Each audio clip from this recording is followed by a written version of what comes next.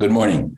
My name is Abe Fingerhut, and I am a surgeon, gastrointestinal surgeon that has worked for many years here in France, and now I essentially have kept my academic position with the University of Paris, teaching essentially surgical procedures, techniques, and medical writing and critical appraisal of the literature. So this is how I can justify the fact that even though I have retired from clinical practice, I am still aware of the literature, and I keep myself up to date with the current surgical techniques and the surgical accomplishments around the world. I also, as a editor-in-chief of a journal which is called Annals of Laparoscopic and Endoscopic Surgery, ALES, am actively involved in medical writing and the medical literature.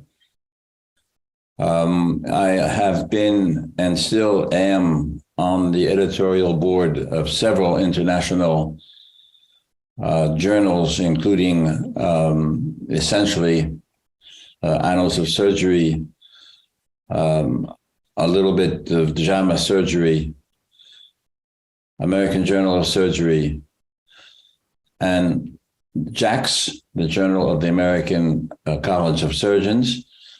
So as such, I am still also heavily involved in the medical literature today. I'm also a member of the international boards of several societies, including the endoscopic surgery, the Society of American Endoscopic Surgery, SAGES, the European equivalent, which is the EAES, of which I was president in 1995 when the World Congress took place in Paris, and also have engagements in several universities, including the University of Shanghai and the University of Graz in Austria. So this is my background. I'm also very, very pleased to be part of the educational program put together by MedX in Russia. And this is only part of the educational program that has been and is produced by MedX. And I really have to tip my hat off to Anastasia and her team for the hard work and the good work that they have been doing all this time, and for the future collaboration. I'm sure that we will continue for times to come. So with this introduction about me, now let me give you a few words about what we will try to accomplish in today's work. We have chosen to concentrate on colorectal surgery, laparoscopic colorectal surgery. I will first give you a brief overview of why laparoscopic colorectal surgery is, the title is better, and I will give you the indications that come from the literature as well as from my personal experience. I will also try to give you some technical aspects of laparoscopic surgery that are essential, making it important to realize that there are differences between laparoscopic and open surgery, not only from the approach is one thing, but because of the technical considerations that we are involved with, there are technical aspects that have to be taken care of. And one of the important points that I'm going to concentrate on that is not on the program and not written on the program, but I think is essential, is the ergonomics. And then we will look at different problems relative to colonic surgery, relative to rectal surgery, relative to the vascular problems, and different aspects of colorectal surgery that I think are essential for the general surgeon or the specialist that might be listening to these talks. So I'd like to welcome Mr. Kazakov, Mr. Shishin. Shishin, we know each other.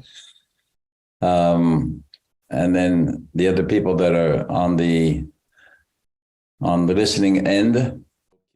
So as I said, the first part of my presentation today is going to be to try to explain why I think and why the literature says that laparoscopy is better than open. There are several papers ever since the beginning of laparoscopic surgery that have emphasized the theoretical and then have actually shown the physiologic benefits and clinical benefits of laparoscopic surgery as compared to open. And all throughout my talks today, I will insist on some of these, but just to begin with, let me remind you of the most important effects. And one is that there is less impairment of pulmonary function. Now, this is something that has been open to debate in the beginning, because if in theory, the fact that the anesthesia could be a little bit different, the fact that the abdominal insult was less, the fact that the pneumoperitoneum created hyperpressure on the diaphragm was also something that was debated very seriously by the people concerned with the anesthesia aspect of laparoscopic surgery in the beginning. And it is important that we as surgeons and as leaders of the clinical team in the operating room, it is important that we realize that the intra-abdominal pressure of the pneumoperitoneum should remain as low as possible, constant in its duration. As low as possible means that, of course, you need to see, you need to have an adequate pressure in order for the abdominal wall to be distended, but without exaggeration. But if you can get away with a pressure that is less than optimal, let's say optimal being 12 to 15 millimeters of mercury, If you can get away with less pressure, then of course you will be in the range of benefits for the patient. Less blood loss has been also put forward as one of the physiological benefits. The reason is that theoretically we can see better, and so in that manner we should be able to, first of all, prevent inadvertent injury to vessels, but also to see where the injury occurs. Now, obviously, when there's a vascular injury in the beginning of laparoscopic surgery, this was a cry of alarm, and many surgeons put forward a word of caution saying that if there were inappropriate bleeding during laparoscopic surgery, of course, you should convert. To that, I was one of the proponents of saying that because we can see better and because of the magnification of laparoscopic surgery, it should be theoretically better during laparoscopic surgery to take care of that injury and repair it. And I have to give credit to Professor Kakov of Moscow, who was one of the first to publish a paper on that aspect, insisting in surgical innovation that maybe almost, maybe 6 or 7, maybe even 8 years ago, maybe even almost 10 years ago, where he emphasized the fact that during laparoscopic pancreatic surgery, if there were any particular problems that occurred, it could actually be taken care of not only laparoscopically, but better than open. The classical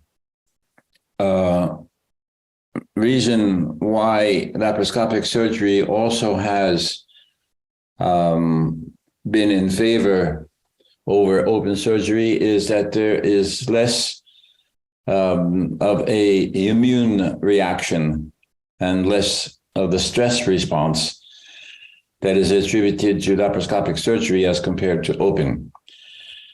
There again, there has been many publications on that topic, with mainly concentrating on cytokines, but also on other markers of the immune response to aggression, because surgery is an aggression. And although the markers are many, the actual clinical impact of those markers remains to be shown. The response is there. The immune metrics have been widely published. And then the actual clinical benefits that I'm going to talk about in a few minutes are certainly related in part to the immune response, but the direct relationship is difficult to show in a, let's say, a scientific reasoning manner. Fewer adhesions. Well, yes, this has been also one of the major aspects of laparoscopic surgery, put forth, an argument that has been put forth in many aspects. There is currently a AIS, from Barcelona, there will be a colloque the 23rd of February on the question of adhesions, led by Professor Wexler from the Cleveland Clinic in Miami. And one of the talks is by myself, where I insist on the fact that the physiological aspects of adhesion formation have led to a lot of progress in the last years. There are three aspects to the creation of adhesions. They are related to the coagulation cascade, with a emphasis on the formation of fibrin. They are related also to other physiological considerations concerning the thrombin aspect, the pre-thrombin evolution that leads to the formation of fibrin, and as well as the immunological, once again, the immunological aspect of the surgical aggression, and the fact that when tissues are injured, there is a reaction to that, and that cellular reaction, as well as the immune reaction, is responsible for the formation of adhesions. Now, theoretically, laparoscopy is less traumatic in the fact that the instruments are smaller, less traumatic in the fact that the abdominal wall insult is reduced, less traumatic in the aspect of the actual energy that is used for the cutting, division, and coagulation. But that has been done with modern techniques that are also not currently used in open surgery.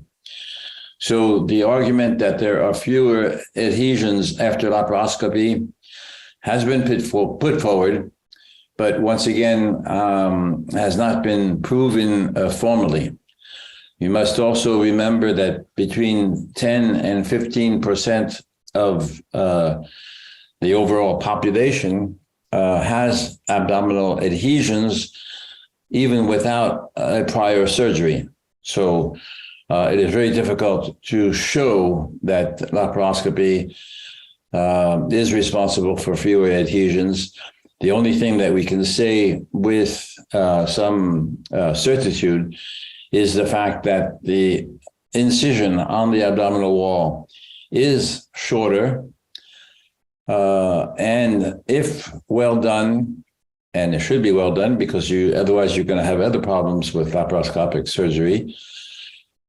When laparoscopy is performed, the movements are actually less traumatic than those that we were used to seeing in open surgery. Another aspect which is important to consider is that because the atmosphere, the environment in laparoscopic surgery is CO2, even though with high pressure, it is a contained volume where there is no exposure to the atmosphere in the operating room. So there are not only the aspect that the environment or the atmosphere, in the general sense of the word, is more controlled in laparoscopic surgery, but also I would add that in the current era of COVID, there's less possibility of exposure to aerosols and different contaminating factors coming from human beings. Among the clinical benefits, this has definitely been shown clinically that there is less pain when laparoscopic incisions are made as compared to a greater, longer midline or even transverse incision in transitional surgery. And this has been shown not only on the studies, not only in the studies that have looked at different pain scores. For instance, the most commonly used pain score being the VAS, the visual analog scale score, but also by the fact that there is less need for narcotic anesthesia, analgesia,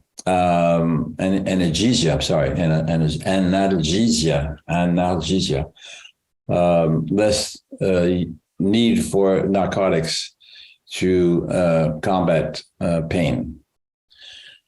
One other aspect that has really been instrumental in promoting laparoscopic surgery throughout the years is the fact that because of the fact that the incisions are shorter and because there's less pain, because there's less problems with muscular efforts needed after a 15 millimeter incision, the patient is capable of early mobilization, getting up, walking, and this is something that has really changed the life of not only the surgeons, but the patients and the anesthesiologists as well.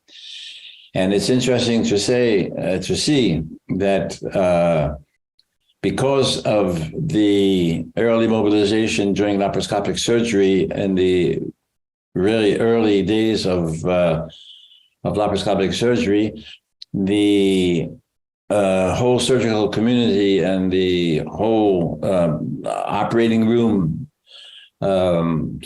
community realized that early mobilization was also possible for traditional surgery. Last but not least, one of the other offsprings of laparoscopic surgery was because of the physiologic and clinical benefits that we have just enumerated. It became possible not only to mobilize patients earlier, but to say that they did not to stay in the hospital that long. And the length of stay, even though we should be saying duration of stay, but not length of stay, was able to be shortened. And because of that, this was put forward as one of the economic aspects of laparoscopic surgery that was important to consider and is still important to consider. And as for the early mobilization, once it became obvious that this was possible to be done laparoscopically, it became the rule even after open surgery. Then comes another very important fact, the surgical site. Obviously, with the laparoscopic surgery, the surgical site is shorter, even though there are several as compared to one incision. But there is a study from Germany, a very early study in Germany, that said that it's the total length of incisions that counts.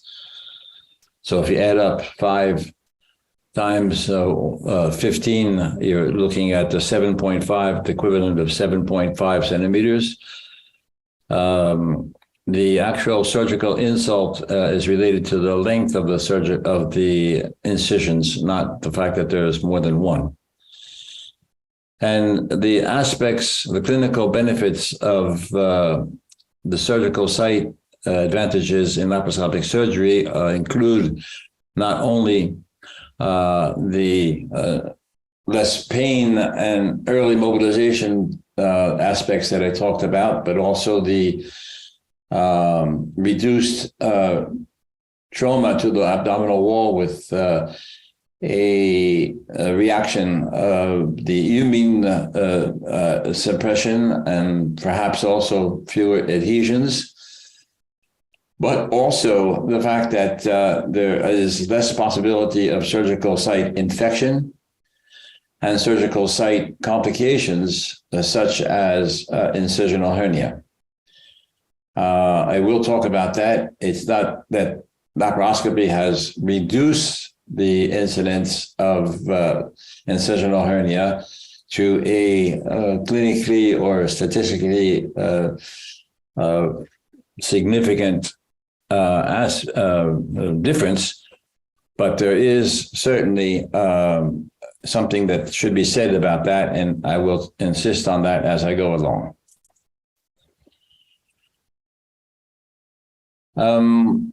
Churchill, in the beginning of the war, Second World War, made a major statement at a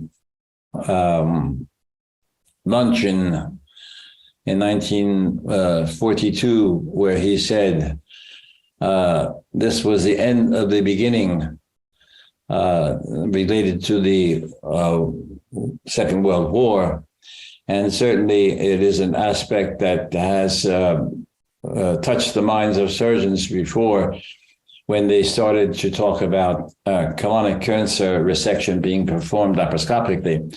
And all the aspects that I'm going to talk about are related to the fact that the end of a certain era, the open era, was pronounced, but it does not mean that there is no more place for open surgery. It just means that there's a new aspect to laparoscopic surgery, and colorectal surgery being one of them, that we have to consider when we talk about different aspects. Once again, Churchill described this effect at the mayor's luncheon when the fighting began in the North African continent. And to the larger extent, he was explaining that a greater challenge would follow. So this is the essence of that editorial in the New England Journal of Medicine, 2004. It was the first technical phase of the technical innovation was over. Laparoscopic surgery had been around for almost 15 years at that time, and the innovation was finished. So now there was much to be done to advance the field. The goal was that surgeons should still make progress beyond the technical aspects of just cutting and showing and cutting and sewing that had been proven since surgeons even started their minimal access, they started surgery in the beginning. And now that the approaches involving the minimal access to the abdominal cavity were only the beginning of the new era. In the beginning, however, laparoscopic colectomy was very slow to catch on. Major and especially cancer centers were very reluctant to accept this new technique, this new aspect, and there was substantial controversy regarding the safety and the efficacy of laparoscopic surgery in the beginning. One of the major aspects of the safety issue were the fact that there was alarming reports of an increased incisional deposits of cancer cells at the incision, perhaps related to the hyperpressure, perhaps related to the CO2, perhaps also, it must be said now that we have a retrospective aspect to consider, perhaps due to the fact that in the beginning, the laparoscopic surgery was and still is technically demanding, and therefore a certain expertise and skill was necessary, different from open surgery. And this might be one of the reasons why in the beginning there was a alarm bell that was rung concerning the potential dangers of port site metastases. Nonetheless, it did take over slowly, but it did take over for sure. And in 2011, when there was a meeting in Shanghai, several surgeons got together and looked at the aspect at that time. I'm sorry for the chart over running. No, this was Yokohama, sorry, not China. The penetration at that time, so we're talking at 20 years after the start of laparoscopic surgery and a little more than 10 years from before now, the penetration you see was high in Korea and Japan, but overall in the rest of the world, somewhere between 10 and 20%. One of the major aspects to look at is that in Europe, Italy and the United Kingdom were among the precursors as compared to other countries. And it's interesting that we'll see that Italy has been among the leaders, and even today. We'll see that in a few minutes. Of note also is that Japan and Korea were on the top of that list at that time. And China was still only at 1 out of 10, or a very small proportion. Because if we look at the numbers, I've said penetration in 2022, but actually I'm going to, some of these numbers are from 2020, some from 2019.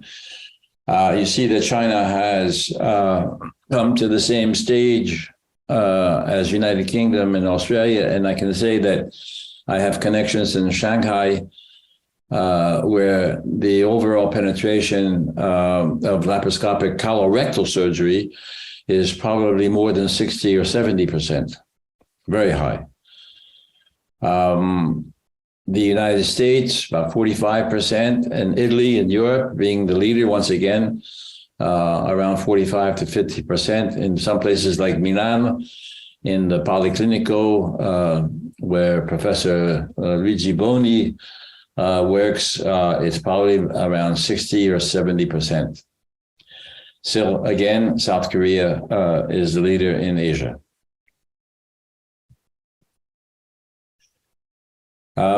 There was also a international survey published recently, surgical endoscopy 2022, led by the team from Strasbourg, that looked at the gap between the guidelines and reality. In other words, guidelines saying that laparoscopy was good for this and good for that, and what was actually done in surgical practice.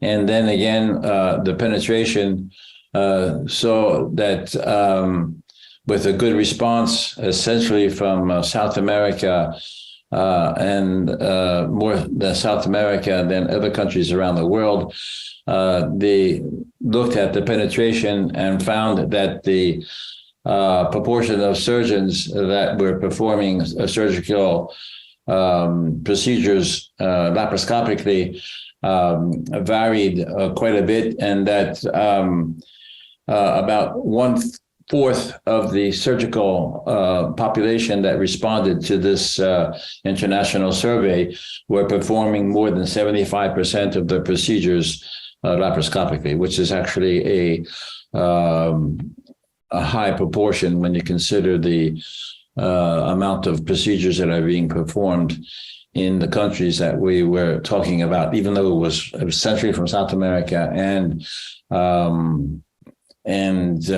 Mexico. The proportion of surgeons performing laparoscopic procedures is very high. Going back to the aspect of why laparoscopic colectomy, for instance, was slow to catch on, we have to insist on the fact that it was, in the beginning at least, technically demanding. There was a steep learning curve that had to be overcome. That learning curve also was something that was widely debated in the literature.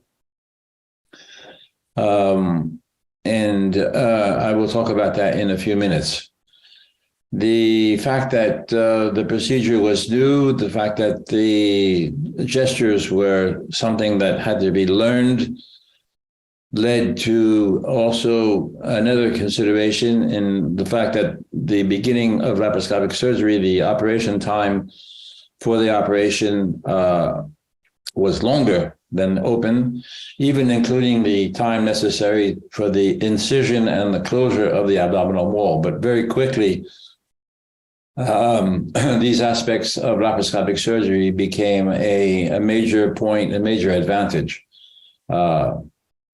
The same aspect is to be considered when we talk about complications, not only post-operative complications, which were fewer because of the physiological and clinical advantages that I talked about a few minutes ago, but also by the fact that there were less intraoperative events, and the intraoperative trauma led to less post-operative complications. Obviously, all of these aspects, operating time, fewer complications, and quicker recovery, less pain, early mobilization, and less length of stay led to monetary advantages, and the direct and indirect costs of laparoscopic surgery became obvious.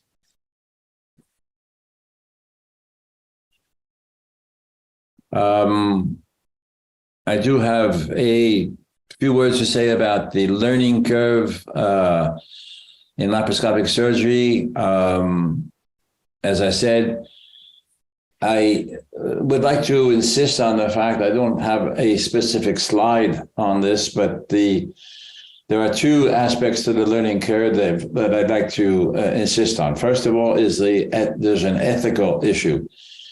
When you say the learning curve is 25 or 40, first of all, these 25 or 40 patients are patients.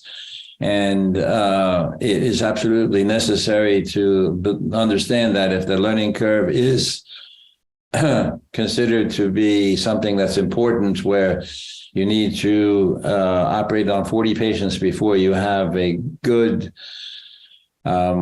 result, whatever that endpoint is that you're looking at, these are patients, and the learning curve on patients is ethically questionable.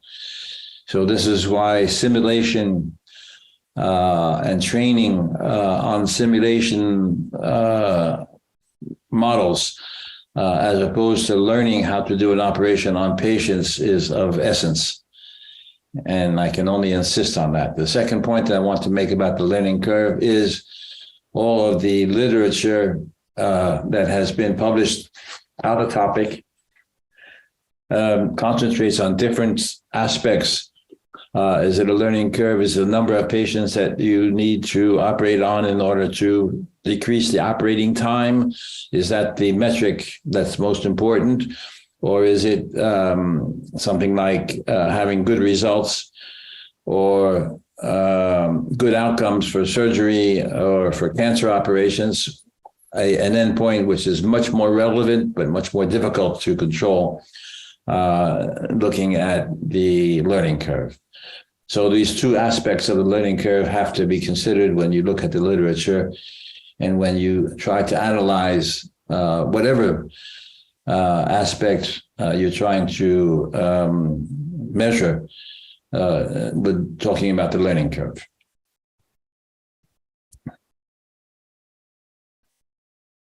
One of the other reasons why laparoscopic surgery, especially colorectal surgery, was slow to start was the controversy regarding the efficacy and the safety in cancer that I talked about. I talked about port site metastases, but there was also another aspect that had to be considered was the adequacy of resection. Were we doing the same operation laparoscopically that we were in the open era? In other words, were we doing radical resections? Were we doing adequate cancer lymphadenectomy?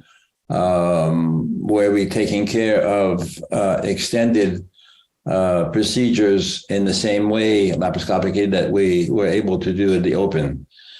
And this was something that was hotly debated in the beginning, and now I think we have absolutely no concerns about that anymore. We can do exactly the same, if not better, laparoscopically as compared to traditional open surgery. One of the other aspects of the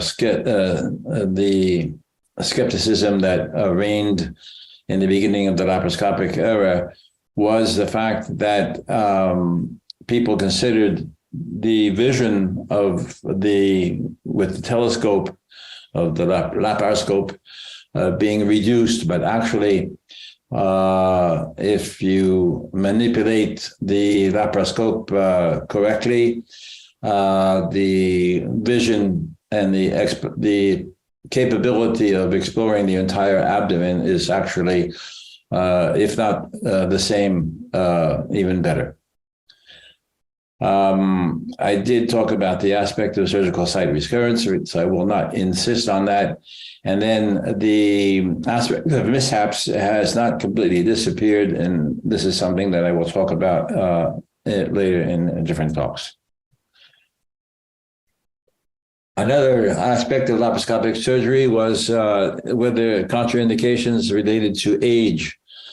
And in the beginning, this paper from Spain in 2000 had put forward, was one of the first papers to say that age in itself was not a contraindication for laparoscopic surgery, although the level of evidence was not that high. However, and this is still true today, the duration of surgery and the stay in intensive care, as well as post-operative hospitalization, being significantly longer in patients that were over 70, due to the fact that patients over 70 have more comorbidities, and even in open surgery, they stay longer than the patients that are younger than 70. So this aspect was brought out in laparoscopic surgery, but actually we'll see today that this is no longer a problem.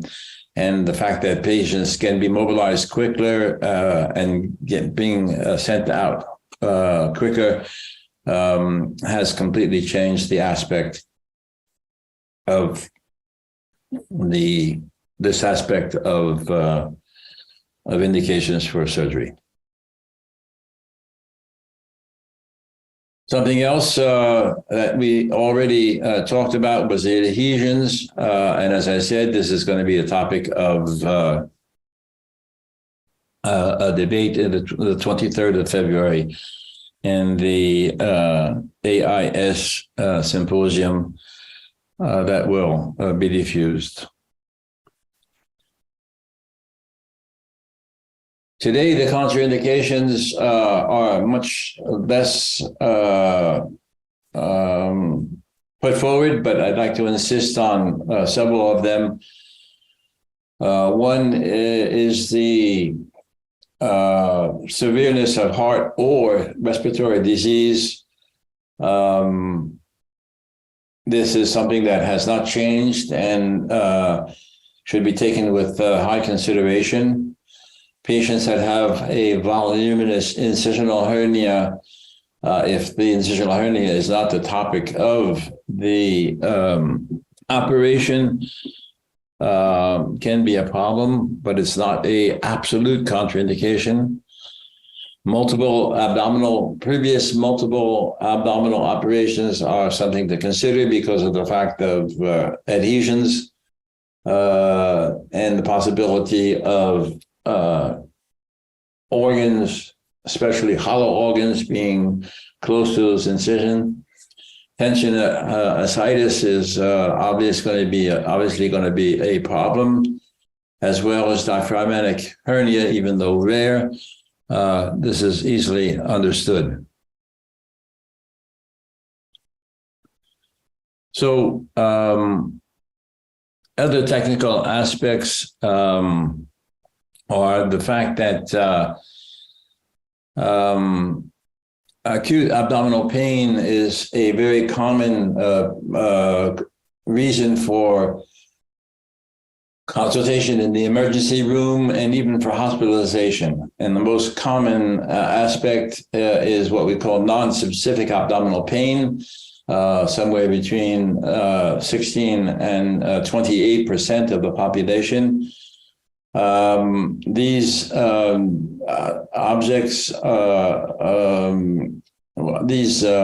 reasons for hospitalization have given rise to different aspects of laparoscopic surgery being an essential tool for exploration to eliminate the organic reasons for nonspecific abdominal pain. This is also something that has been debated widely, and randomized trials have shown that one of the aspects of laparoscopic surgery is the fact that if there is no organic aspect to the reason for this abdominal pain, if a laparoscopic procedure was performed, it is obvious that the patient can go home practically the same day. There are other aspects that have to be considered, and one of them is the high-risk patient. The high-risk patient for laparoscopic colorectal surgery, for instance, has to be underscored.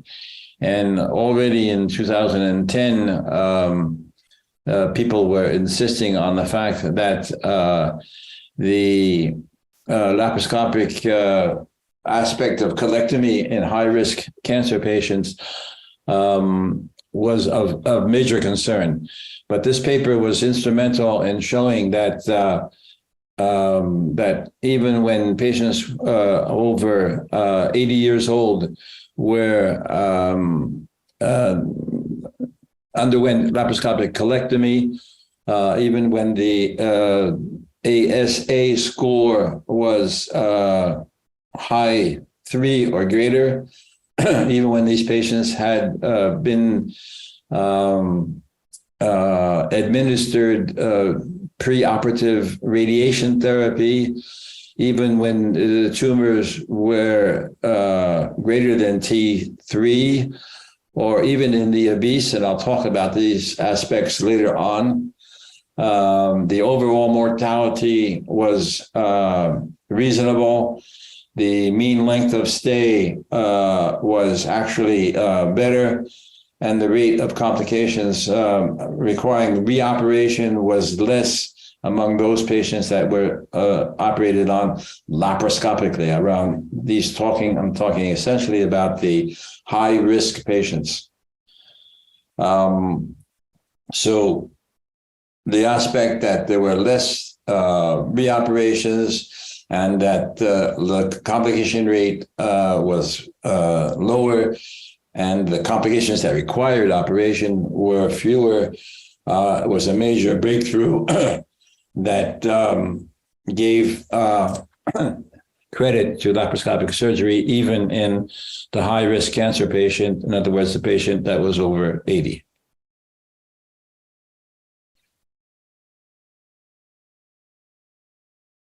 This also was brought out in a later paper, 2014, where the Japanese came to a very important conclusion when they even talked about the idea that even when there were cardiovascular aspects, or that the performance status was low,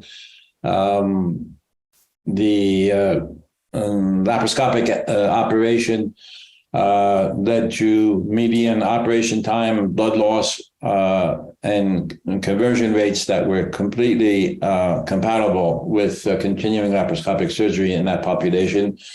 The adequacy of resection was high. 95% of these patients had a R0 resection. The postoperative complications were within a reasonable range.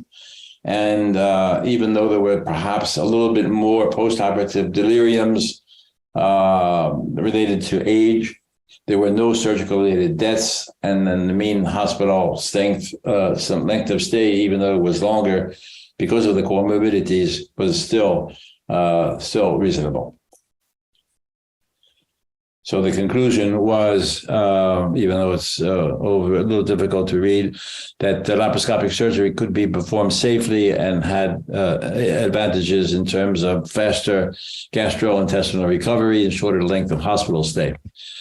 And because of that, the laparoscopic approach was something that should be considered in the patients, even in the very early, elderly of age over 85.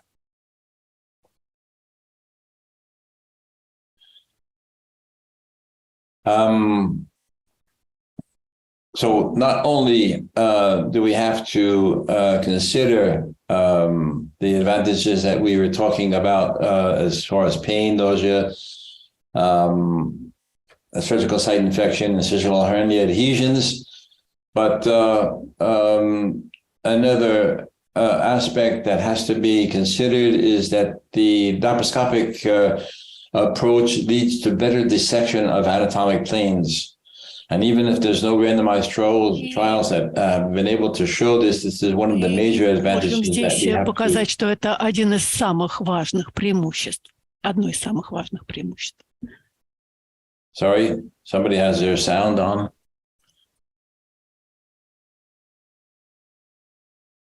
Is it okay to continue? Yeah, go on, yeah. Yes, okay. There are no randomized trials to show this, but there is better dissection being performed, especially, we'll talk about that when we consider rectal surgery in a few minutes. Now, my time is running a little bit short, but I'm trying to, and I think it's important that we talk about the advantages of laparoscopic surgery in detail. Other aspects that I want to talk about now are the advantages of the better dissection planes.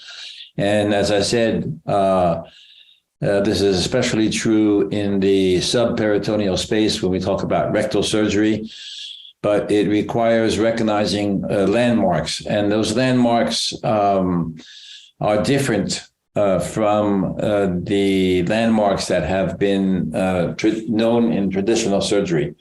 I will insist on that in my last talk today when I talk about the transanal surgery for cancer of the rectum. There was a recent publication by Hüscher and Ricci, published in 2021, that has led to a certain interest in the surgical community that I would like to highlight in the next couple of slides. One of the aspects is that they insisted the actual paper was about names, giants in the world that had made major contributions to surgery. And I think it's important to point out that in laparoscopic surgery, these named aspects of anatomical landmarks are something that should be recognized. And one of them is what the so-called Boucher area, where there is no or little vessels in the greater omentum. This is especially important in laparoscopic bariatric surgery.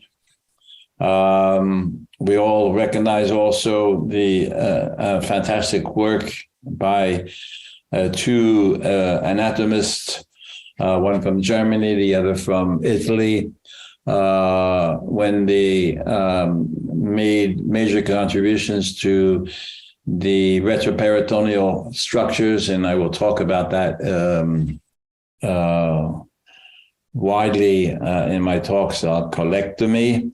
The avascular plane between the told fascia and the girata fascia are something that is easily visualized laparoscopically, and it determines a plane that is used every day when we do colorectal surgery. There is a whitish line that you can see indicated here or here that indicates the separation between the two fascias, and it allows the surgeon to follow the plane in a very special way.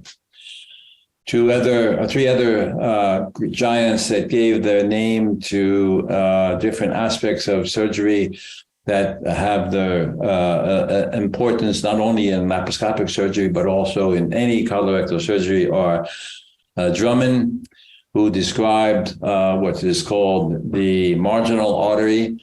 Now, you have to remember that the marginal artery exists all along the column, whether on the right or on the left, but it usually was referred to in the transverse, but you see that it is in the transverse that it is probably the least consistent because of the variations of the middle colic artery that I'll talk about for one, and then also because of the area of the left colonic flexure, which is called the Griffith critical point. That also is something that we have to be very aware of. There is a second critical point, which is Sudek's critical point, which is located between the watershed area. The watershed area between the end or the distal point of the marginal artery of Drummond on the left side, running off the left colic and the left colic artery here, and the sigmoid vessels that run off the superior rectal artery that are indicated here. I'll talk about that in a few minutes. Another landmark that has its importance is the ligament of Treitz. In other words, the marginal area between the duodenal jejunal D4 portion and the first jejunal loop, a landmark that is very important for the considerations when we talk about the root of the mesentery, the root of the transverse colon. And this is something that has been highlighted by anatomists for many, many years, but has really come into perspective during the laparoscopic era. Let me talk about that for a few minutes. In a few minutes, I'm sorry. Another aspect that has come out of laparoscopic surgery that is due to a surgeon called Gruber that looked at the different relationships between the different fascia, the Holt fascia, as it lies on the Gerota fascia on either side, and where the mesentery and the runoff of the sigmoid join around the aorta, the abdominal aorta. There is an intersigmoid recess that has led to interest when you talk about this thickening of the mesentery, which is known as the Gruber ligament, which is an essential landmark between the inferior mesenteric artery and the anterior aspect of the aorta. And this was also defined by another very famous colorectal surgeon, Bacon, in the United States, that leads to easy recognition of the inferior mesenteric artery when dissecting for left colonic cancer. So these aspects are very important, and especially in the obese, where there's a definite advantage to laparoscopic surgery because of the fact that there's less pulmonary complications. Essentially, it is essential to recognize these landmarks. Let me insist on the fact also that obesity has been a major contribution to laparoscopic surgery. The bariatric surgery really ran off to a high degree because of laparoscopic. Excuse me.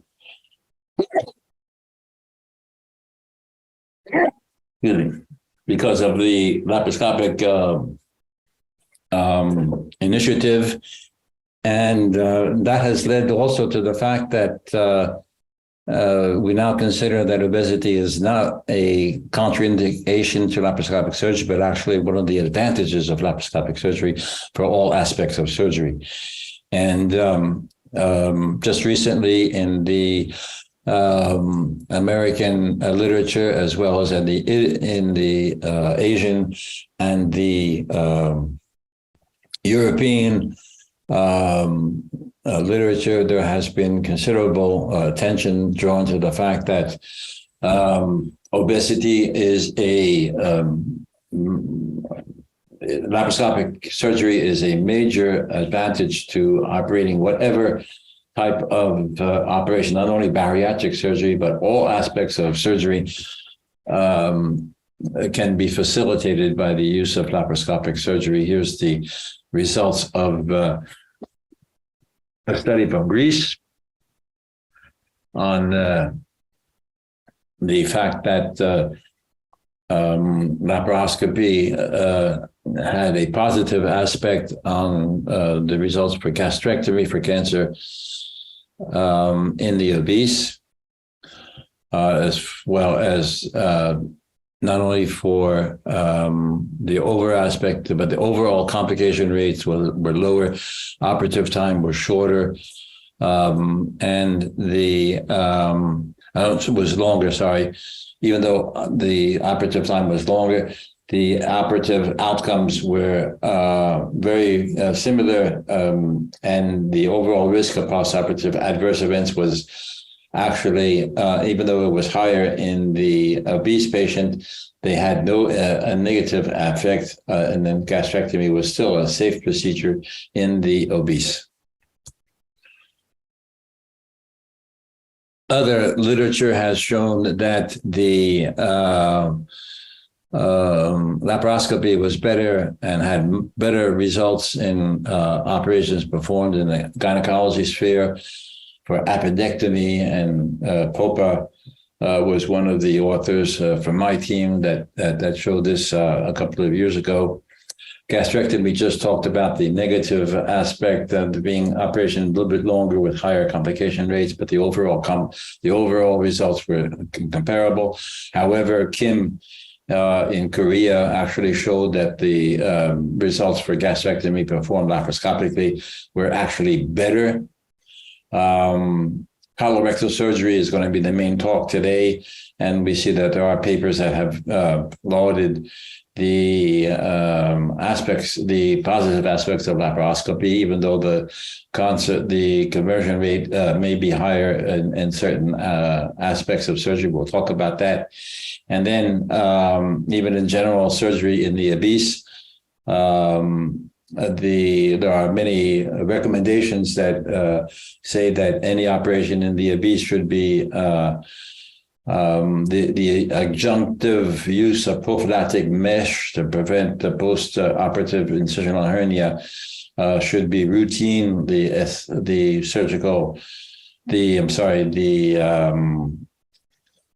Digestive Surgery Society in France even made that recommendation in 2023, where actually, if you perform the operation laparoscopically, there's absolutely no use for any prophylactic mesh.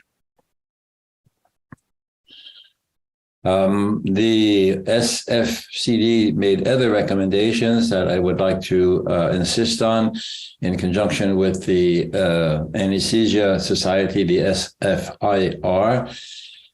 And just a slide to remind you that the general aspects of the advantages, rather, of laparoscopy in the obese require that there be specific hospital care facilities and equipment. This means people that are acquainted with the specific care of the obese. You have to have an operating room. You have to have an operating table. You have to have beds that are equipped in such a way that they will support patients that are over 80 kilos. You have to have people that are acquainted with treating complications in the obese. These are specialized centers. When a patient not only operated on for bariatric surgery, but an obese patient has a complication postoperatively, the way that these complications have to be treated best done, and it's recognized widely in centers that are highly specialized in bariatric surgery.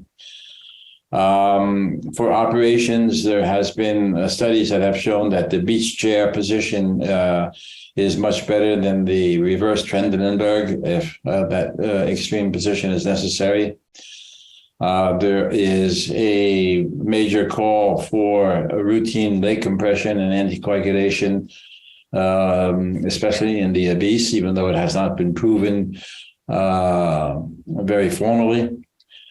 The battle against hypothermia is a major challenge in the obese, mainly because of the fact that these operations may last longer, and the longer the operation on an operation table is, the longer, the higher the possibility of hypothermia and of compression and compartment syndrome occurring. So this is something that has to be considered. Another advantage of laparoscopic surgery that has been perhaps estimated and that I think is very important is the fact that it opened the door to what we call NOTES. NOTES is an acronym that stands for Natural Orifice Extraction of the Specimen. this is due to Morris Franklin already in 1993, where he described natural orifice extraction for the rectal cancer, as you see indicated in the diagram on the bottom, through the anus. He was one of the first to emphasize the possibility of doing that. Unfortunately, he has left us about 2 years ago, although he was not even 70 years old, but he was a major proponent of this type of surgery. Not only is there a aspect that has to be considered that there's less trauma because of the abdominal wall complications that were related to specimen extraction, emphasizing the fact that the hospital stay would be shorter, that there was less pain. With fewer complications, there were also the possibility of giving earlier chemotherapy when indicated. And then the fact that there's no specific incision needed for specimen retrieval was a major contribution to the cosmetics, the better cosmetics, and the patient acceptation of the operation. Last but not least, I'd like to talk about the advantage of robotics. The problem with robotics is that all the publications out there are very highly driven by industry.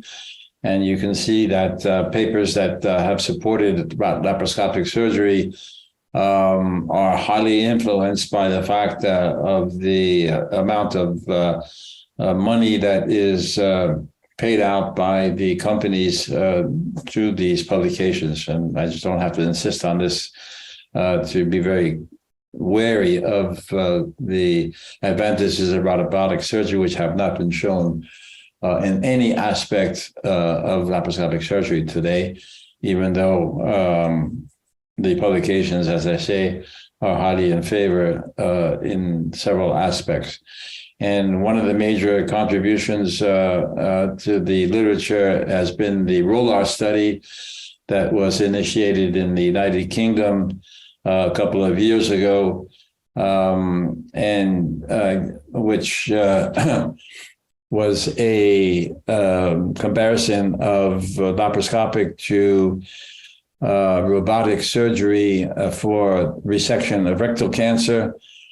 And the endpoint of this study was the conversion rate. But actually, the results said that there was no such significant evidence of superiority compared to laparoscopic surgery, even though subgroup analysis did show that there was a possible benefit in the male and the lower when the cancer was low and when the patient was obese. There still is further research necessary to confirm this. The secondary endpoints were shown to be a similar circumferential resection margin positivity, whether we're talking about laparoscopic or robotic surgery, and the 30-day complication and mortality rates were not statistically significantly different between the two. So this was published by David Jane a couple of years ago, 2017, and has remained the major contribution to the literature as concerns the aspects of the laparoscopic versus robotic controversy. Another aspect also that has not been widely published, but I have the personal feeling, especially in laparoscopic cholecystectomy, that the cirrhotic patient is not a contraindication. To the contrary, papers have shown that there's actually lower mortality and lower morbidity in the cirrhotic patient that undergoes laparoscopic surgery. So let's go a little bit more in detail about the indications for colorectal surgery performed laparoscopically. We have talked about the short-term advantages just a few minutes ago. Patient safety is a major issue, and we have talked about the fact that there's less complications, less mortality in certain aspects, certain populations at least. Even in the high-risk patient we saw, and the fact that laparoscopic surgery does contribute to lower morbidity and mortality is no longer a question of doubt. There has been an issue about the survival aspect, and that most of the publications do not give any advantage to laparoscopic surgery as concerns survival, except for the study that was published by Lacey in 1993, where they actually came up with the conclusion that cancer-related mortality was better in the laparoscopic group, 9%, as compared to the open group, 21%. And they said that Lacey said that the laparoscopic approach actually seemed to improve the long-term outcome of patients with colonic cancer. They said that difference was probably due to the fact that in the stage 3 tumors, that they showed that survival was better. And I don't have the time, but if you want, I can show you the actual results of that study. The problem was that the methodological aspect of that study were debatable.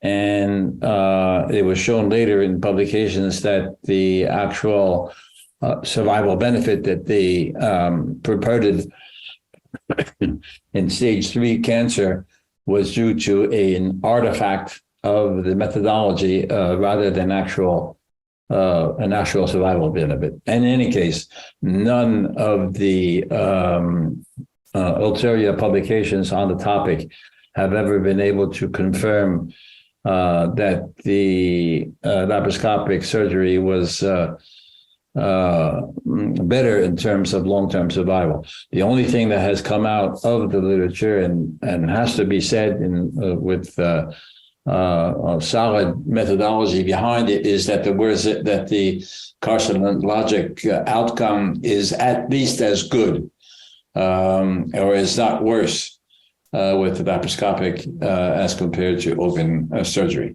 This is the main point that has to be made. So the indications for laparoscopic surgery have evolved over time, and laparoscopic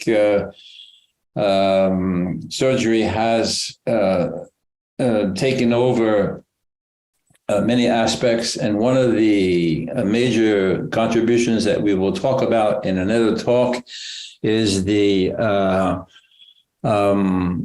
contribution that has occurred with what we call complete mesocolic excision, or in cancer of the rectum with complete mesorectal incision. Sorry for the overlap of the photo.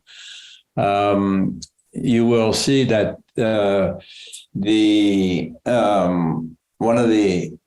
you will remember that one of the major advantages of laparoscopic surgery was better surgical planes. And this has really put the emphasis on the fact that total mesorectal incision first and then total mesocolic excision afterwards have become a major advantage of laparoscopic surgery and have taken over the indications for those two aspects of laparoscopic colectomy. Further to the indication of laparoscopic surgery is an issue concerning the phenotypes, because most cancers related to chromosomal instability and mutations. Now, a lot of literature today is concentrated on this aspect, the cytokine or the chromosomal aspects of cancer today are really very much on the tip of the tongues of every surgical publication, or lots of publications today, and they have become major issues in the guidelines on oncology, mainly in the United States, but also in Europe. I'm not so familiar with the Russian literature on that aspect, but certainly this is something that's going to be a future topic, a major topic.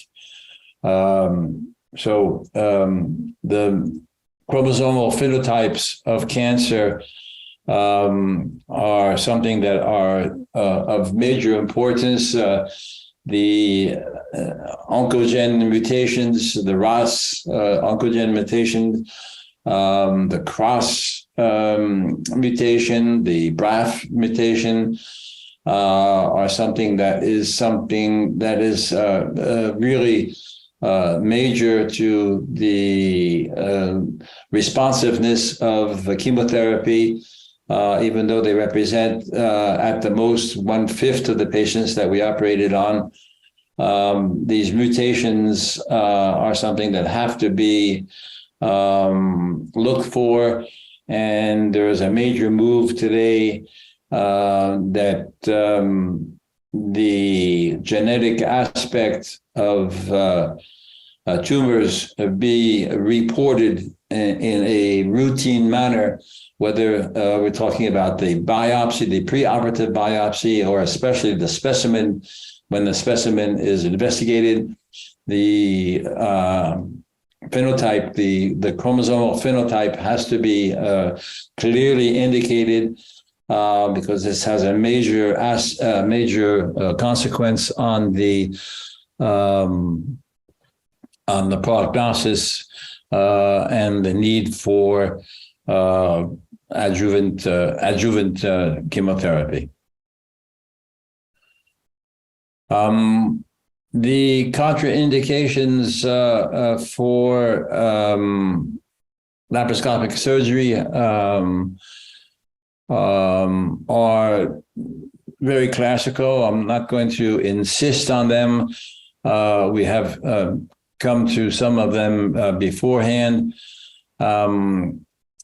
The major contraindications related to the patient are related to issues such as patients that are not able to tolerate general anesthesia, or patients that have problems with coagulation, in other words, a coagulopathy that is not correctable. They also can be related to, for instance, deformities, physical deformities that make it impossible to put the patient correctly on an operating table, which contraindicate or make the access to the abdomen difficult. These aspects are rare, but still have to be considered.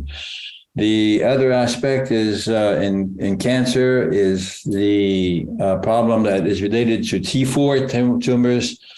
T4 tumors are no longer a contraindication to laparoscopic surgery. They do require, however, a specific maneuvers and specific precautions that have to be considered and taken into consideration. This is a paper that looked at the safety of laparoscopic surgery when talking about T4 cancer and coming out of Korea.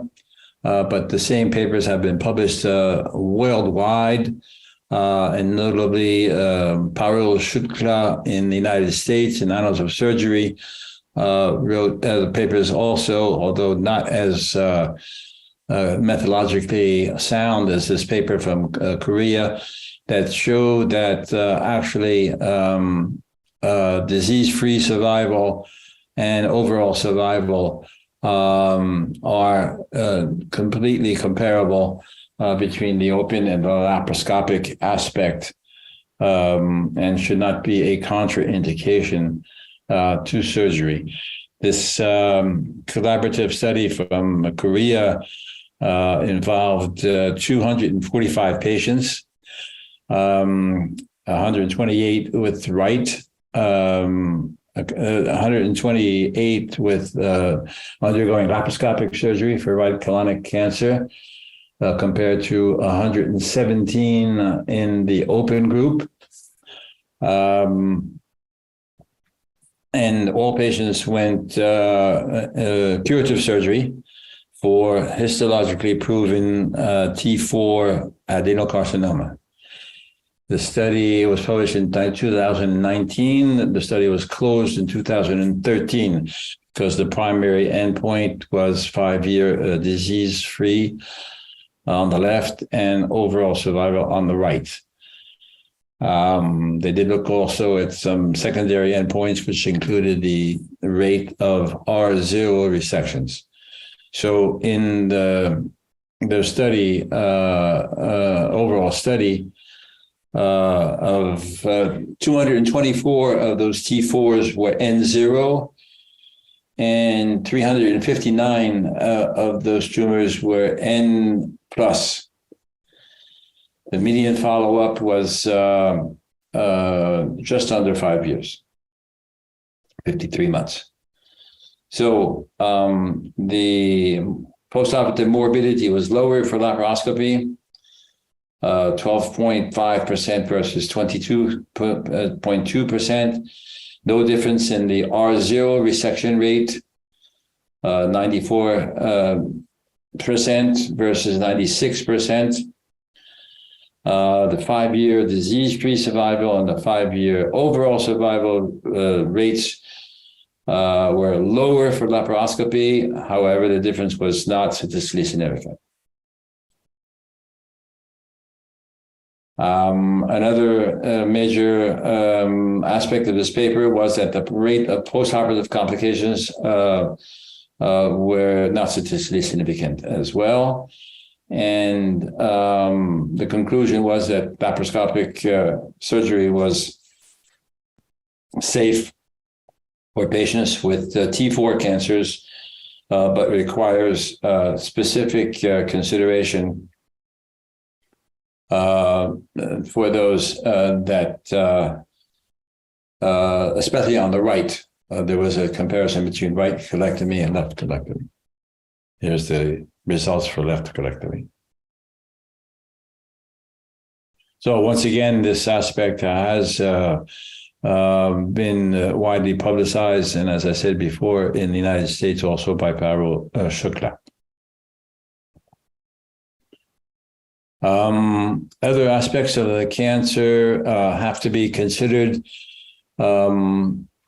because the problem with T4 cancers is that very often they are extended cancers and involve other organ resections. Now, it used to be that palliative resections were if you could not envision a radical incision, even in the T4 area. This was a contraindication to laparoscopic surgery, but this is no longer an aspect that is considered. And both the NCCN guidelines and the EAS, even though they said, even if the EAS did not make any recommendations, they did not say anything against. And as I said before, it's been widely recognized, especially in even recently, that the outcomes may even be better. The size of the tumor with the T4 is something that leads to another specific problem, is the extraction site. Now, the major, let's say, philosophical aspect of the operation would be if you need a specimen incision that is greater than the incision that you would need to do the operation. Obviously, the laparoscopic aspect of doing the tumor resection doesn't make any sense anymore. So this has to be something that's considered. And as it is a multiple stage operation, in other words, the actual resection and then the specimen extraction have to be performed in a very specific manner. It is something that has to be considered in the indication for surgery in the specific situation of a T4 tumor. I mentioned also that there were there was major problems, at least in the consideration for patients, and this is also relative to the obese, in patients that have major problems, heart and respiratory problems. In other words, the ASA 3 and 4 patients. The fact that 15 millimeters of mercury are generally not a problem for patients that are ASA 1 and 2. The low, or let's say the relative low tolerance to high pressure pneumoperitoneum is a indication for lowering the pressure of the pneumoperitoneum to less than 12 in patients that are ASA 3 and ASA 4. The reasons for that is the measurements that have been made on the effect of pneumoperitoneum on the vena cava, the blood return when the pressure is 15 millimeters of mercury is relatively decreased. And in a patient, a high-risk cardiac person who has a low return, a low pressure return, this might be a problem for patients that have heart failure, and which is obviously more prevalent in the elderly and in the patients that are at risk with ASA 3 or ASA 4. The same thing is the effect of the pneumoperitoneum on the diaphragm that influences the metric that is the most affected by high pressure pneumoperitoneum. In other words, 15 millimeters of mercury is the end tidal CO2. And so the anesthesiologist has to take that in consideration. And in those high-risk patients, ASA 3 and ASA 4, they have to maintain actually increase the pressure of the ventilation to counteract the effect of the pneumoperitoneum. And so this has to be taken into consideration. I have talked about the problems of obesity. I will not insist on that. Just a few words now about the overall survival that I talked about in the study of Lacey. Lacey study, as I showed before, looked at the aspect of survival in the T3. And then afterwards, in 2004, 2005, other studies came out with the following data.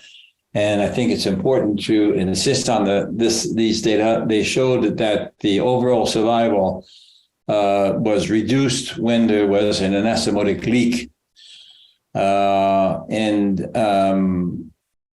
These papers are very important to consider when you look at the outcomes of survival, and when you think that laparoscopic surgery should have the same anastomotic leakage rate as open surgery. And this is, of course, is something that has to be pointed out.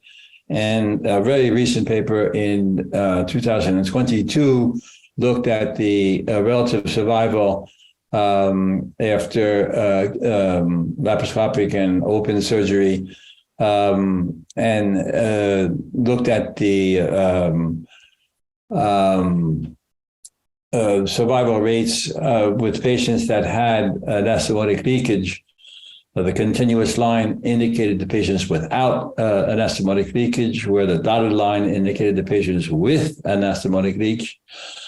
The blue lines were patients with cancer, with CC, with colonic cancer, and the orange lines are the patients with rectal cancer. So you see the indications, let's say the survival rates indicated according to the stage, according to whether they had adjuvant therapy or not. Especially in stage 1, stage 2, stage 3, and the actual influence of anastomotic leakage. So these are things that have to be considered, and we have to be very careful that we don't have an increased excessive death due to the fact that these patients had anastomotic leakage. This paper was a result of almost 65 or 66,000 patients that were included with cancer of the colon, and about 23,000 patients with rectal cancer from the Netherlands. So this has an enormous impact on the literature because of the numbers that were considered and the fact that the registry was very well kept. And the overall conclusion of this paper is that anastomotic leakage has a stage-dependent negative impact on survival, both for colonic cancer as well as rectal cancer. However, even though it's not indicated specifically here, did not show any difference in the local recurrence rate. So there is an impact on the overall survival. There is an impact on the disease-free survival, but there is a negative aspect on the local recurrence rate. The last aspect that I want to talk about in the technical aspects of laparoscopic surgery is the effect of conversion. Now, first of all, there's a big and still a wide debate on what do you consider as a conversion. Some people said that there was a limit on the length of the incision needed for the specimen retraction. At one time, it's very difficult to say whether you use an open access or a single port apparatus for the specimen retraction or not was considered as a conversion.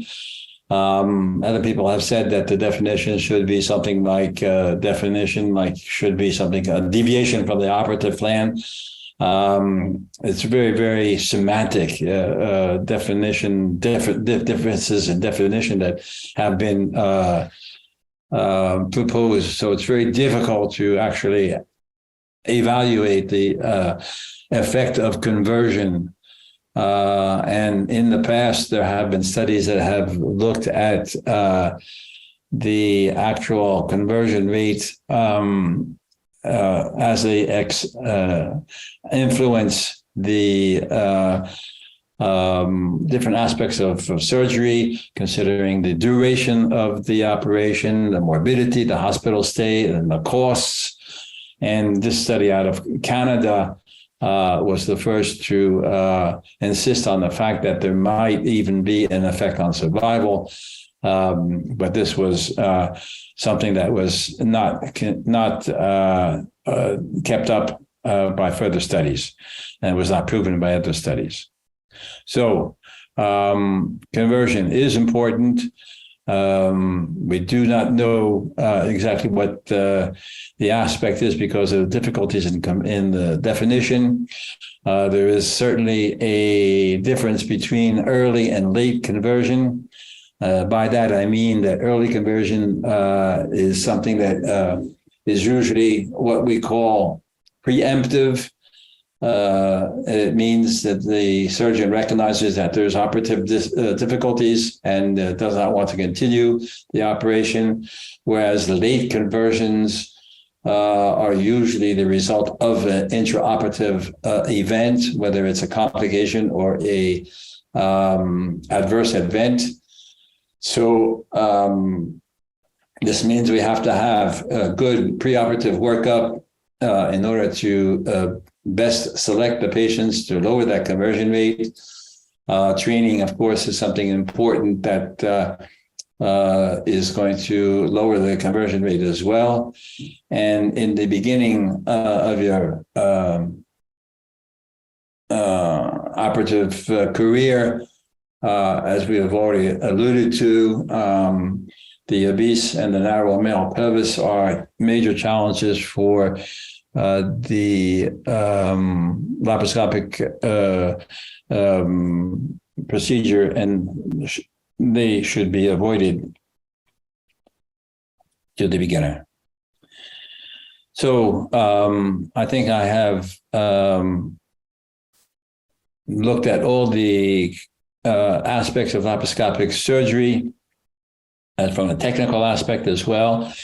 And I have to conclude that laparoscopic colon and rectal resection are complex procedures that require a number of cognitive and technical skills. You have to have the proper skills to perform these operations, and these are acquired by not only by experience, but by work in the lab, training on the simulation models that we have out today. And I cannot insist more on the fact that these problems have to be solved before you take these patients to the operating room. The learning curve is certainly not the place to take care of these patients. So I've finished with my second talk, and I am available for any questions.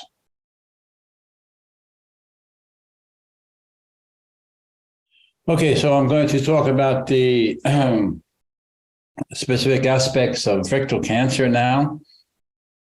And I will also talk about TME, in other words, total mesal rectal excision. In the last talk, when we talk about the transanal anal aspect.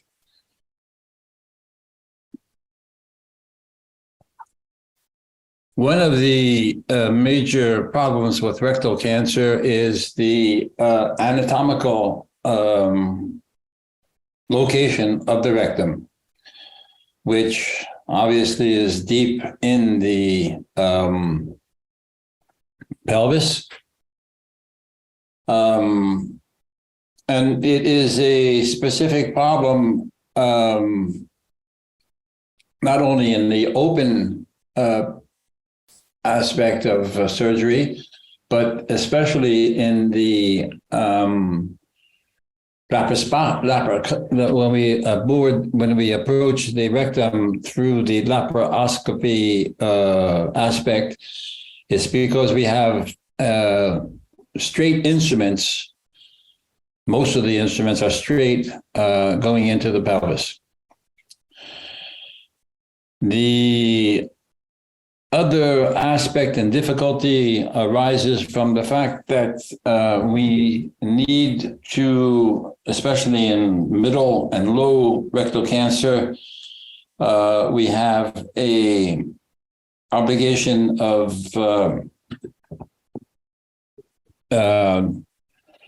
a distal margin that has been debated, but the cell has to be at least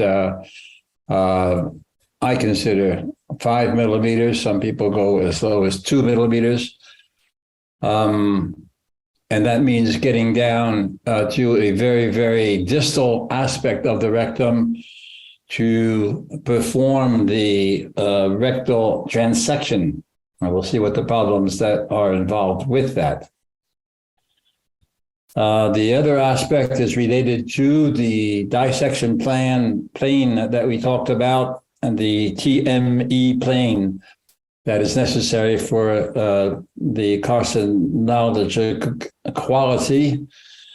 We all know that there are 3 components of a quality resection, and that was highlighted by Philip Quirk in the United Kingdom.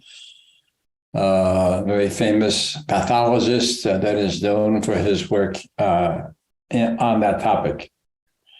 And Philip Quirk insisted on 3 aspects of a carcinological high quality specimen, for a rectal specimen.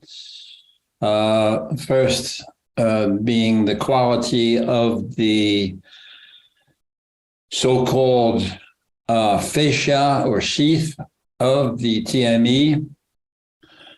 And he came up with 3 different quality metrics according to whether that sheath was breached or not. And then the 2 other margins that are considered as important metrics in the quality of the specimen are the distal margin. And as I said before, the minimum distal margin is 2 millimeters in most of the recommendations. I will have a word about that in a few minutes. And for me, I've always considered to be a little bit higher, 5 millimeters. And then the third metric is the circumferential margin, which also should be at least 2 millimeters. Now, the aspect of the distal margin is something that has given rise to a lot of discussion, especially in the American randomized trial on rectal cancer that I'll show you in a few minutes, where they were criticized for the fact that they changed the limit of that margin in the middle of their trial.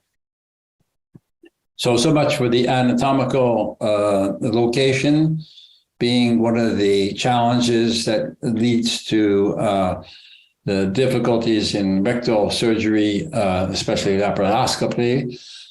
The other aspect is the nerve-sparing techniques, not only for the hypogastric nerves that are located around the inferior mesenteric artery, but also for the wash bundles that we'll talk about when we look at the considerations for the TME. This leads us to the overall discussion of high tie and low tie for the inferior mesenteric artery as concerns the hypogastric nerve question. And then there is the effect of neoadjuvant therapy. It's actually, I'm sorry, this should be adjuvant therapy, not neoadjuvant therapy. The aspect is of importance because you have the effect of radiation therapy on the quality of the specimen. You have the effect of radiation therapy on the dissection planes. You have the effect of radiation and chemotherapy on the possibility of coagulation and bleeding during the operation. The other aspect that leads to challenges and difficulties in rectal incision surgery is to make sure that you have adequate length of the proximal segment. That means that we have to have adequate length of the proximal remaining colon in order to reach the rectal stump. We have to make sure that the anastomosis is made without any undue tension, because we all know that tension on the anastomosis is a major factor of anastomotic leakage. Of interest is a study by Joël Leroy and the team in Strasbourg a couple of years ago, where they looked at the overall difficulty of different laparoscopic procedures, and they scaled the difficulty of each individual step as well as the overall operation, hoping that that data would serve as a guide for surgeons in the early stages of their laparoscopic colorectal experience. A few words about how that study was conducted. It was actually a survey that was sent out to 35 so-called experienced laparoscopic colorectal surgeons. They were asked to rate the overall degree of difficulty of 12 different laparoscopic interventions that you see indicated here on a scale from 1 to 6. You will see that the difficulty 6 was not obtained, and actually the most difficult one was rated 4.5. Each of the procedures was broken down to different key components, including the exposure, the isolation of the vascular pedicle, the dissection of the specimen, and the anastomosis. And they were asked to score each of these components, and then an overall difficulty score was created for each step, as well as for overall. So the response rate was 80%, which represented somewhere over 6,300 operations for these 12 procedures, as I said before, coming from 35 different surgeons. The overall difficulty was indicated here. The lowest was for sigmoid colectomy, seen on the left, 2, while the reversal of a Hartmann procedure was highest at 4.5. Not indicated in this slide are the individual steps, the complexity of individual steps as they were rated. The highest and the most difficult step of an operation was the mobilization of the splenic flexure. And that was rated highest, even above the mobilization of the rectum in the TME. Vascular dissection was rated more difficult in right colectomy as compared to left colectomy. Intracorporeal anastomosis for right colectomy was rated more difficult than extracorporeal, also obviously for right colectomy.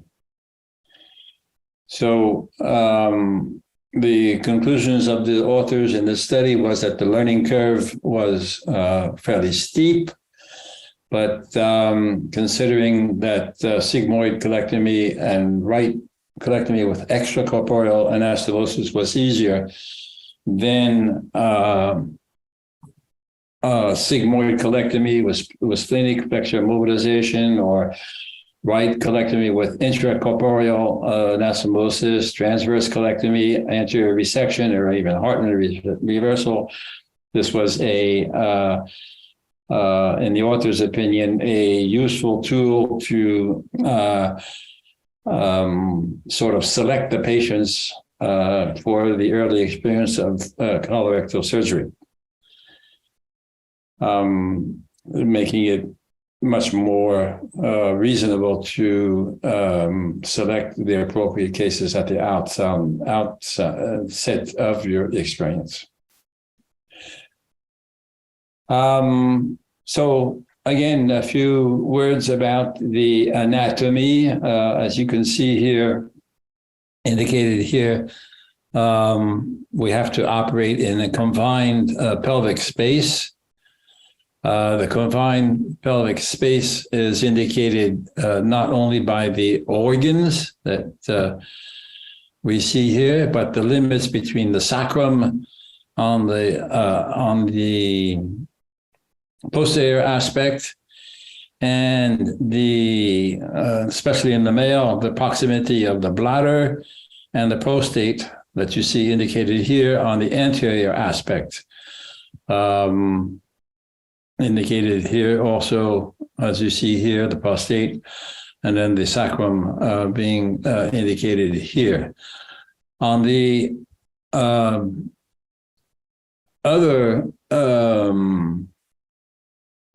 let's say on the sagittal plane, we have to also consider the aspect of the pelvic rim and the narrowing that occurs as you go down in the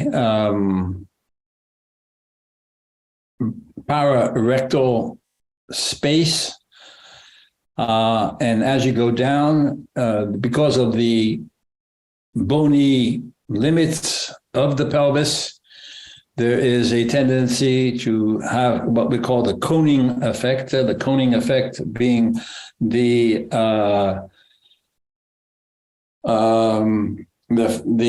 narrowing, the shortening of the dissection space because of the bony confines, nearby organs and nerves that we have to avoid. And of course, compounded by the fact that we usually use what we call a straight instrument, as you see here, that is obviously going to be in conflict with the bony structures as you operate. Obvious differences exist between the male and the female pelvis. The female pelvis being much larger, much flatter. The pelvic inlet is in an ovoid form, whereas the male is a little bit wider. However, the outlet is wider in the female, and the overall pelvic cavity has a cylindric aspect to it as compared to the bowl effect of the male volume. And then there is a difference in the pelvic, in the pubic arch, which has a more rounded aspect in the female, as you see here, as compared to the sharper angle of the pubic arch in the male. These considerations are something that is of importance. Now, I want to insist on another aspect. Yeah, these are the considerations that occur with the, sorry, let me go back to this. These are the effects of the pelvic inlet on the use of straight instruments. You see that the instruments are limited a little bit in the male as compared to the female because of the aspect of the inlet, and this has to be taken into consideration. Now, let's take another look about the differences of the anterior aspect of the pelvic cavity between males and females. Obviously, in the male, you have the prostate and the prostate and the seminal vesicles, which are located behind what is called the Delaunay fascia. And then the nerves that we're going to talk about in a few minutes, and the danger zone, which is called the Walsh aspect of the nerves that we'll talk about, as I said before, in a few minutes. The female differs in the fact that we have the vagina in front of the rectum, also with the Delaunay fascia, but it's thick. It's not as thick. Sorry, my mouse is very sensitive. And let me use this, perhaps it'll be better. Yeah. And the other difference is the fact that the nerve bundles are further away from the rectum in the female.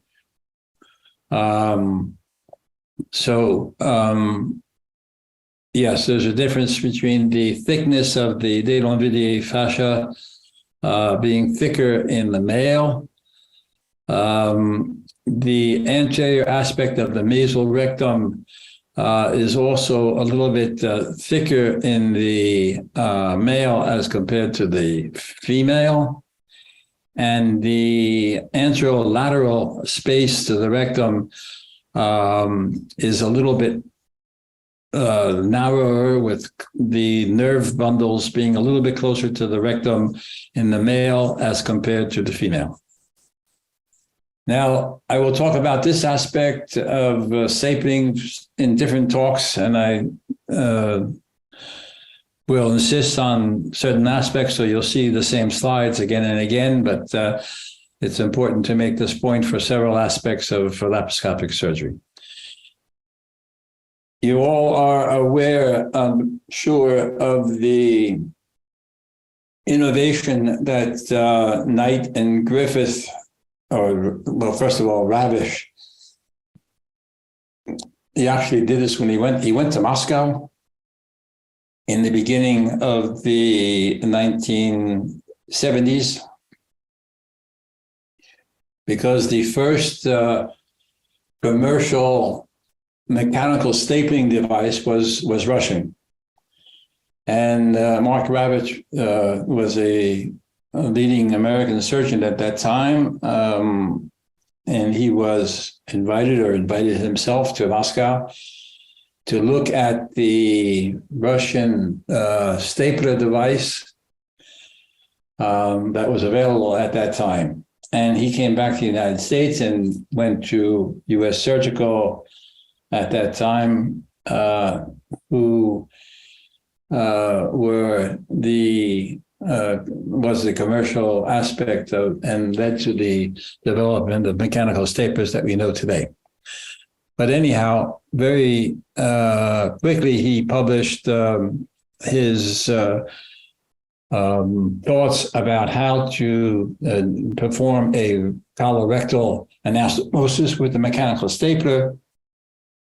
And it led to a publication first by Griffin and then by Knight, both in Annals of Surgery, not both, but the first one in Annals of Surgery, the second one in Surgery.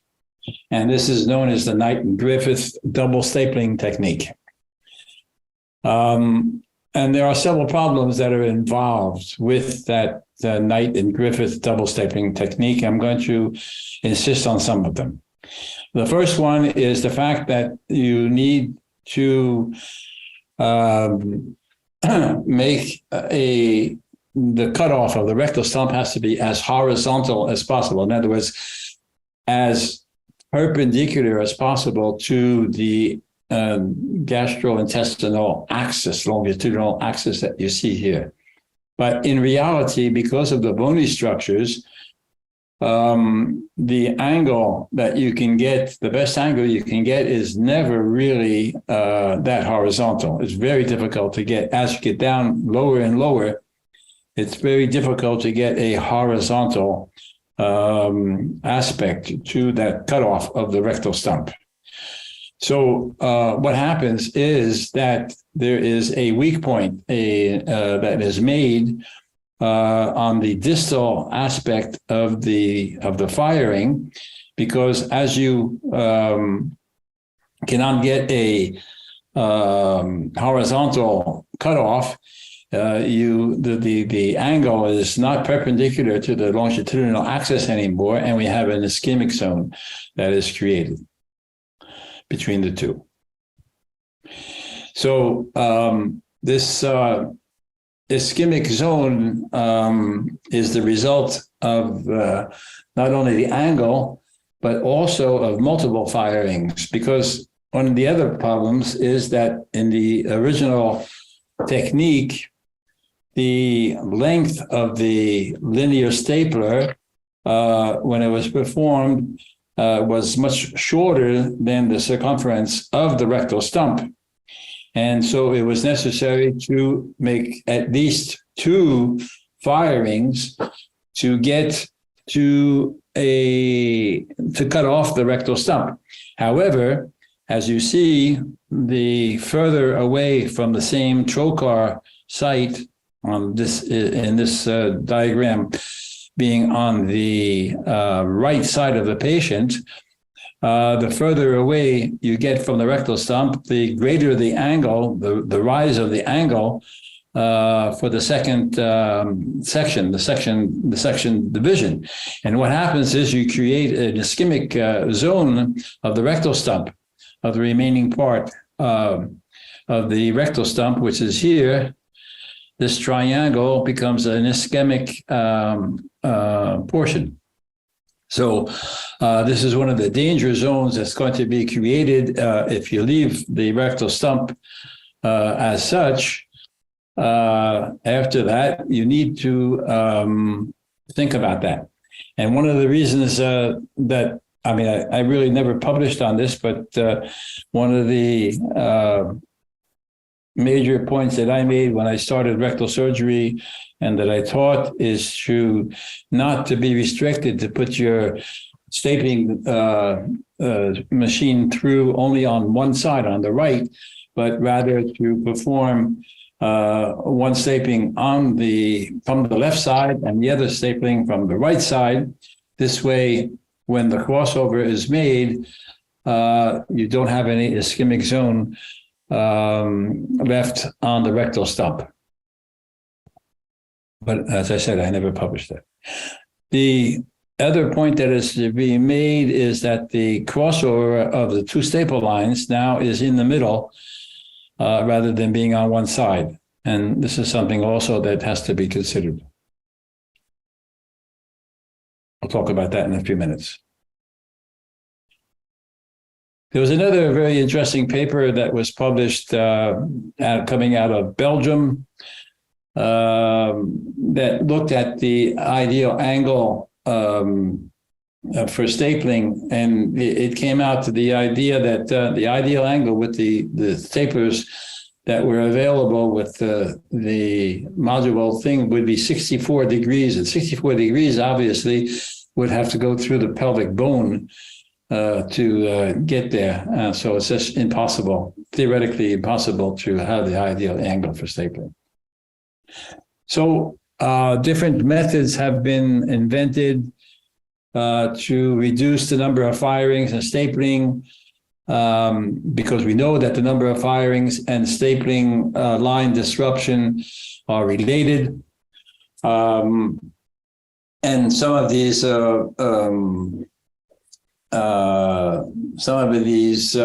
alternatives are indicated here. One, and I'll show you some examples. First, one is to use a vertical rectal division with a linear endostapler after an additional skin incision above the pubis. I think I have a photo of that. Another is to use a transverse rectal division with a conventional stapler, which is the contour that I'll show you in a few minutes, that we use for open surgery, but it can be used also for laparoscopic surgery. And then the other thing is with two cartridges, including the crossover that I'll talk to you also about. So here is the contour instrument that you, I'm sure, are aware of. And here you can see the video is a little bit old, but still, you can easily see how the incision is made, and the contour is inserted through that incision. It gives you the possibility of making a vertical division of the rectal stump. And theoretically, it's much easier to get the entire rectal stump without any need for multiple firings. Another trick has already been published in many publications, and recently Spinelli from Milan has also come to an adaptation of that technique that I will talk to you about as well. But actually,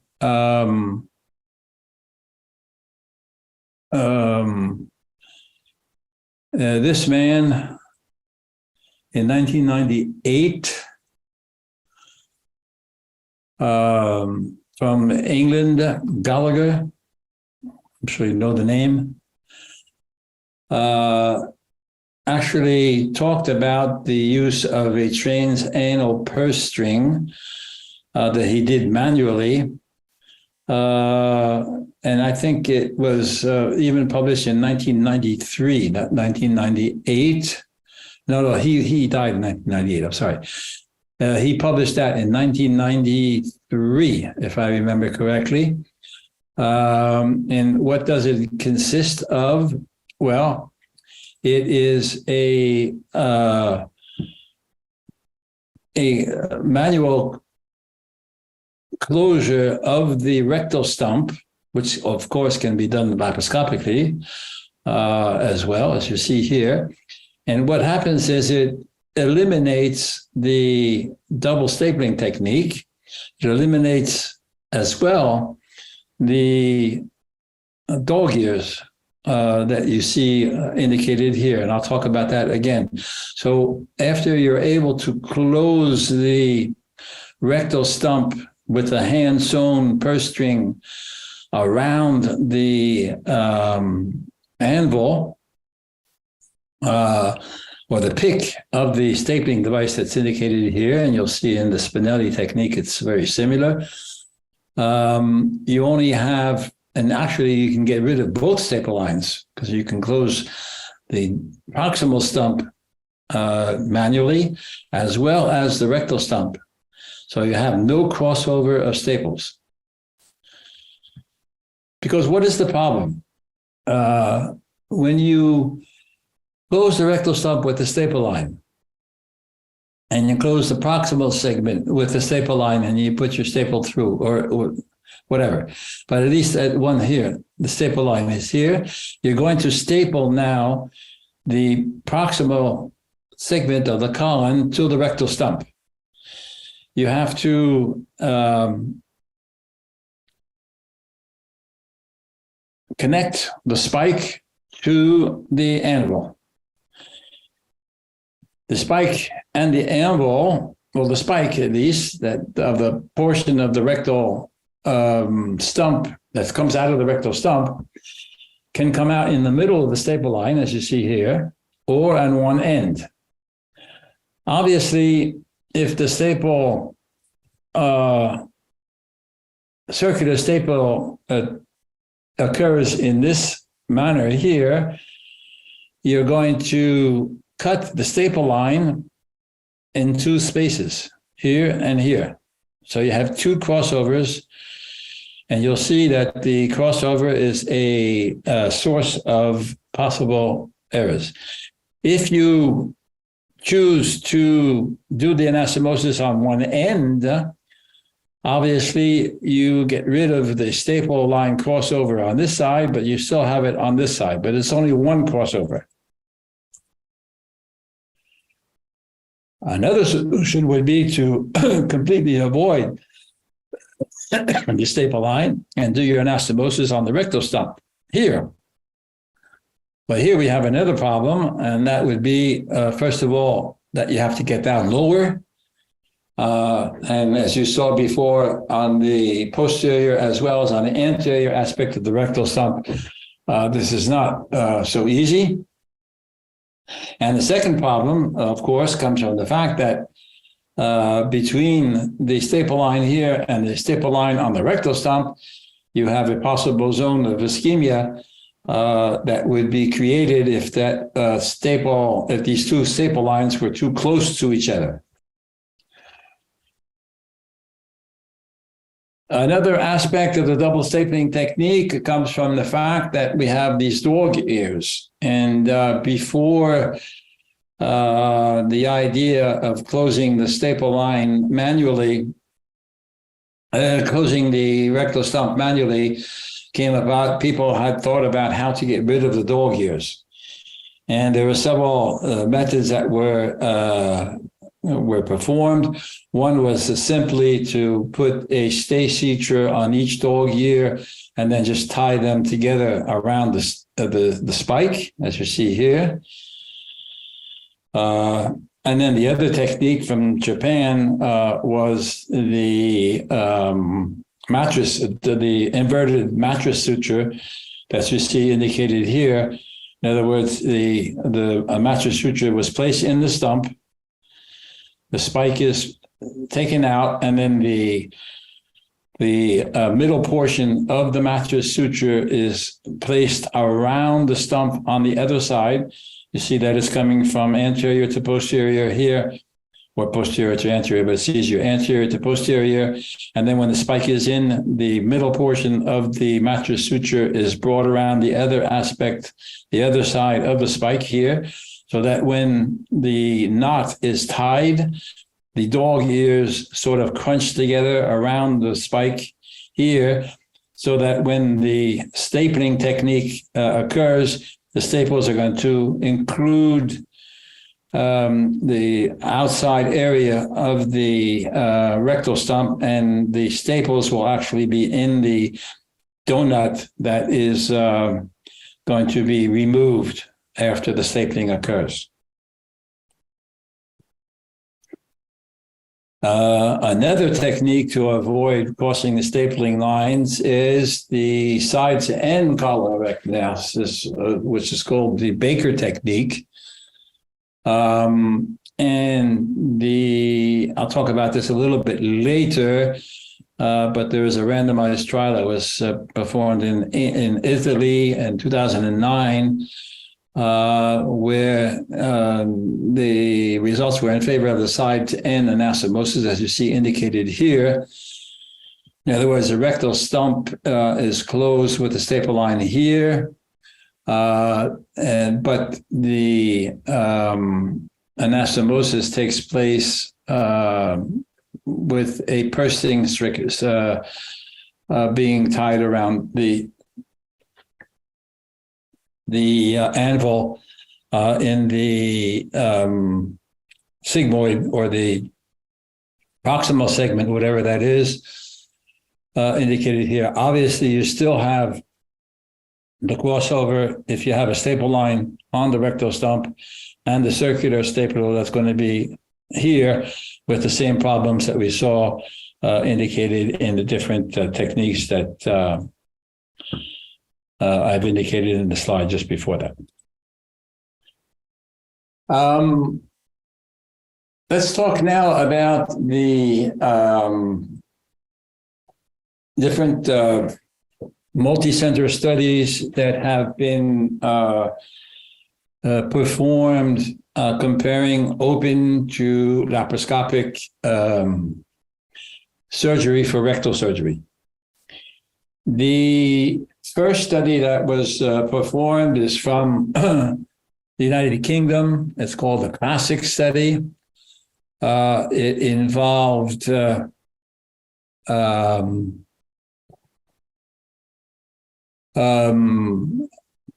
hundred patients, 100 and some had preoperative radiation therapy. There were altogether 343 patients. The outcome measure, the major outcome measure was overall survival at 3 years. It was not indicated specifically, but because this was an older study, it was probably a superiority study. And we'll look at the outcome in a little bit. The second study was from Europe. It's called the Color-2 study. It was indicated for T1 to T3 tumors, with the caveat that the T1 tumors had to be treated by surgery. The T3 tumors had to have a circumferential margin of at least 2 millimeters, and the tumor had to be less than 15 centimeters from the anal marge. Once again, about 60%, a little less than 60% of the patients had preoperative radiation therapy. In this study, there was over 1,000 patients indicated, included, with the 2-to-1 ratio, twice as many laparoscopic as open procedures. That was because at that time, this was one of the first times that a non-inferiority study was performed. The main outcome measure was local recurrence at 3 years. And as I said, this was a non-inferiority study showing, I'll talk about that in a few minutes.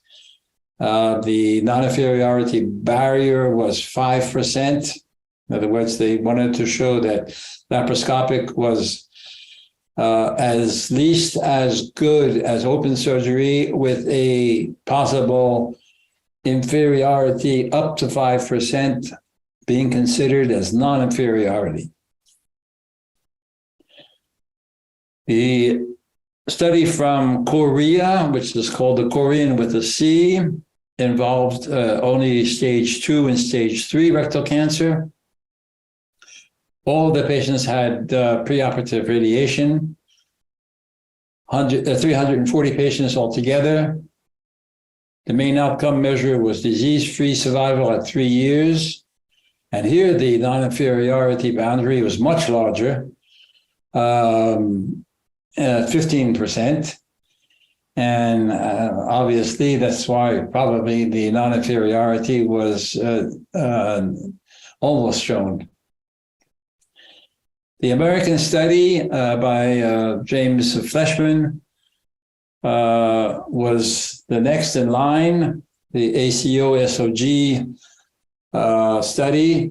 Again, stage 2 and 3 with the T2 and T3 tumors. They lowered the upper limit of the tumors to 12 centimeters. 100% of the patients had radiation therapy, preoperative radiation therapy.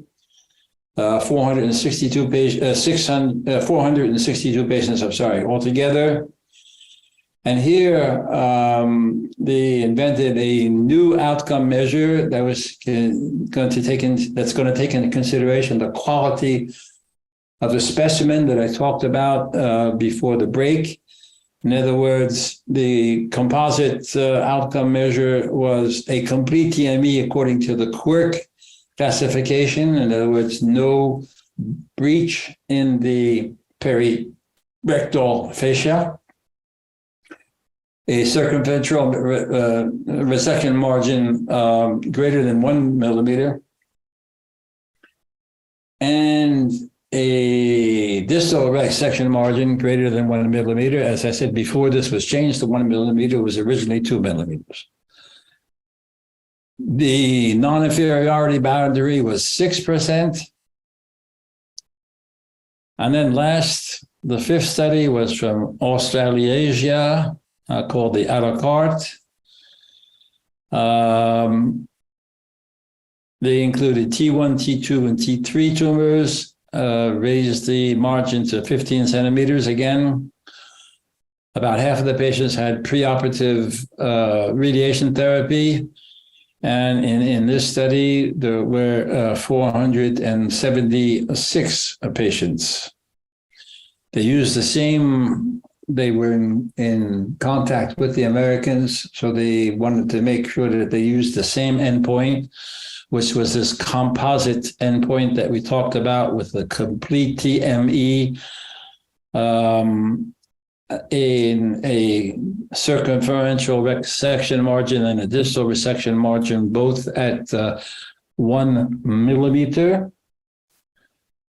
The non-inferiority boundary was 8%. Now, why they chose a different non-inferiority boundary for these 4 different studies is beyond the scope of my talk, but it's just to show that the larger the non-inferiority, the closer they came to show that the non-inferiority was attained.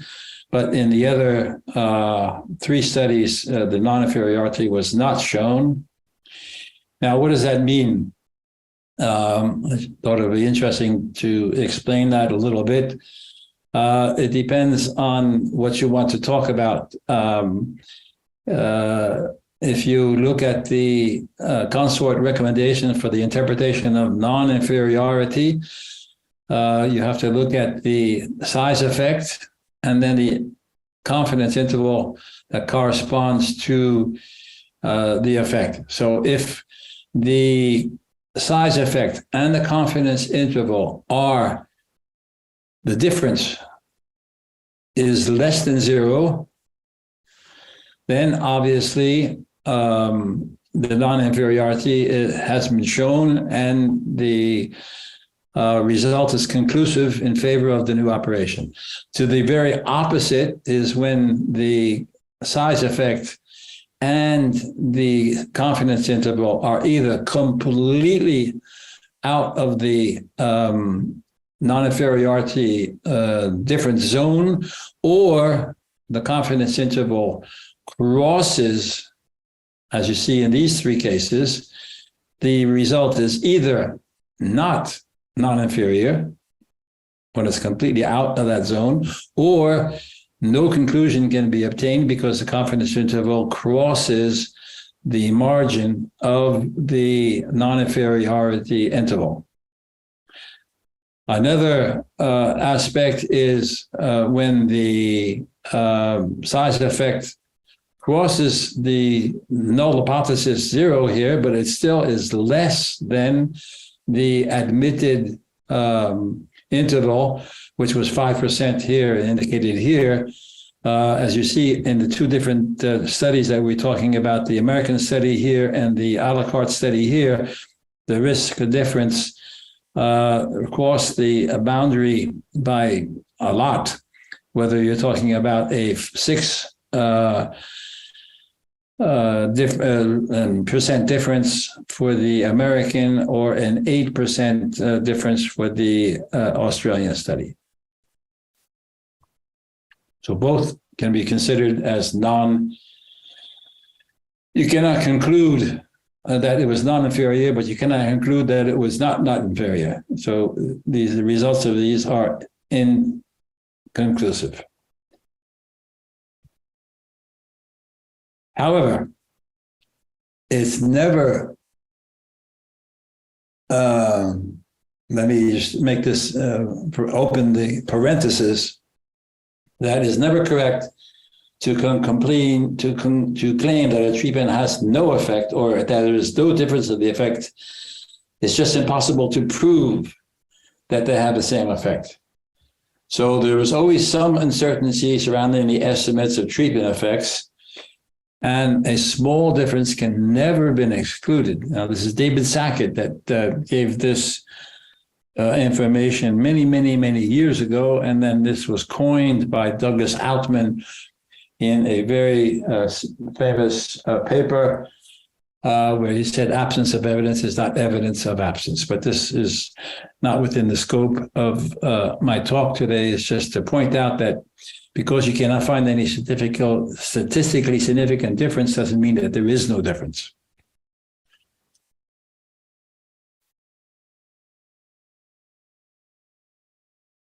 And of course, there was a strong movement to say that because the results were non-inclusive, it doesn't mean that they should not be performed. And there was an editorial published in JAMA 2015 by Nat Soper and Scott Strong that insisted on the fact that the results of these studies should not be considered as a moratorium. Just be cautious when you do the operations.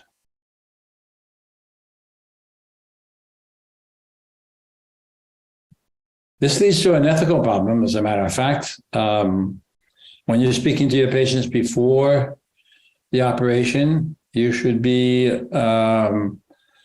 highly cautious when you talk about the pros and the cons of the laparoscopic procedure, and take into consideration as the BMI, radiation, and locally advanced tumors that also can affect the oncological outcomes before you talk about the differences between laparoscopic and non-laparoscopic. So it's interesting also to note that both of the studies, the American study by Fleshman and the Australasian study by Stevenson, reported their 5-year results. Here's the results of the 5-year disease-free survival and local recurrence of the ACO-SOG study, as I said, published by Fleshman. And then they made a point. They didn't talk about the non-inferiority anymore. They just said that it was not found to be significantly different from the open procedure based on the disease-free survival and recurrence. So this was reassuring for the American study. And then, as I said, for the a la carte study, the same sort of paper was published by Stevenson to show that in the Australasian laparoscopic study, the 5-year results were similar to the No, actually, it was a two-year study for the Australasian, 5 years for the American. But still, at 2 years, the disease-free survival and the local recurrence were not any different, at least statistically significantly different, between the two aspects. And then the results of the Australasian, as you remember, 470 some patients, T1 to T3, adenocarcinoma located up to 15 centimeters from the anal verge. So no difference in the secondary outcome in the 2-year disease-free survival and local recurrence. Something interesting that I would like to point out is when you look at the number needed to treat, the number needed to treat is 1/1 divided by the absolute risk difference. And if you look at the risk differences here indicated in the composite endpoint, very, very similar results in both of the American and the Australasian study. You see that the number needed to treat is 19 and 14, which means that you would need to treat 19 patients with, or between 14 and 19 patients with the laparoscopic event, with the laparoscopic technique in order to prevent one adverse event. It's fairly high. So the difference is a little bit difficult to justify that from that point of view.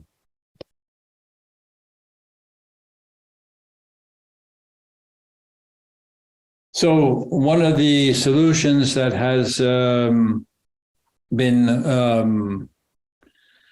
proposed is a transanal TME that I'm going to talk about later, because what is the problem with laparoscopic TME? Well, one of the main problems is this coning effect that I talked to you about. The coning effect is especially prevalent in the obese male. As I said before, one of the major problems is the difference in the shape of the inlet, outlet, and the actual volume of the pelvic cavity, as well as the pubic arch, that limit the way we can do the anastomosis, especially when the approach is made with straight instruments. And this has led to a lot of different techniques in order to achieve a TME with different aspects of the techniques. There's the so-called cylindrical effect, that cylindrical technique, which is very difficult to perform laparoscopically. The ELAP, or the extra elevator abdominal perineal resection with a perineal approach. The intersphincteric approach, performing a coloanal anastomosis with different techniques to cut off the anus as opposed to the rectal stump. Some people have advocated also a partial mesorectal excision being equivalent to a total mesorectal excision, and then the TME that I'll talk about later this afternoon. So the elevator, the APAC, the ELAP technique, the extra elevator APR, which can be performed in the prone position.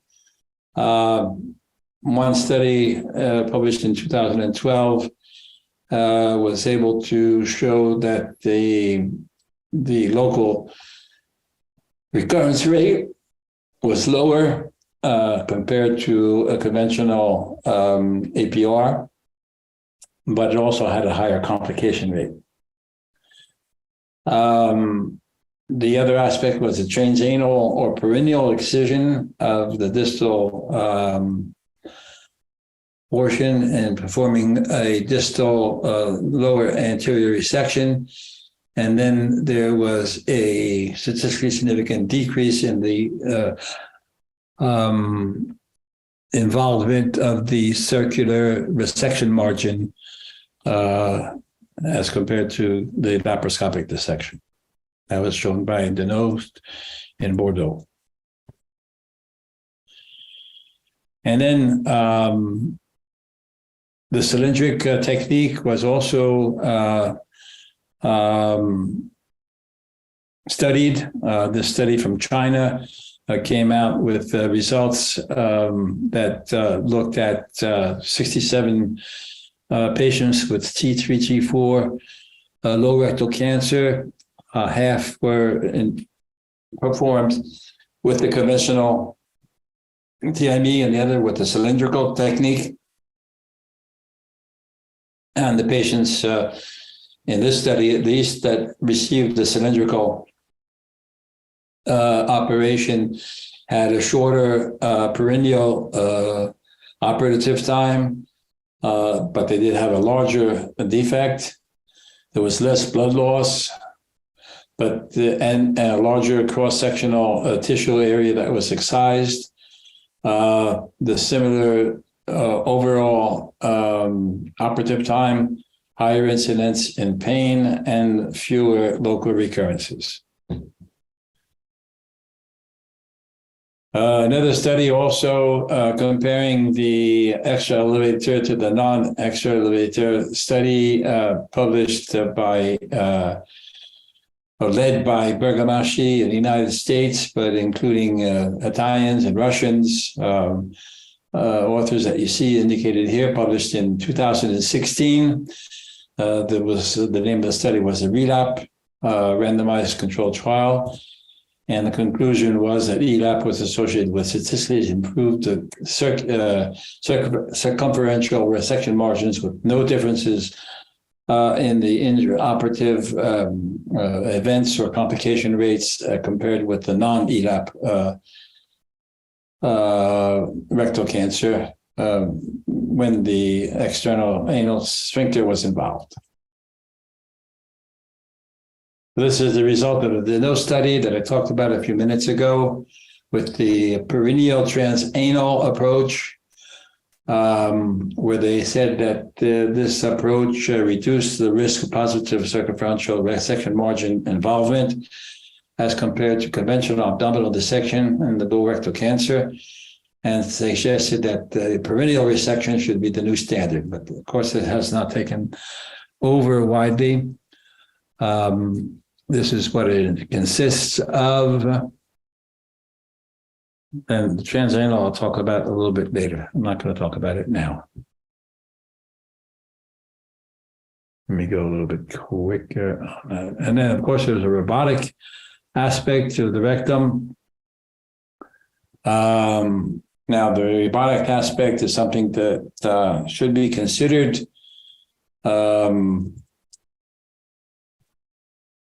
A lot of people think that robotic surgery is much better than laparoscopic surgery. We saw the Roller study did not show any difference in the conversion rate, meaning that it was equally as safe. The proponents of the robotic rectal incision say that they can see better so that they can perform the TME better. Does seeing better mean seeing bigger? Does it mean better ergonomics? Because it's easier to tie the knots and so forth and so on. These are all subjective aspects of the robotic surgery that have never been shown to be proven. The one thing that has been shown, however, is that the repeated docking and undocking of the robot is a source of increased operating time. And there is, even though there's a difference between laparoscopic and open surgery as far as the tactile sensation and tactile feedback, it's even worse with the robotic because of the intermediate robotic arms. There have been reports also that the robotic arms can cause damage if they're not. So there has to be a surgeon in the room with the robotic at the operating table to make sure that there is no mistakes that are being made. So it requires a lot of training and it requires a team.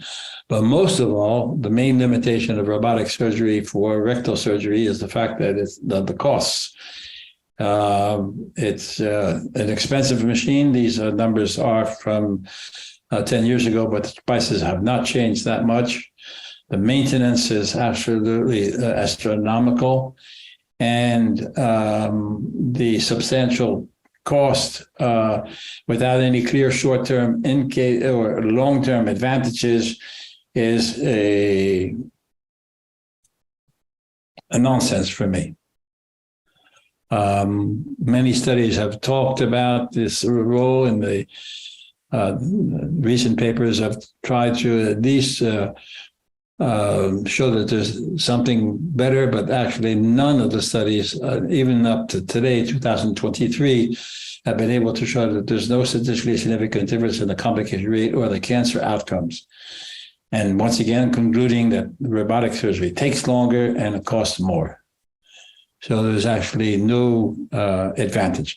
All the papers that do talk about an advantage are papers that I talked about in my initial talk today, saying that all of these studies have been financed by Intuitive, and that there is a conflict of interest in all the robotic surgical studies.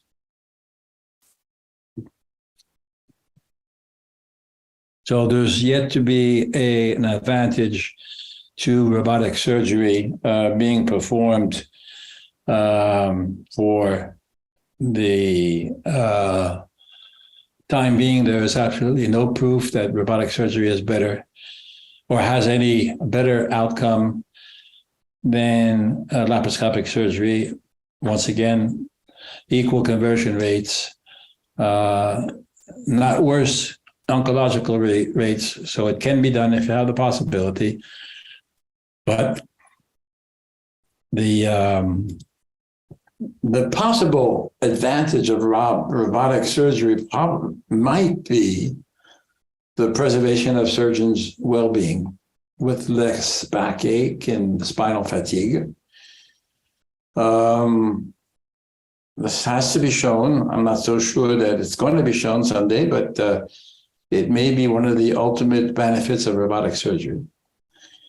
And the other aspect that has to be shown, it's going to be difficult because it means involving surgeons that admit to the fact that they are not skilled, would be that you have better ergonomics and precision with the robotic rectal incision as compared to the laparoscopic incision if you're not gifted as a surgeon.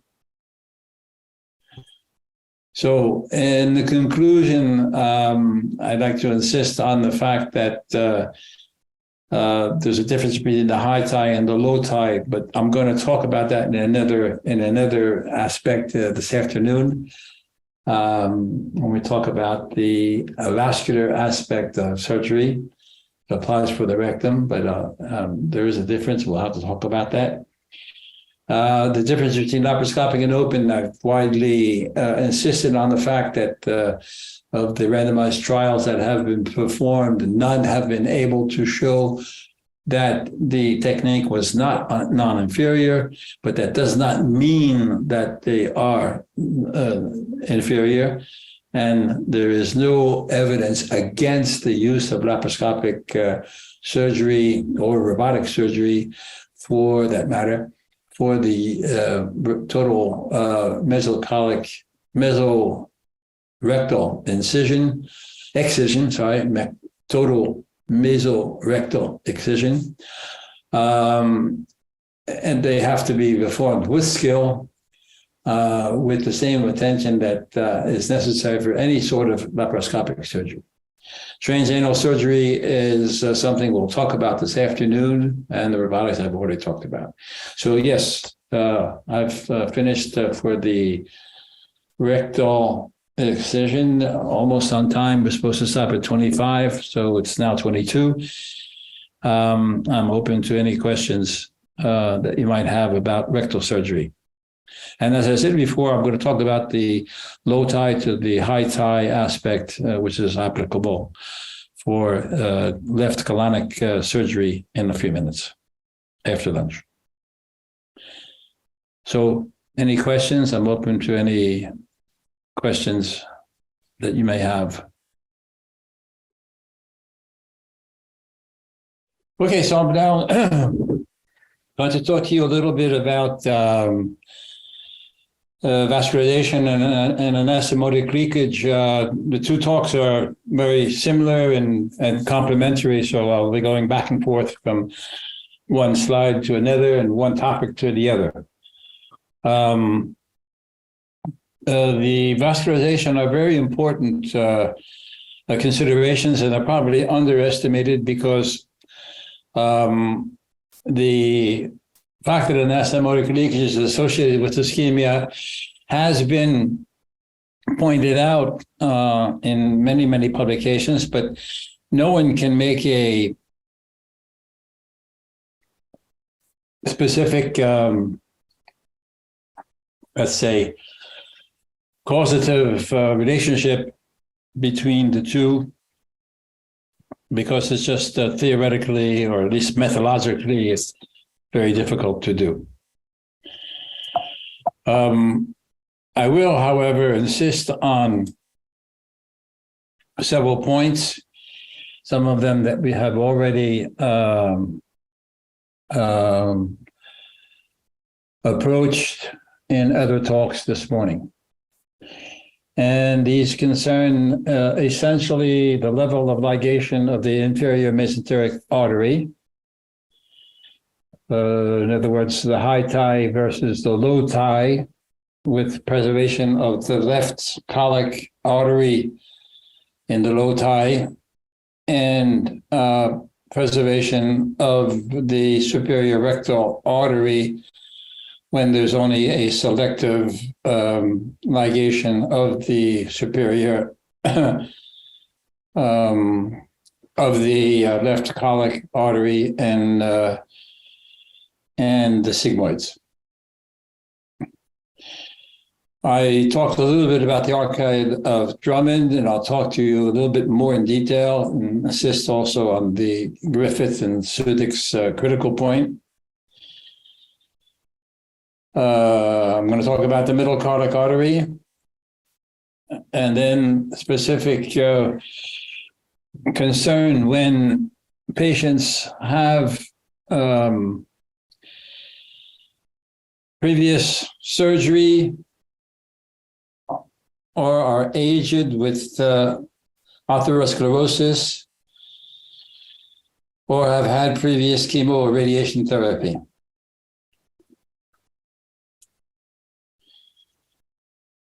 The intraoperative risk factors for anastomotic leakage are well recognized, and one of them is the high inferior mesenteric artery ligation. And according to one study coming out of the United States, also validated by Trenchiva, although I didn't indicate it in the slide,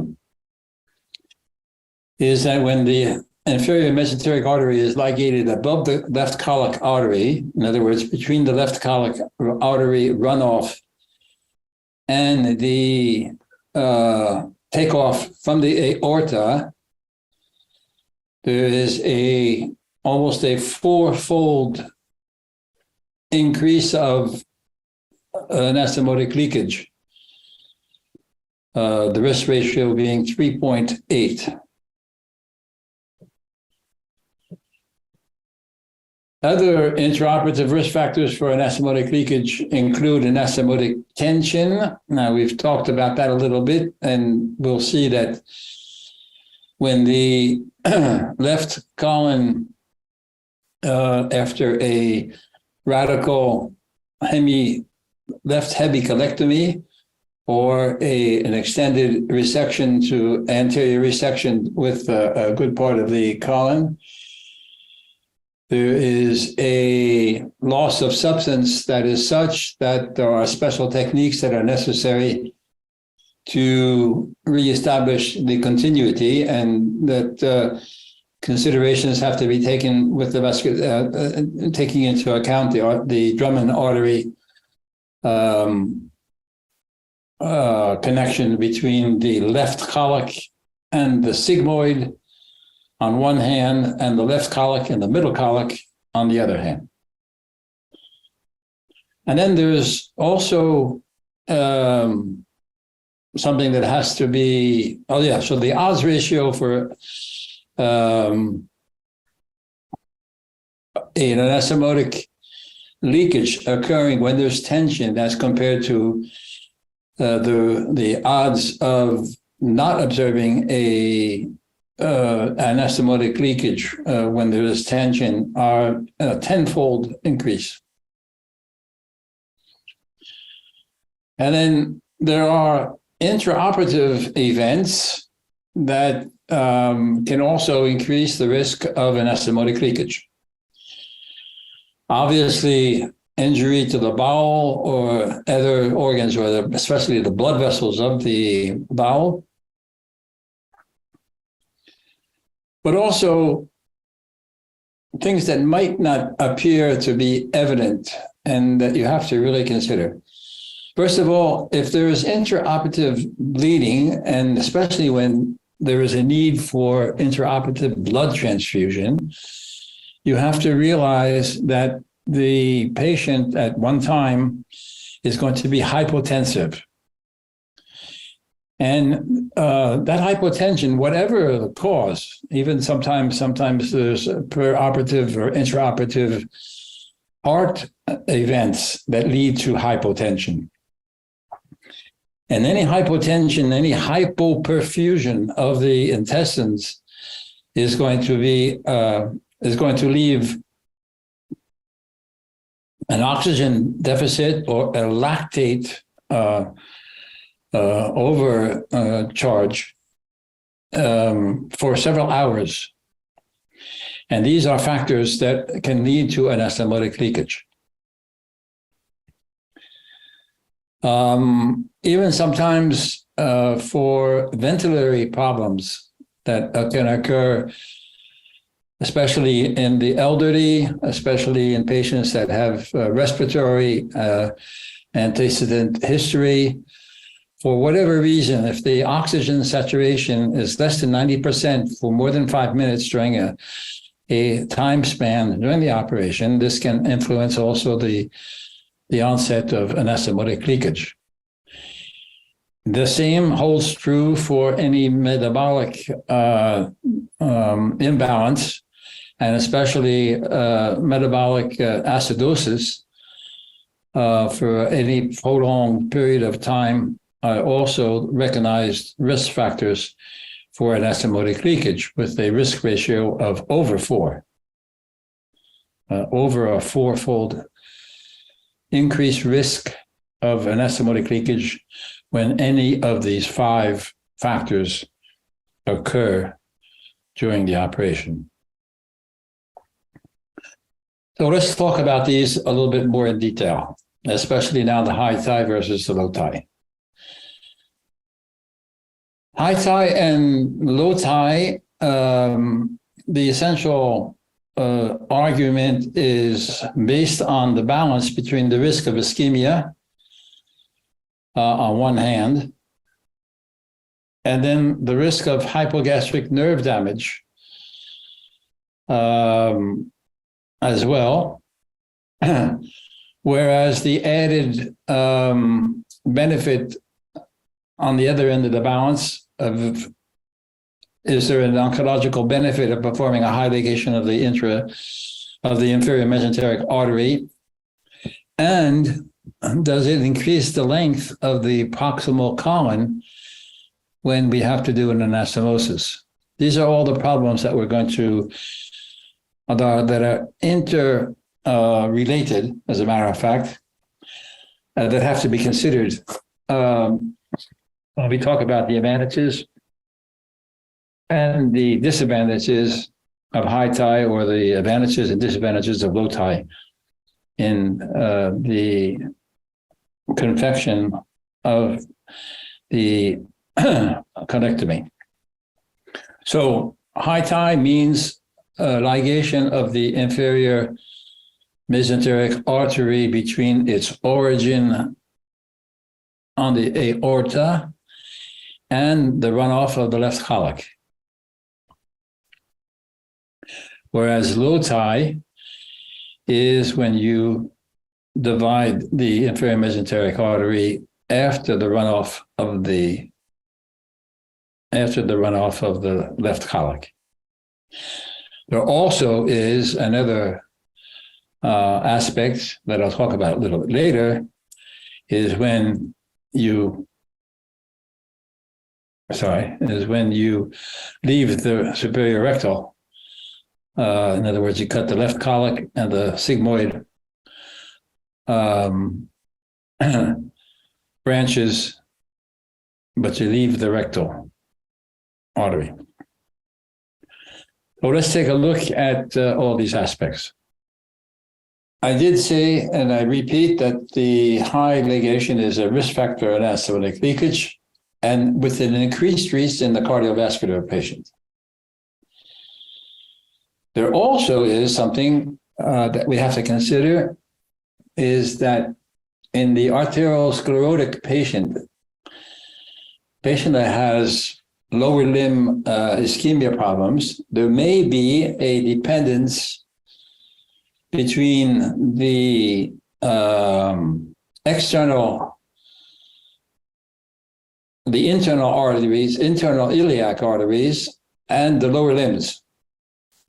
And somebody who has a Lorich syndrome, in other words, a thrombosis or a insufficiency of the bifurcation of the external iliacs,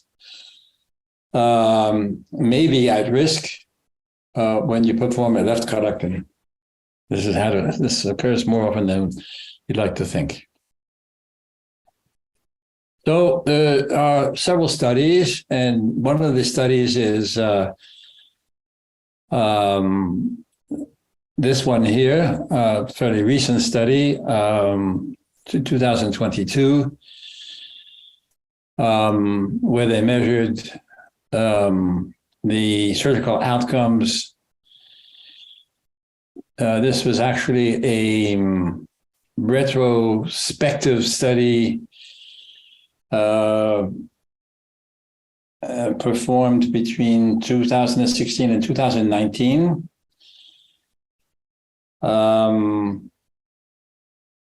The patients were about 900 patients with the sigmoid or rectal cancer who underwent elective anterior resection.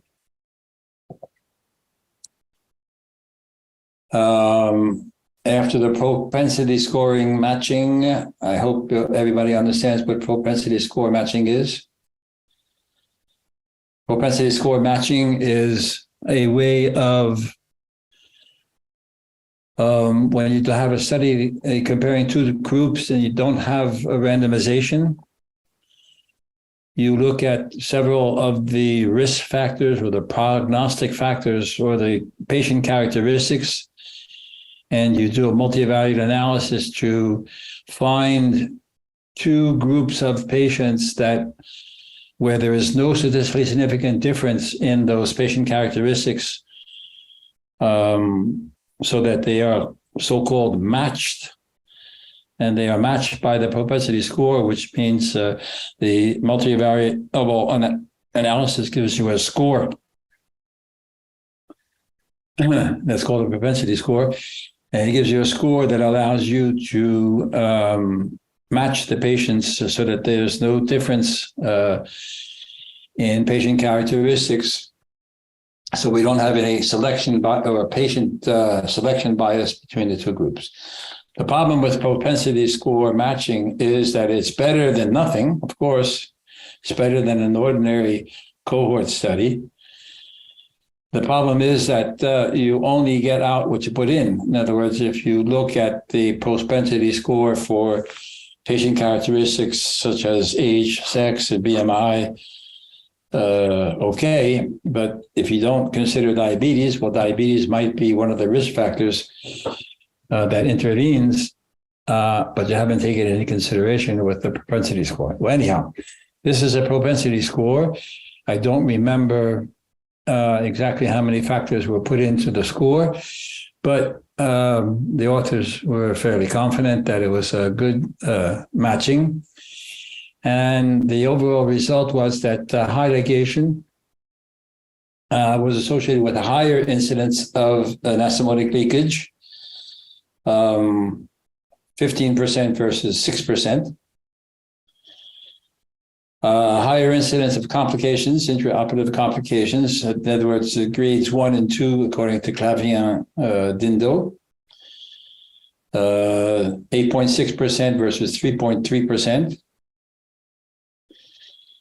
And so they included that low ligation was resulted in a lower likelihood of morbidity and even mortality in rectal and sigmoid cancers.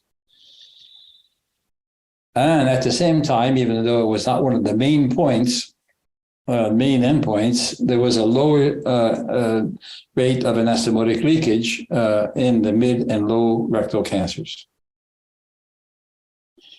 Now, why is this so? Well, this leads us to study a little bit about what happens when you ligate the inferior mesenteric artery. There's a study that was performed many years ago, but the main study that I'm going to talk about is the study by Andrea Vignali from Milan, who measured the serosal flow in a, I think it was a pig model, by laser Doppler flowmetry. And they measured the flow change during mobilization of the sigmoid colon before and after excision of the colon. So no, this was a human being study now. So they did this in 26 patients, 31 patients, I'm sorry. And the measurements showed that there was a statistically significant fall in the sigmoid serosal flow after ligation of the inferior mesenteric artery. And they divided two groups. They had 26 patients where they ligated the inferior mesenteric artery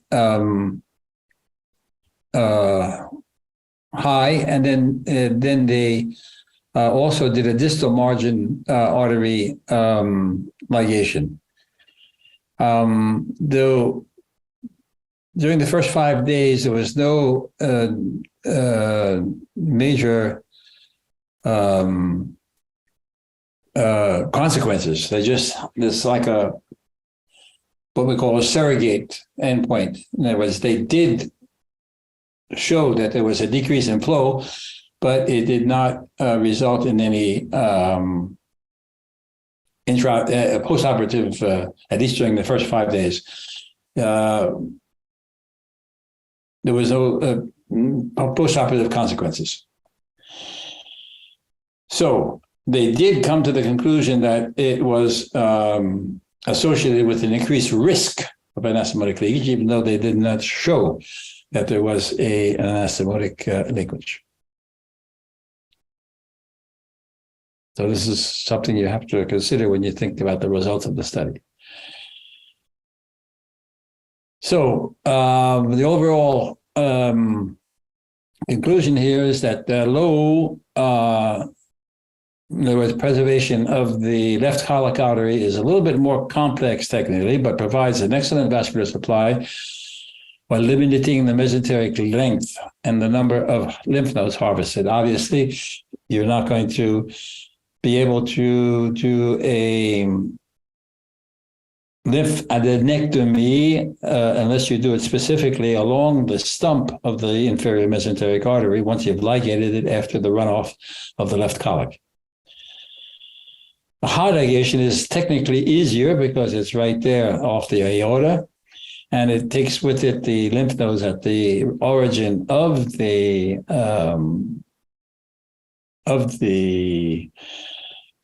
inferior mesenteric artery and provides excellent, better length. But it relies on the marginal vessel supply coming from the middle cardiac artery for the proximal supply. And that's the problem that I'm going to be talking about in a few minutes. First of all, let's talk about the superior rectal artery. Remember, I told you that it was possible to cut the left colic artery or the sigmoid and then leave the stump of the inferior mesenteric artery as it runs off into the rectum. And there's only one randomized trial that has shown in diverticular disease that coming out of Italy, it's about 20 years ago now, that preservation of the artery led to a better result as far as clinical or radiological leaks are concerned. The rate was much lower when the origin of the inferior mesenteric artery was preserved, whether you're talking about the clinical or the radiological aspect of the results. They looked at the staple ring disruption rate, although it was not possible to do it completely, but they wanted to make sure that the increased anastomotic leakage rate was indeed not due to a mechanical problem, but to an ischemic problem.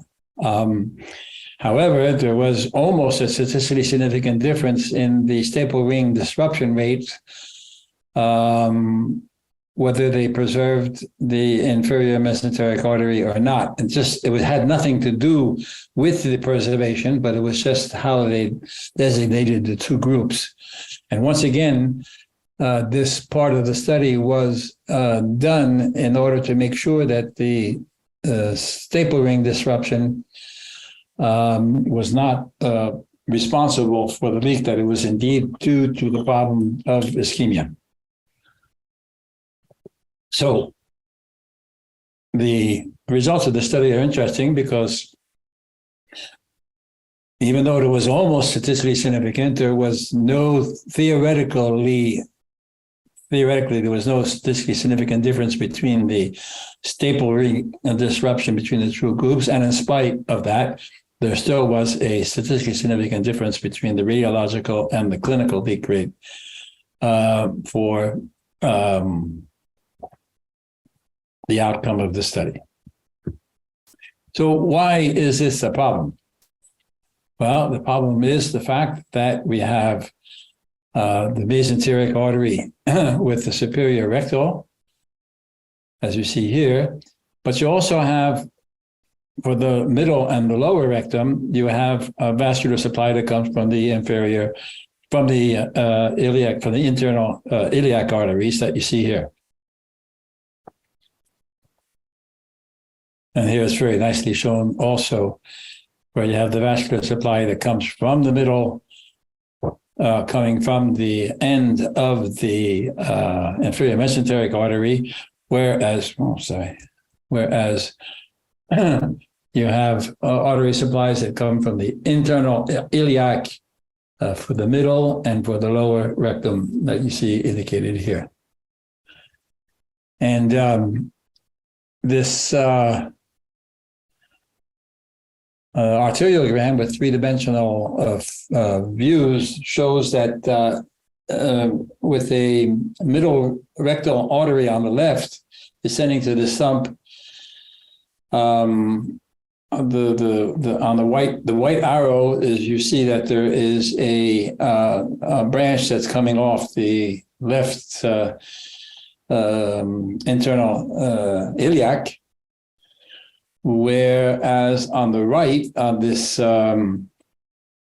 lateral view, you can see that the sacral artery produces an anterior branch, which is the white arrow. The sacral artery produces an anterior branch here that is probably the same one that we see here.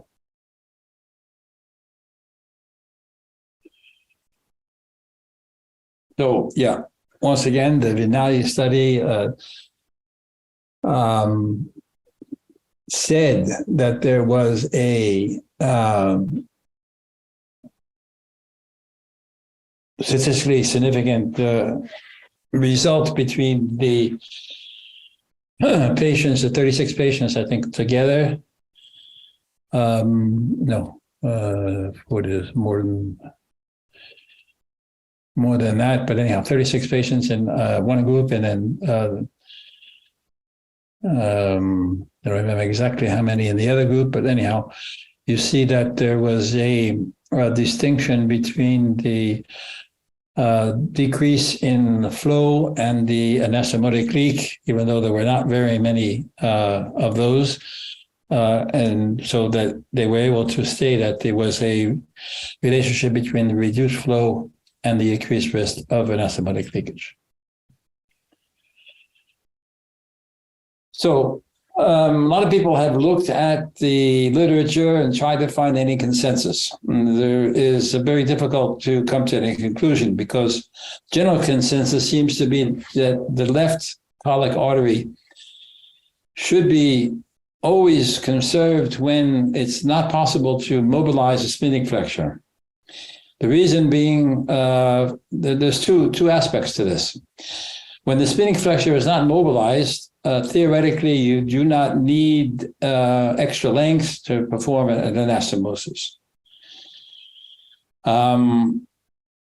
However, when there is need to perform a splenic flexure mobilization for having a tension-free anastomosis, the left colic artery is usually taken, or at least excluded, because of the level of the ligation. And in order to have adequate length, you have to make sure of two things. You have to make sure that the artery is ligated in such a way that you have sufficient length for the left colic to be adequate. But if there's any ligation here, you have to make sure that when the splenic flexure is mobilized, that the vascularization at this famous Griffith point is going to be sufficient. So let's take a look at what we mean by the Griffith point. The Griffith point, as I said, is the watershed area between the left colic and the ascending branch of the left colic, or the right branch of the left colic, on one hand, and on the other hand, the right branch of the middle colic. So it's the watershed, once again, between the ascending or the right branch of the left colic and the left branch, of the middle colic, in continuity, theoretically over here. And this Griffith point is something that is important to realize. First of all, there can be a lack of communication between the two middle colic arteries.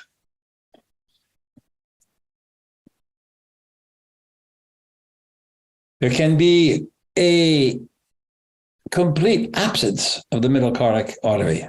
In other words, the vascularization coming from the right is going to be dependent only on the right and the ileocolic artery through the Ryland arcade here.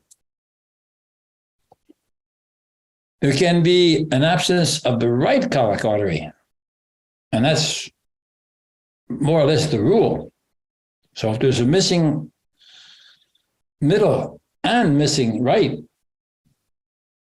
the vascularization is coming from very far. But the marginal order of Drummond can be absent in 5% of the cases. And the Griffith point connection can be deficient in up to 40% of patients. 40% of the patients don't have a communication between the middle colic and the left colic.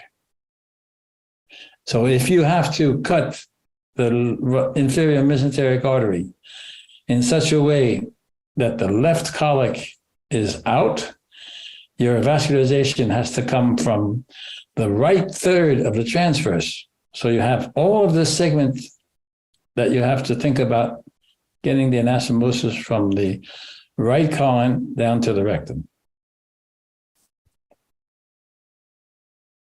But you also have problems that are secondary to congenital anomalies of the arcuate and ligament, which disturbs the circulation in many ways. And then vascular problems due to age, previous surgery, radiation therapy, and especially arteriosclerosis. Now, arteriosclerosis is directly related to age.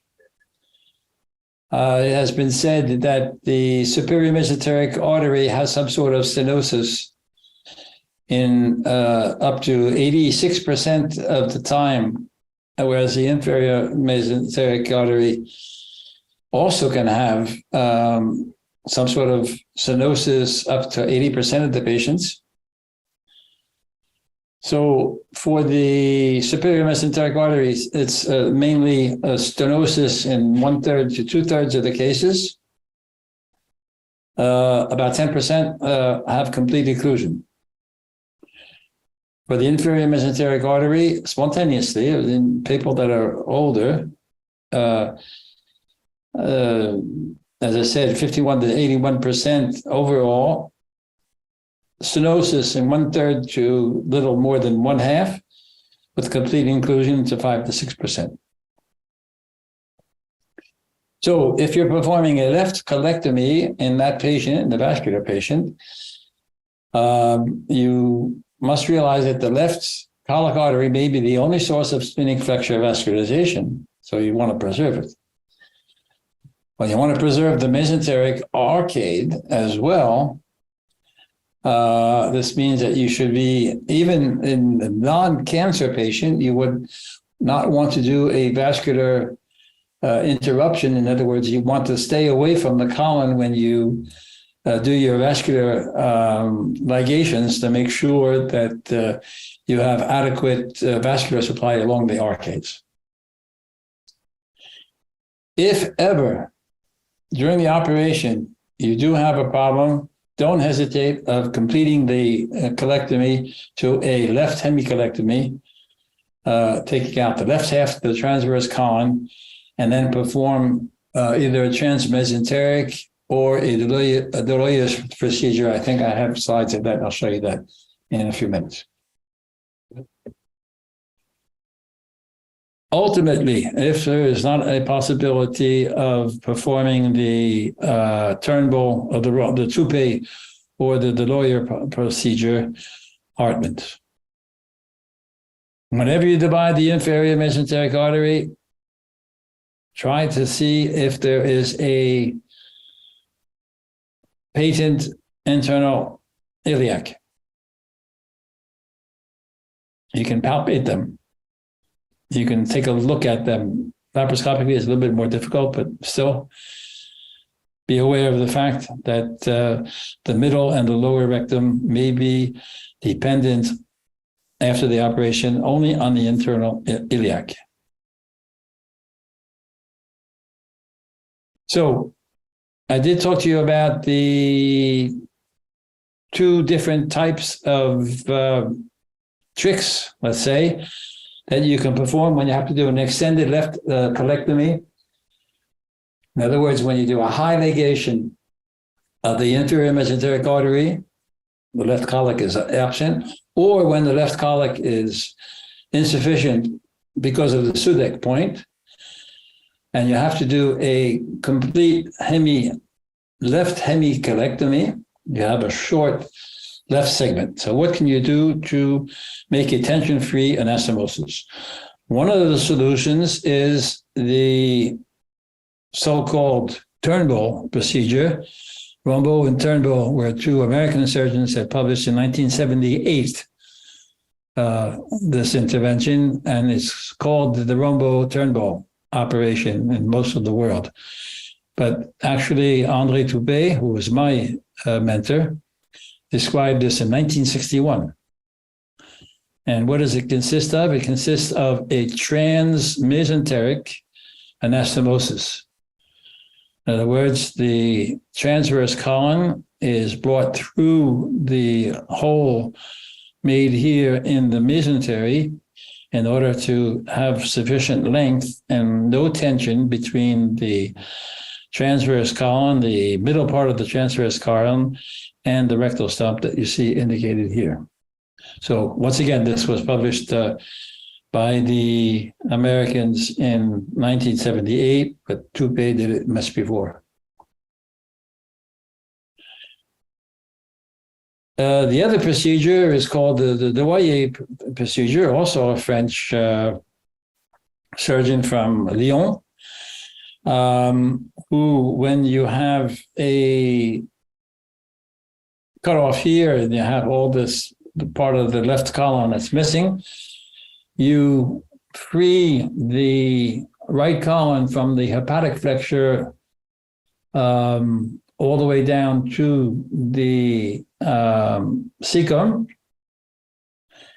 and then you turn the so dissected segment from top to bottom. In other words, the around the ileocolic artery, the terminal portion of the ileocolic artery, which is here, you turn the segment around so that the cecum goes up. See it here with the last ileal loop here, and the hepatic flexure goes down, and the hepatic flexure is actually anastomosed to the rectum here. Okay, so there's a slight twist in the end of the ileocolic artery, but only 90, about 90 degrees. Not a big deal. And the Dwyer procedure is, as I say, another solution to this problem. It should be, the procedure should be finished by a sacropexy, as you see indicated here. And I have a short video that I did with my 58-year-old female patient diagnosed with distal transverse colon cancer. Laparoscopic extended left colectomy with retroilio transmesenteric anastomosis performed. After extended left colectomy, extender precolic anastomosis carries a risk of small bowel compression. Furthermore, the mesenteric gap may be a risk of internal herniation. Due to above reason, we decided to perform retroilio transmesenteric anastomosis in this case. The first step is to divide the gastric colic ligament along the distal transverse colon up to the hepatic flexure.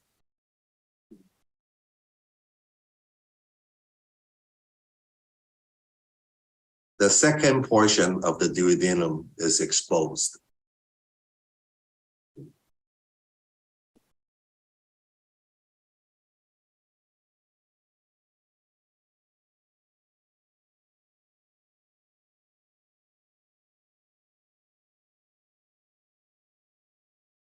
Right colonic mobilization begins with the incision of the white lines of thought.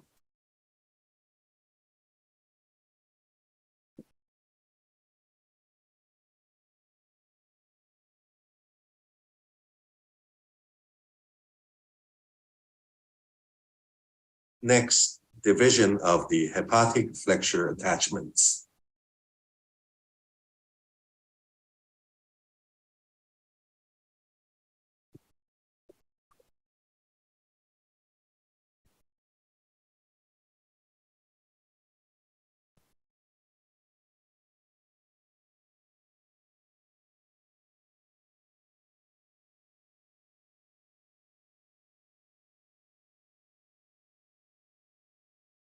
After full mobilization of the hepatic flexure, exposure of the second portion of the duodenum and the pancreatic head.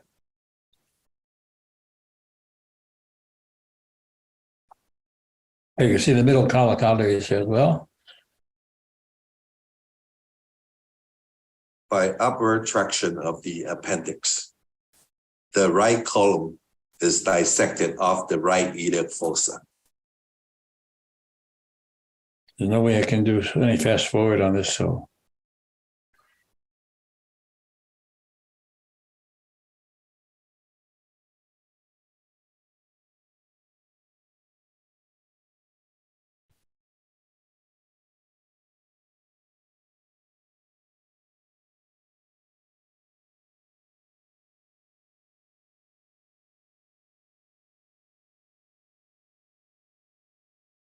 After full right column mobilization, a window is created lateral to the duodenum second portion.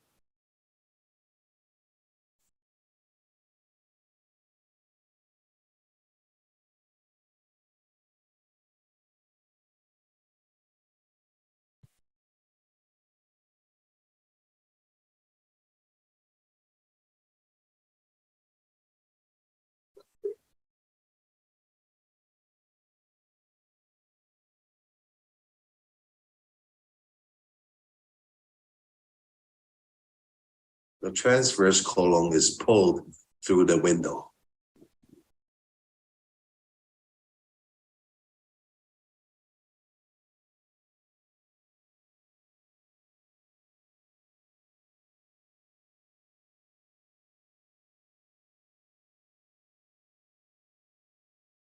Intracorporeal side-to-side anastomosis performed.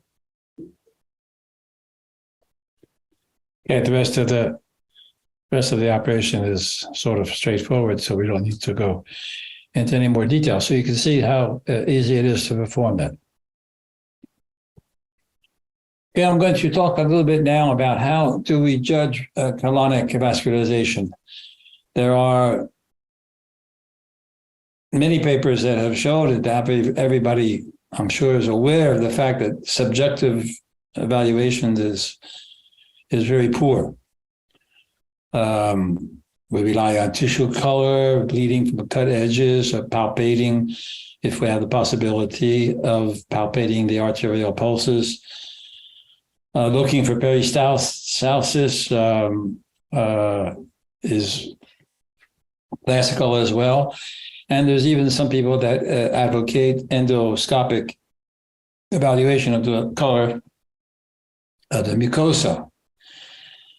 But we need objective ways to do that. And there are several objective ways, including abdominal Doppler ultrasound, or the Doppler flowmetry that we saw in the Vignoli study. There is possibility also of measuring the oxygen tension with either a tonometry instrument or a spectroscopy. But there's also a possibility of measuring it with laser fluorescence or infrared fluorescence angiography. And the last infrared fluorescence angiography is the technique that I'm going to insist on. I'm not so sure whether you have it widely spread in Russia or not, but the technique revolves about the intravenous injection of 3 to 8 milligrams of indocyanine green, ICG, indocyanine green, before the division of the vessels to see what the feeding vessels are, after the division of the vessels, but before the anastomosis, in order to see how distal the vascularization is. And then I like to take a look at what's happening a couple of minutes after the injection, because the half-life of the ICG is about 3 to 5 minutes. And I often do a re-injection after the anastomosis is done to make sure that there's no problem with the tension. So it can be 2, but can be also 3 injections, as long as the overall dose is less than 2 milligrams per kilo of body weight. There's not a big problem. You only need 7, 8 milligrams at each incision, so you're probably not going to go over more than 24 milligrams, 25 milligrams overall. And a patient that's 60 kilos, you have no problem of toxicity. You need a special camera. Storz was the first company to bring this out, and then came other companies. Stryker is probably the most popular company today that's used for this technology. And this gives you an idea of what it looks like. I hope this video is going to work. Where you see on the left, you see the white light, and then on the right, you see the infrared system, and you see there's a clear difference between what is perfused and what is not. You have to wait a little while to see the contrast. But on the white light, you would not be able to distinguish between the two.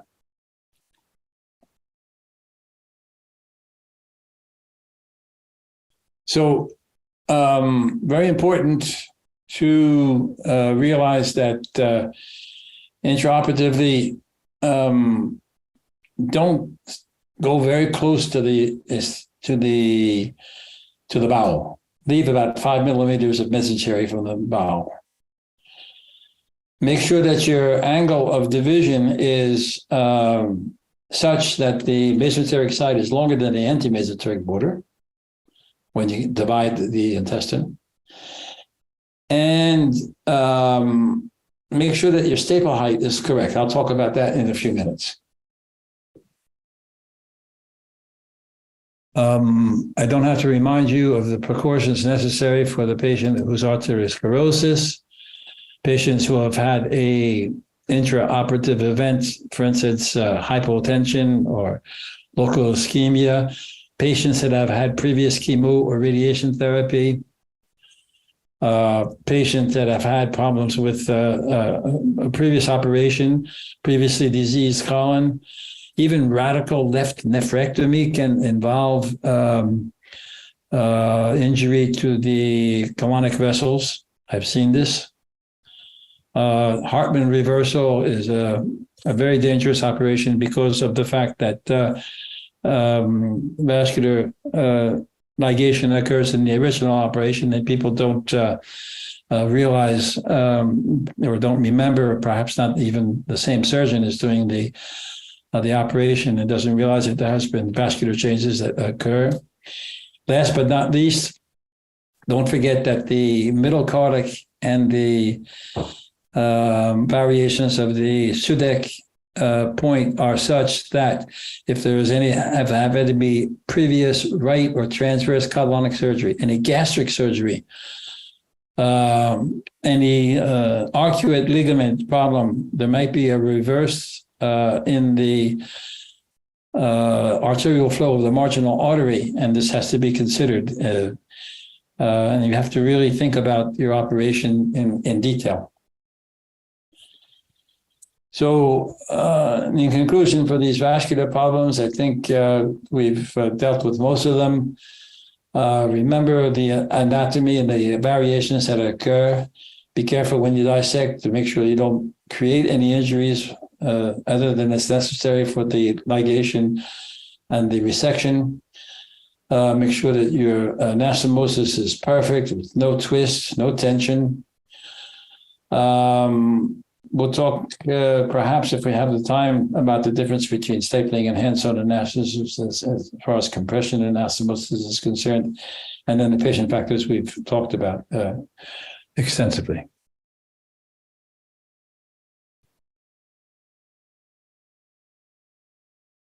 So what are the risk factors for anastomotic leaks? 3 types: major, contributing, or modifiable. And they're interesting because research has shown that there are statistically significant factors that have a direct influence on the risk of complications, but there's also contributing factors that are associated with it, but their significance and prevalence have not been determined. And most importantly, there are risk factors that are modifiable. In other words, you can treat them or control them and prevent anastomotic leakage beforehand. And that's why it's important to talk about and think about risk factors that can be determined beforehand. How are they determined? Well, the risk factors most often are determined by multivariable analysis. Now, I have to talk to you a little bit about statistics because the same problem that occurs with propensity score analysis occurs with multivariable analysis. In other words, the results of multivariable analysis, as the results of propensity score, depend on how you collect the data,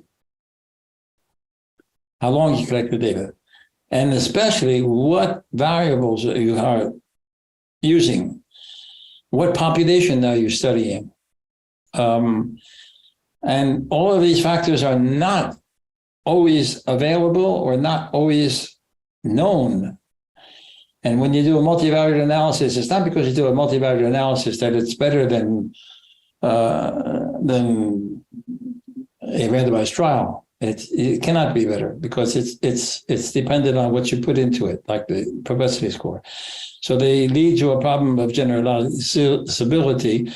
The possibility of extrapolation is reduced because of that selection bias.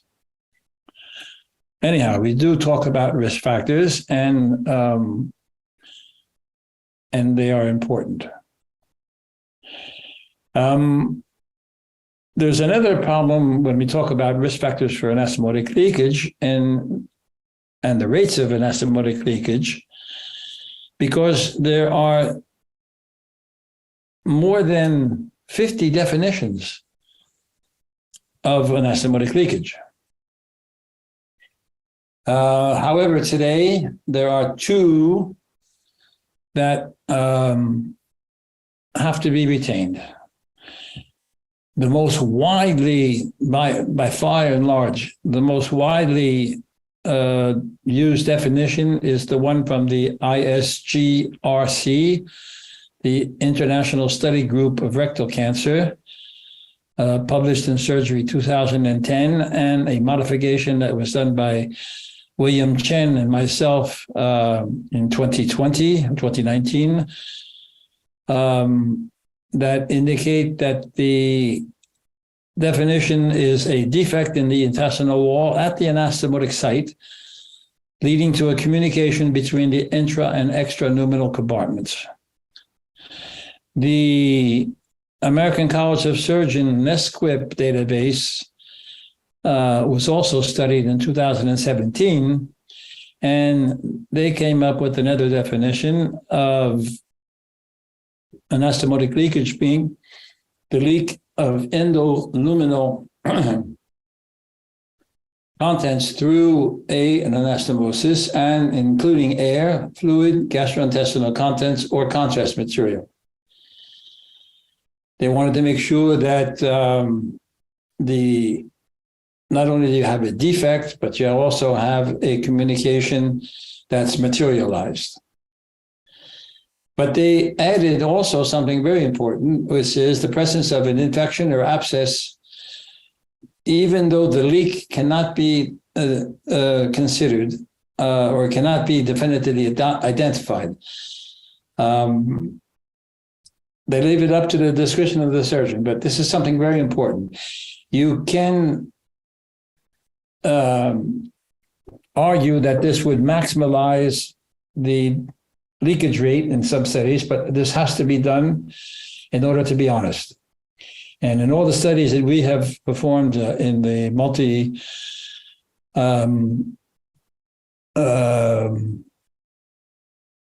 investigational studies that we've done, mainly in France, but in Europe in general, all these multi-institutional studies, multi-center studies have made a very large definition of anastomotic leakage, including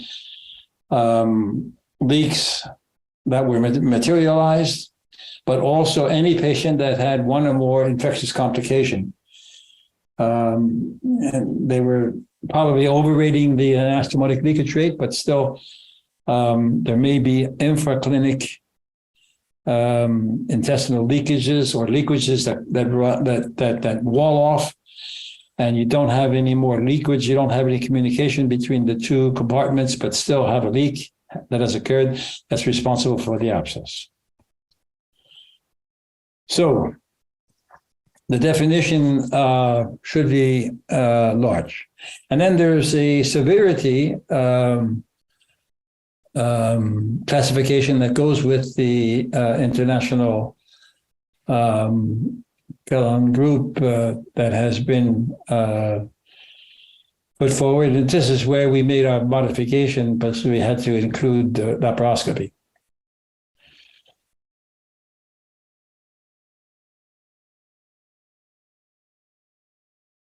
So the risk factors are related to several factors. Let's take a look at these one by one.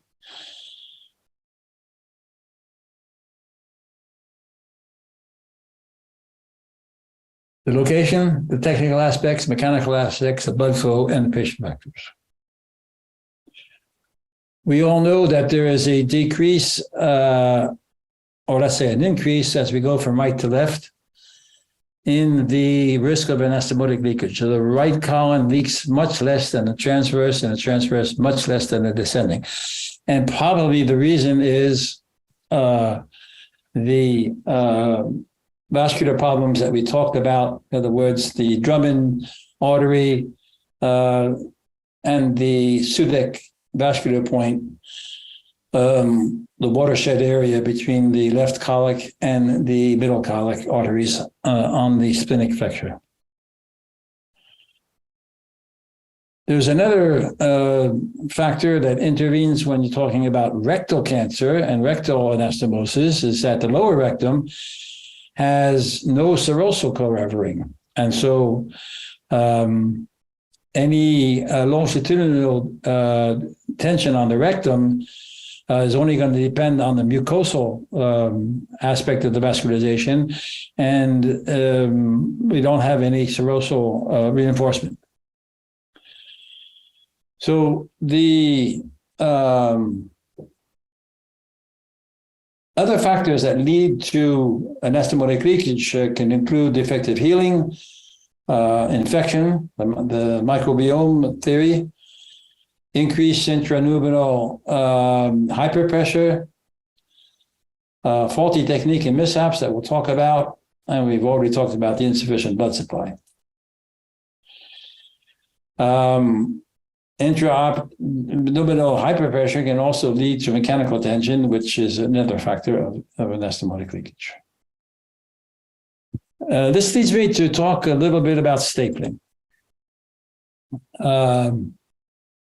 Everybody uses staples today like they use a fork and a knife.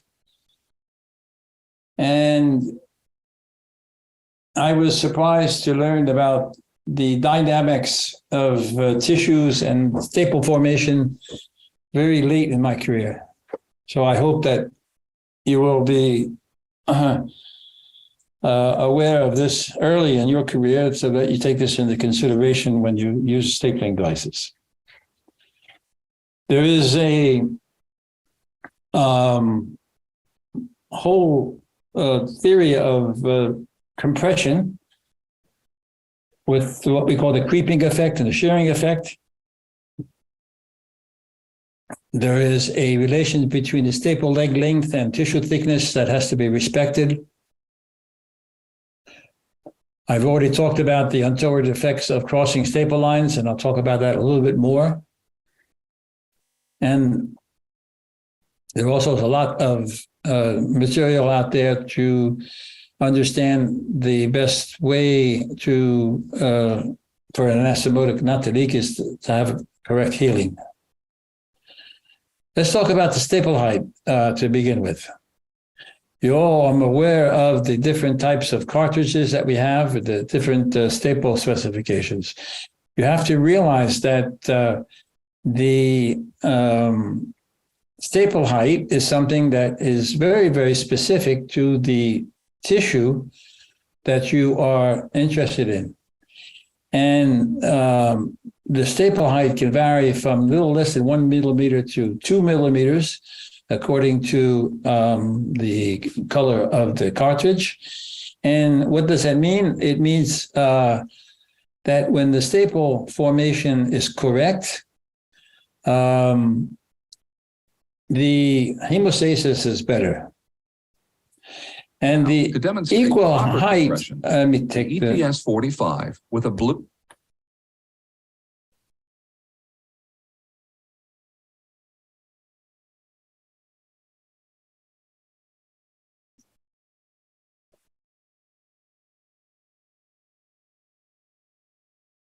Seconds. I want the you to angle will listen travel to about half a see millimeter what's happening here, closer but I to have to take off the cartridge, sound. which means it delivers half a millimeter tighter staple.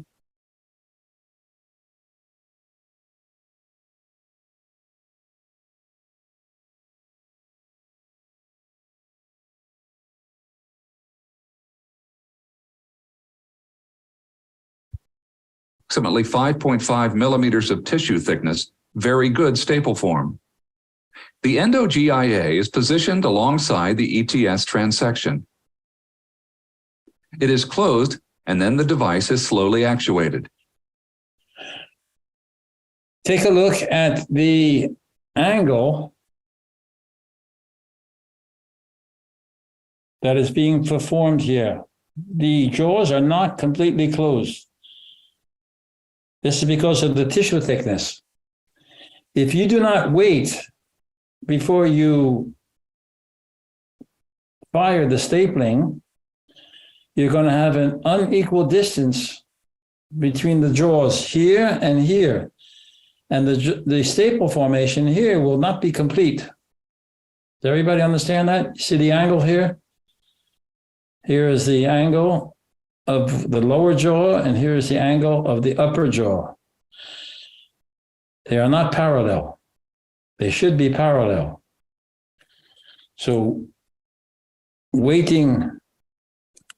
Now, to demonstrate proper compression, the ETS 45 with a distance at a time. This allows the I-beam to create the same type of compression that the surgeon enjoys with the ETS 45 automatically. See how the jaws are closing? On the top and a shoe on the bottom. As the time goes by, the two jaws become parallel. If it is done now,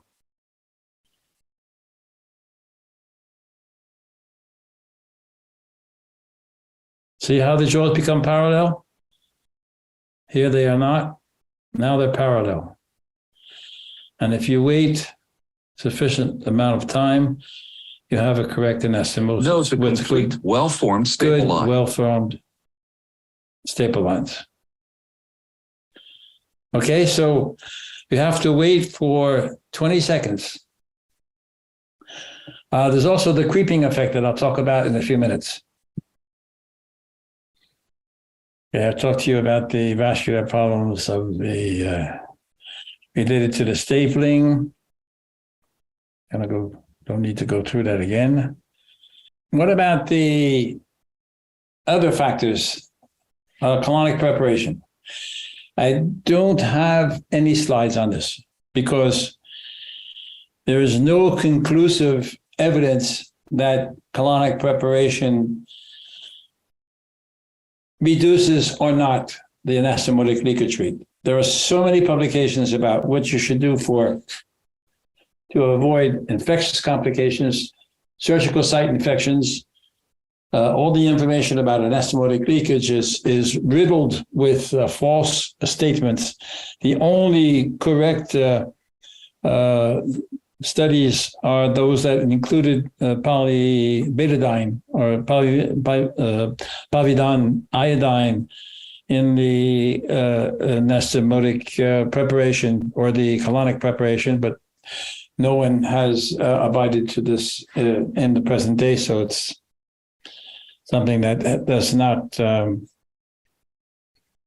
have its importance anymore. Theoretically, once you have finished an anastomosis, you should look for the donut integrity, whether the donuts are complete or not. You see the example here of a complete donut on the proximal and on the distal, or on the distal and the proximal segments once you have performed the anastomosis. If they are intact, it doesn't mean that you're not going to have a leak. But if they are not intact, there certainly is an increased risk for a leak. I personally look for the donuts, but I don't pay that much attention to them.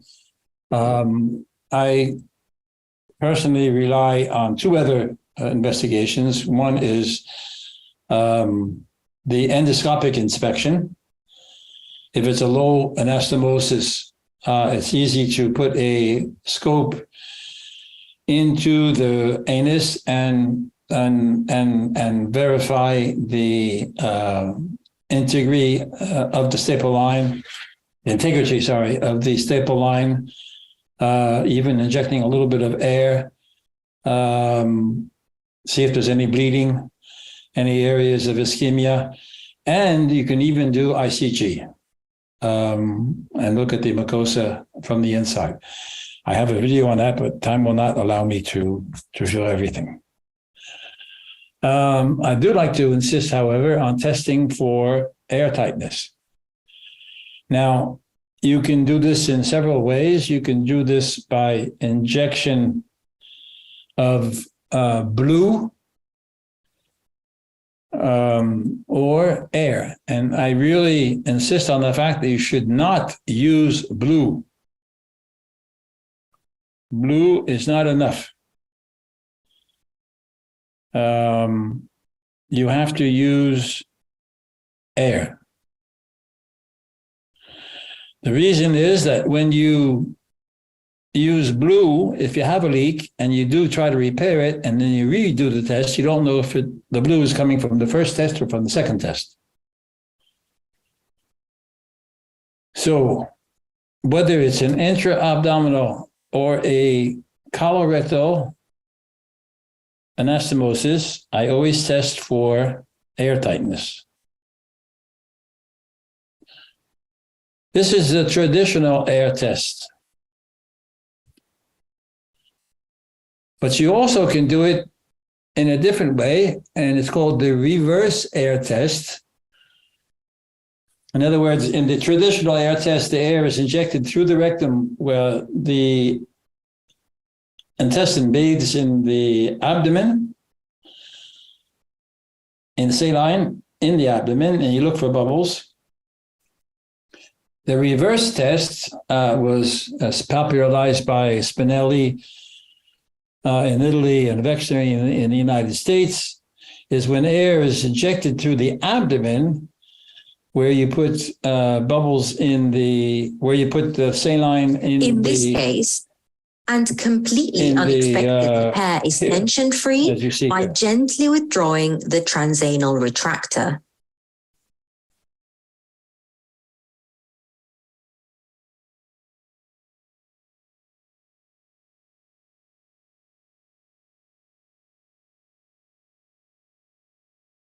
If there's a leak, there was a leak, and then a suture was performed, and then there is no leak. And the second time, the air test was performed. So, testing for air tightness from the abdomen or from the inside out or outside in, both are ways to do it. Don't forget the stump. I always test for air tightness of the stump before I do the anastomosis as well. And Wexner in 2019 said that there should be a quadruplet technique, and I would add there's a fifth to that quadruplet technique, which is the stump. So you test for air, you look for the endoscopically, you do ICG, and you look for the donuts. They're all valuable ways of testing. Now, let me talk a little bit more about the ICG. I've talked about it. I want to go into a little bit more details of how it's done. Indocyanine green is a dye that was used for photography. And actually, more than 50 years ago, the Mayo Clinic used it to perform angiography for the retinal veins of the eye. The basic quality of indocyanine green is that it is not metabolized by the human body. It binds with albumin and is removed fairly quickly by the liver, and it goes into the bile. And this is why it's used very often nowadays for intraoperative cholangiography during bile duct surgery. The toxic dose is very high. We saw that before. So that means that the investigations can be repeated. Now, it works in this way. It is a dye that binds to the plasma and goes into the vascular bed. And then when you irradiate the tissues with near infrared light, which is 805 nanometers in wavelength, this excites the ICG, which becomes fluorescent. And if you have a camera that's capable of detecting that fluorescence, you get a vision of what the protein that's carrying the ICG. And these special cameras or telescopes are readily available, as I said today, either with Storz or with Stryker.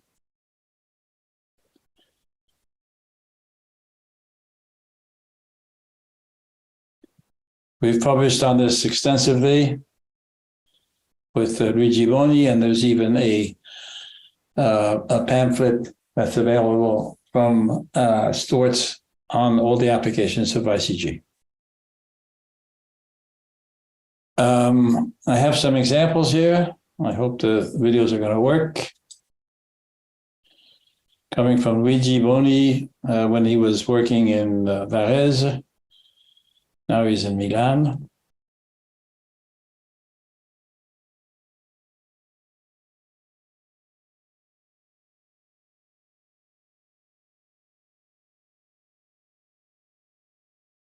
This is an example, extra peritoneal.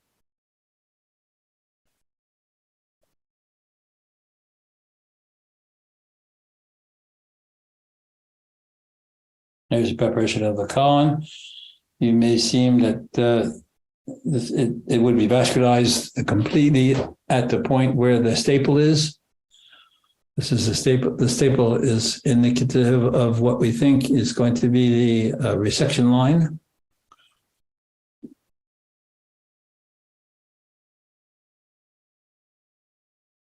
Here's what it looks like once you inject the ICG.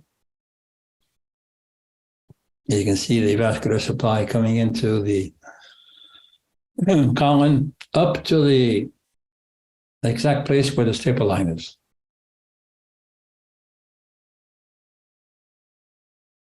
So you can be sure that if you do an incision just to the left of that margin, which is very difficult to see in white light,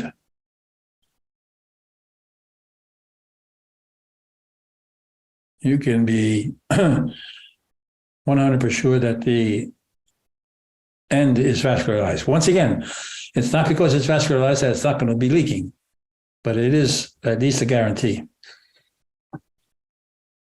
The other is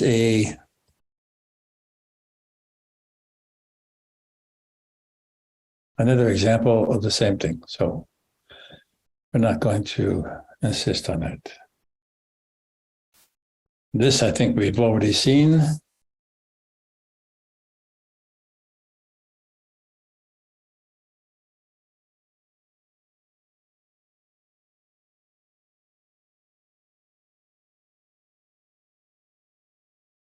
Yeah, I have other examples. We don't have the time to go through them all. But here you have an example of the mobilized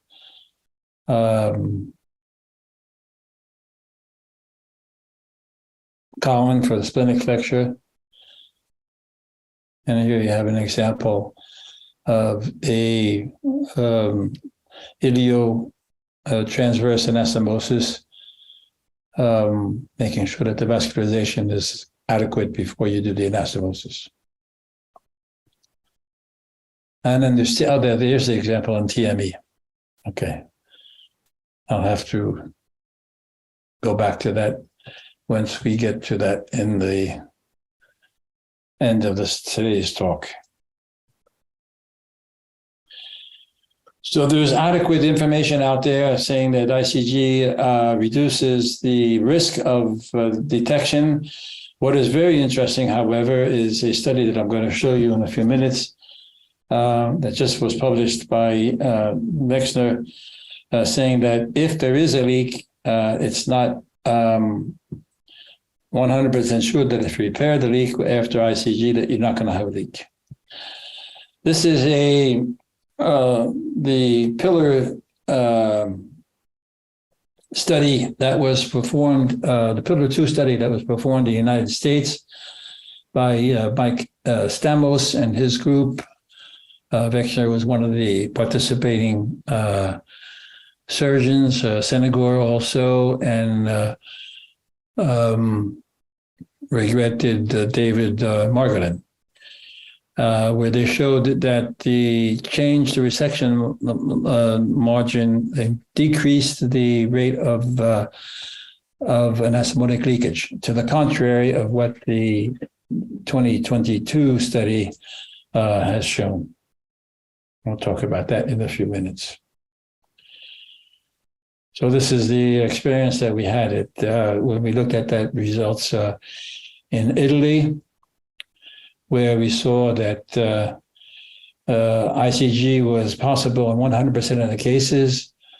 It led to a change of point of transaction in 4 cases, and we had an anastomotic leakage rate still but it seemed to be very interesting as a prevention. So there are studies that have looked at the literature and have performed meta-analyses, and this is the latest meta-analyses coming out of Italy by Roberto Ceracchi and his group, where they said that the use of ICG to assess anastomotic blood perfusion leads to a significant reduction in anastomotic leakage. I don't know how they were able to determine that, but that's what they say, as well as the need for surgical reintervention, especially in the patients. There was no comparative study, so I don't know how they can say that. But anyhow, they did say that. And this is the study that I was referring to that was just published by Wexner. No, this is not the study I was referring to. This is another study of a expert opinion where we evaluated. I was one of the contributing authors of this, where we were asked different questions as to what was the ideal dose, what was the ideal timing for evaluation of colonic vascularization. And the consensus was it was between 5 and 10 milligrams of ICG, and 30 to 60 seconds before you try to see them. You need at least a minute in order to have a full visualization. Now, the lines should be flushed with saline, but the ICG powder, which comes in a fuel of 25 milligrams, should be diluted half and half. And when it's half and half, you dilute with the 25 millimeters, which corresponds to 20 cc's, with the 10 milliliters of distilled water, not saline. Very important that you don't use saline to dilute the ICG. And yes, there's another meta-analysis that came after the Italians. They said the same thing. ICG reduces the anastomotic leak. The rate is much lower, and here they had significant heterogeneity. They looked for heterogeneity, which the other study did not. And then in surgical endoscopy, Wexner just published this paper, which is a little bit different. In other words, they said that, first of all, the systematic review included 27 patients. It's the highest amount of studies, and they looked at the change in surgical plan and whether it influenced the leak. It was very difficult to perform because, first of all, there was a lot of heterogeneity due to the differences in the dosing of the ICG. You can see how that varied from one study to another. And they said that it was likely to be associated with lower odds of anastomotic leak than traditional white light assessment. However, when the ICG detected something wrong and the surgeon decided to change plans, there was a higher odds of anastomotic leakage. What does that mean? That means that perhaps once you detect a defect with the ICG, there is no correct way of determining where you should cut the intestine in order to have a better vascularization. Or it may be during that operation or that procedure that you interrupt the vascular supply. It remains to be determined. So there's still some work to be done here. There are still randomized trials underway. 3 studies have been published. The Pillar 3 was the continuation of the Pillar 2 study by Stamos in California. They were unable to show that there was any difference, but the study was discontinued early because of troubles with patient accrual. They couldn't get the amount of patients that they needed. But even though they did a worst case scenario, there was no difference, no significant difference in the results. The Italian study by Denardi was performed and completed, published in Surgical Endoscopy in 2020. They had a difference, but that difference was not significant, even though it looked twice as much. And the only study that did come out with a statistically significant difference is a Russian study, the FLAG study. But the only significant difference was in the subgroup analysis of the low colorectal anastomoses. In other words, anastomoses between 4 and 8 centimeters from the anal verge. There are still 3 other studies that are underway, 2 from the Netherlands, and 1 from the UK, but we still don't know the results of these studies. So, in conclusion, prevention of ischemia depends on remembering what the anatomy is about, making sure that your dissection is complete, careful. Make sure that your anastomosis is without any tension, any twist. Probably there's a routine, there's a need for routine ICG. There is a need for checking your anastomosis from the visual point of view, from the endoscopic point of view, from the IC point of view, and testing for air tightness. And then to make sure that you have any correctable patient factors beforehand. For instance, making sure the patient has good diabetes control, trying to control for hypotension during the operation, making special attention, taking special precautions to the person with a cardiovascular problem, with a cardiorespiratory problem. The sitting chair or the sitting chair position, as opposed to the anti-Trendelenburg for operations and especially in the obese patient, taking care that the operation doesn't last very long and being sure that there's no compression problems. All these have their importance in the outcome that can lead to intraoperative events that influence the rate of anastomotic leakage.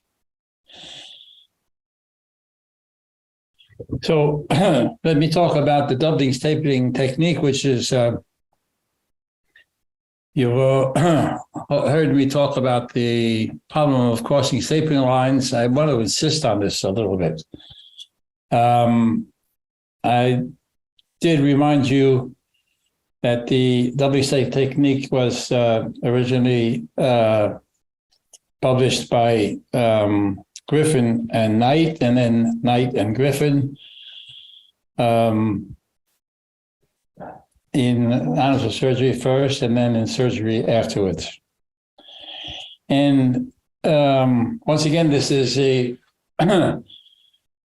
tribute to Mark Ravitch, who deserves to be honored for his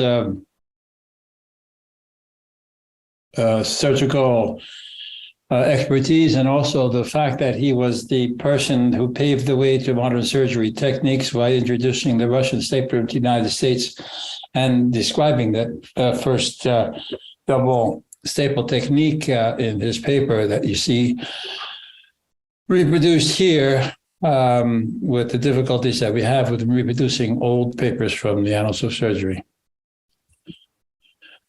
It's of note that the distal stump was closed with a purse string and not with a staple. It was not stapled off. So we've looked at the problems before, but I want to insist on the fact that the incidence of accidents and even stapling mishaps are underreported because surgeons are not that well concerned by scientific activity or integrity, but they're afraid to do so. They don't want people to say, oh, they're not doing what they're supposed to be doing. They don't want to recognize or they don't want to publish their complications. Those who do publish it probably publish it in non-index journals that are not seen by everybody else. So there's a regular selection bias in the registries and inaccurate reporting worldwide. More importantly is that many anastomotic leakages can occur after hospital discharge, so they're not reported in the hospital record. And all the NESQIP statistics that we have may be inaccurate on that because of the fact that the anastomotic leakages that occur after hospital discharge are not recorded in the hospital report, and therefore they go unnoticed, or at least they go unreported. I've talked about the blood supply. I'm not going to insist on that. I'm going to go very quickly on some of these slides here. I just want to talk about the tissue dynamics and the ischemia that's related to stapling. So there is an effect on tissue compression that has to be taken into consideration. When you staple, you are destroying a little bit of the biphasic nature of tissues. And when you put a staple in there, there is a energy problem that has to be taken into consideration. And these tissue dynamics are something that we don't know much about.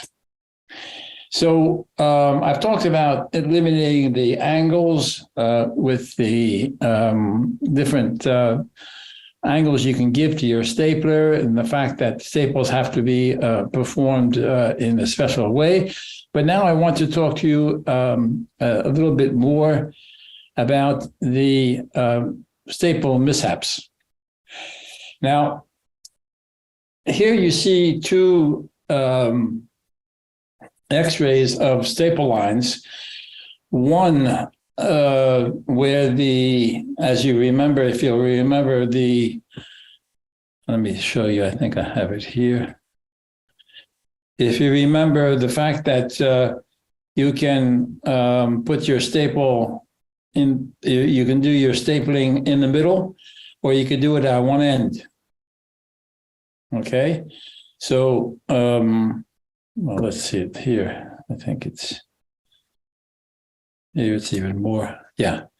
So you see you can put it here in the middle or on the end. And accordingly, you're going to get although it's not in the same order, you can get a staple line that's going to be, as you see here on A. So you see that according to whether the staple line crossed over on one edge of the rectal stump or in the middle of the rectal stump, you have one or two crossovers of staple lines. And take a look at the staples at the end. See what happened when they were crushed? This is a staple line that was in the middle of the rectal stump before the circular end-to-end staple lines were crossed. And this is the middle part of the staple that came out. And you see that where the jaws crossed each other for the circular stapling, the staples have come undone. Now, they were removed, of course, but you can easily imagine that the staples that were left there, the end staple might also have come undone.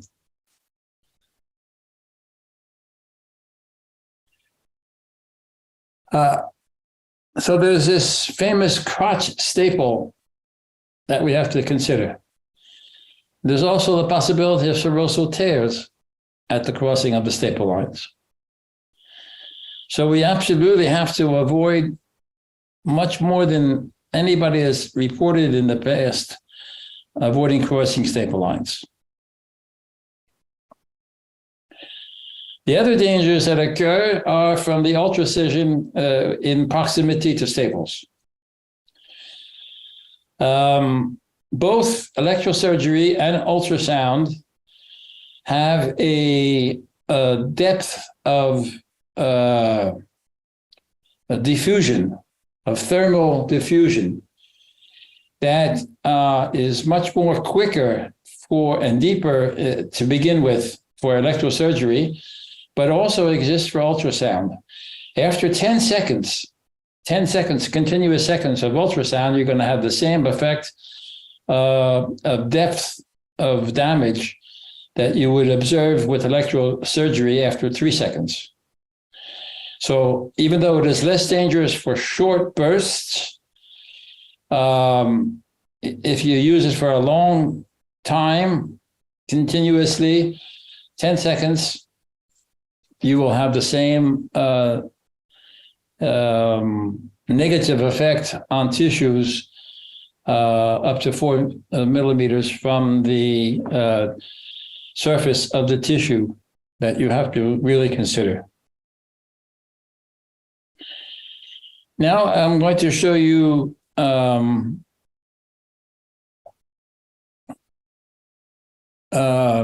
another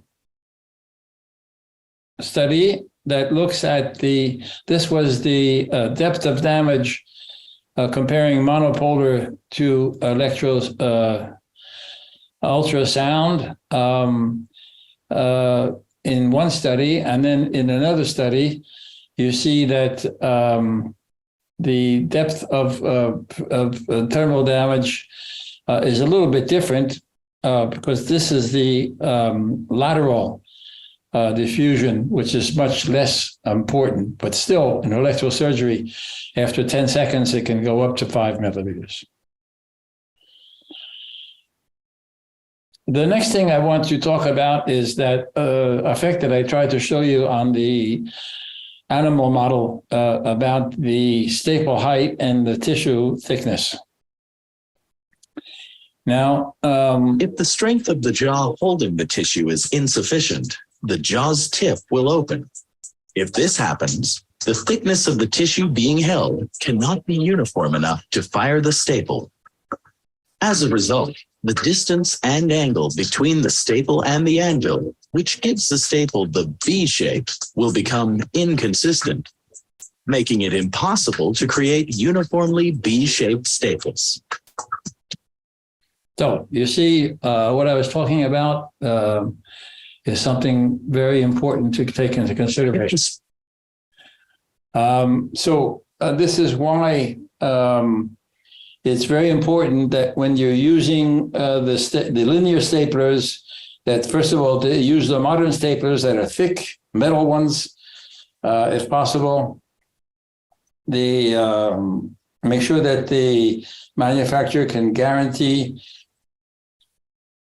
the quality of the jaws, and above all, once you close the jaws, wait for 20 seconds before you fire to make sure that the tissue effect has taken place and that the water has seeped out of the tissue so that the jaws become parallel.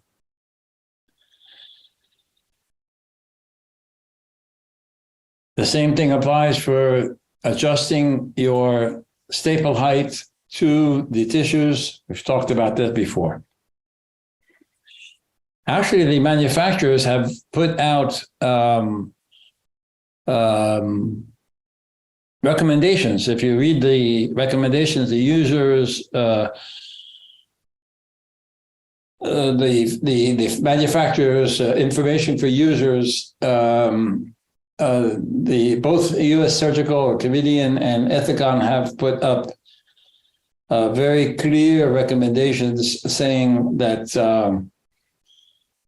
the staple height has to correspond to the tissue height, and that certain staplers should not be used for thicker tissues. This is especially true for the bariatric surgery, where bariatric surgery, of course, is working with the stomach being a very thick organ as compared to the colorectal tissues.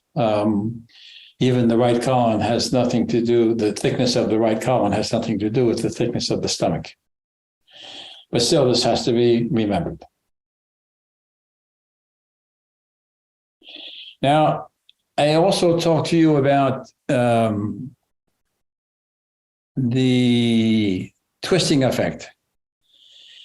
And aside from the fact that when you do a double stapling technique, you may have fecal inclusion on the suture line or stretching of the sphincter, there is another effect that you have to avoid, and that is the twisting. I hope it's going to work. Yeah.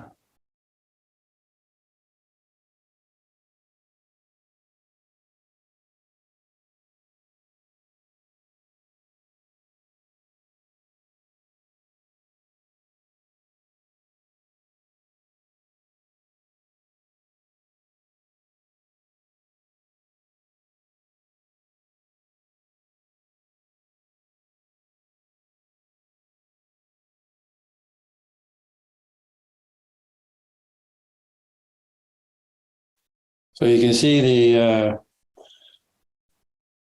the effect.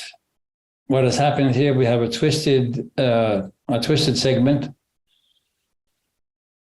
Of course, this is going to be a source of ischemia postoperatively, so this should be avoided. But if it happens, I have to do something about it. And here you see that the twisted segment has been resected and the anastomosis is being redone.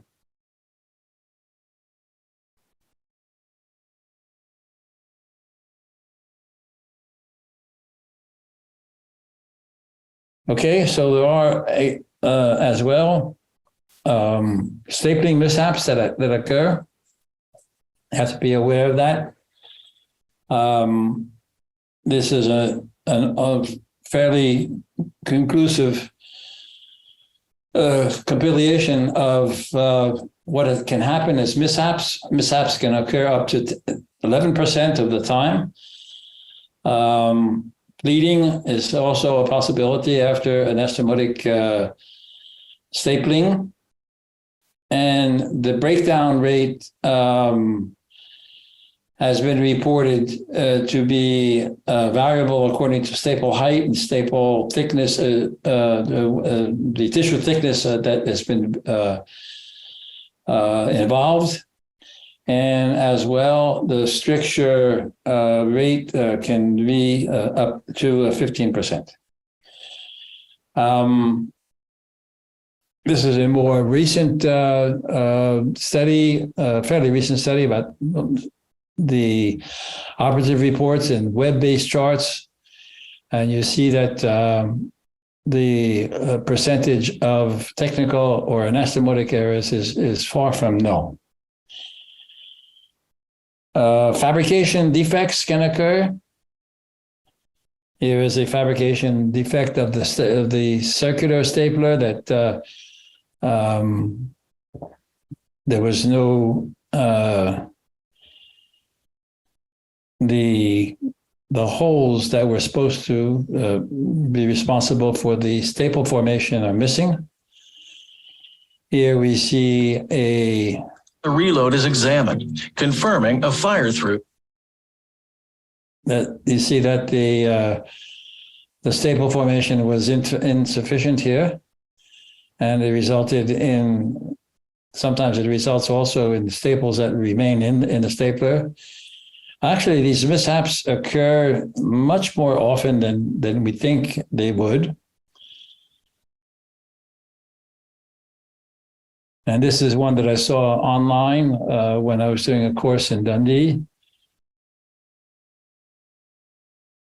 I was commenting this colorectal anastomosis, and once the stump was closed, the surgeon on the anal end, we saw that the staples were unformed. You see the staples that are unformed here. So we asked the assistant to put a finger into the rectal stump and to see what was going on. And look at what we saw.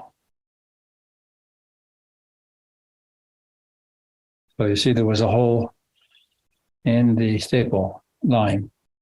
Now, if you had only looked here and you did the anastomosis here, you would have missed the hole that is over here.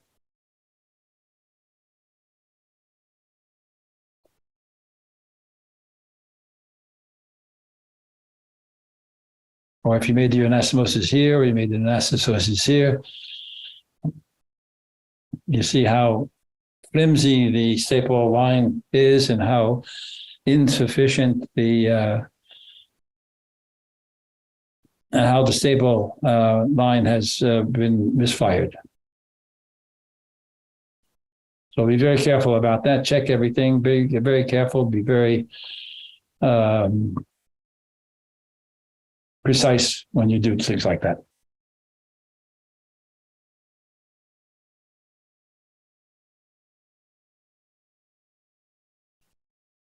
Same thing here.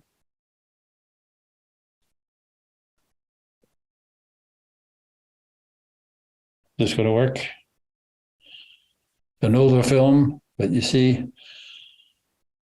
how staple lines can cause problems. You see also all the staples that are missing, because here you see the person is putting the staple, he's not waiting, he's firing it right away.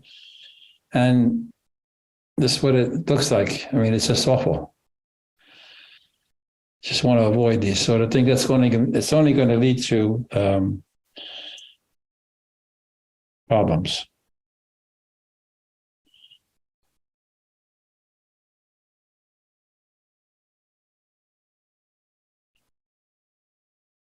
Okay, so I did talk about the solutions before, so I will not insist on that. But there are other alternatives that I want to talk to you about now. I did talk to you about the contour. I showed you the example of the contour. I told you of the vertical rectal division. There's also hand-assisted laparoscopy. You can use that to perhaps include the whole rectal stump into the firing so that you don't have to worry about crossing staple lines. But there's other things that I want to talk to you about, and essentially is getting rid of the second staple line.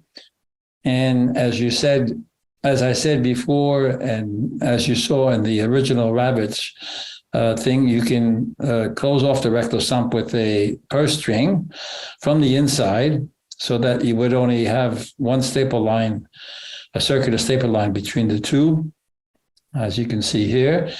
It's also a way of getting rid of the dog ears at the same time. And then there's other alternatives. Getting rid of the dog ears is you can reinforce the staple line, or you can use what is called the Illuminati technique, where there's a double staple pull through. You pull the stump through, and then you do the anastomosis on the outside. Or you can close the stump manually. As I said before, Gallagher was the first to do that many, many years ago. And here is the original paper that I was talking to you about, 1979. I thought it was 1973, but it was 1979. And then Spinelli has retaken this idea and published a modification that is worth mentioning. Here is the original Gallagher paper, where it shows that the purse string was done through the anus, with the anus in place, of course, making it a only one staple line being performed, as you see here, whereas the where is this? Oh, sorry. Yeah, here's the Spinelli technique, which is called the TSS, I don't know what, single staple technique. Here is how it's performed. You have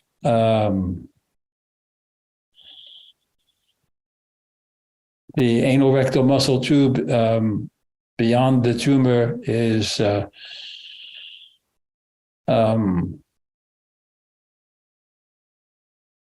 have a full peri-mesorectal dissection down to the level of the spot where you want to divide.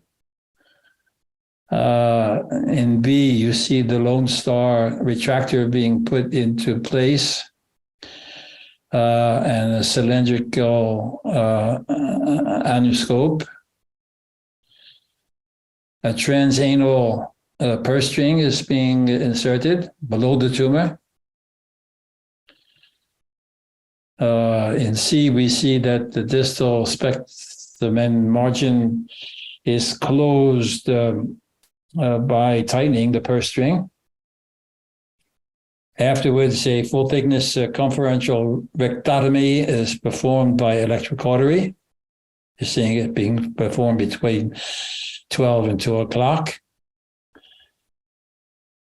The fact that the camera and the light from the laparoscopic end are still in place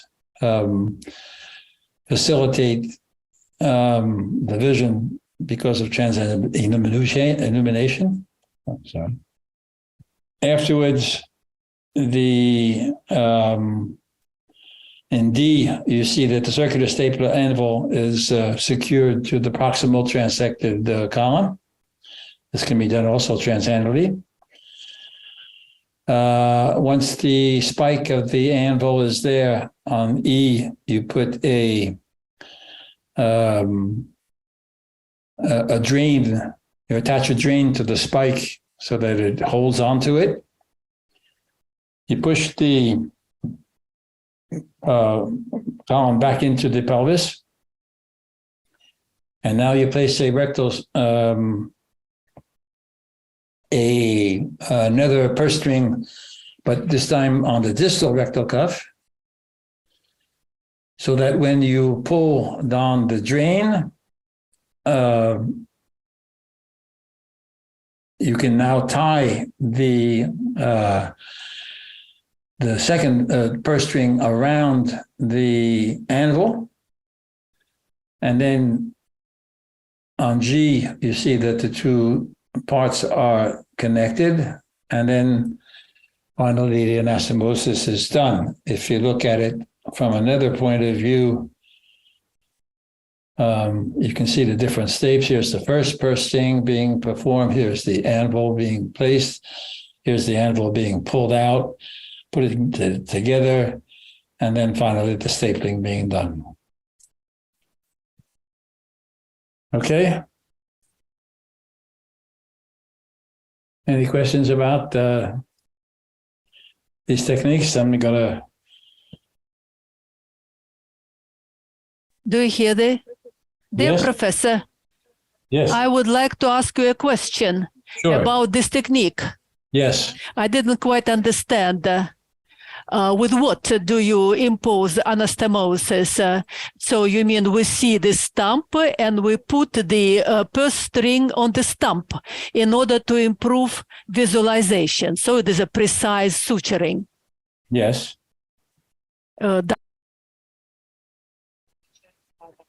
And in what way is it different from the standard anastomosis when we use a linear staple, yeah, to remove the number of staples of clips? Yes, because you don't use it. You don't use it. You don't need the linear stapler. All you use, the only staple machine that you're going to use is a circular one, because the two ends are closed with the purse string.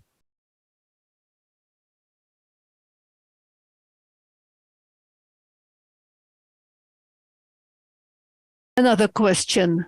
In your practice, do you use transanal drainage in case of low anastomosis, or there is no need for it, especially when we form preventive stoma? Yes, I have not used a transanal drainage for years. I don't believe that it works. I don't believe that it's necessary.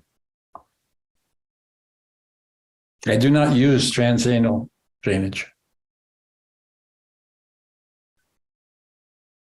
Thank you very much for a very interesting lecture. Thank you. It's a false impression that people have to think that drainage prevents anastomotic leakage. It does not prevent. The only thing it can do is to show when you have a leak. When you have a leak, maybe it will show. But if it doesn't show, it doesn't mean that you don't have a leak. So it's a false security. It gives you a sense of false security. And I personally never drain my colectomies. Never, never, never.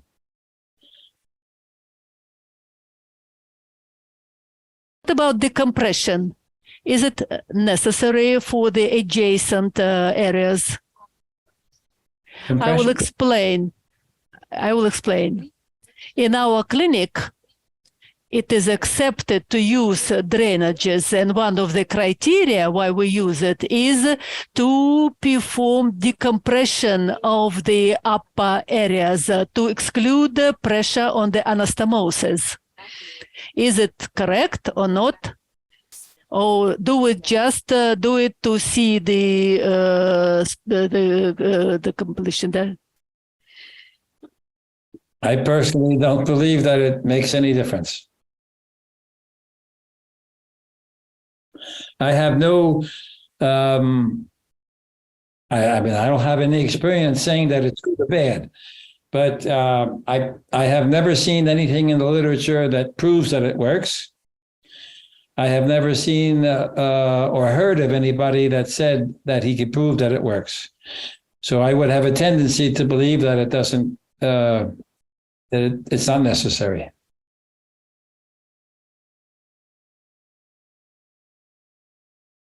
Thank you very much. Thank you. So the idea of transanal rectal surgery comes from a very nice lady called Patricia Silva, who works in New York. She actually published this first paper more than 10 years ago when she was working in Boston. She was a very avid fan of transrectal surgery for a lot of operations, and got the idea that it may be possible to do a TME from bottom up. She contacted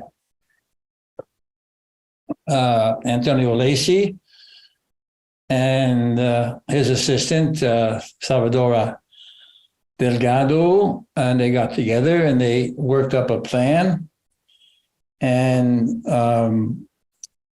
they worked on the idea. Now, the idea was wonderful. However, there is, alongside the purported advantages of lower conversion rates, better TME specimen with better oncological outcomes, lower anastomotic leakage, especially improved functional outcomes and quality of life. And the advantage was that they would be well adapted to the obese, to the male with the low tumors and this, all the inconveniences that we talked about.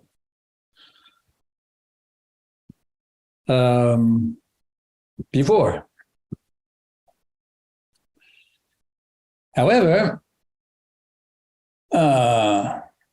nothing has really held true. The conversion rates in all the studies have been high, even though some authors reported lower, the Canadians and the Dutch.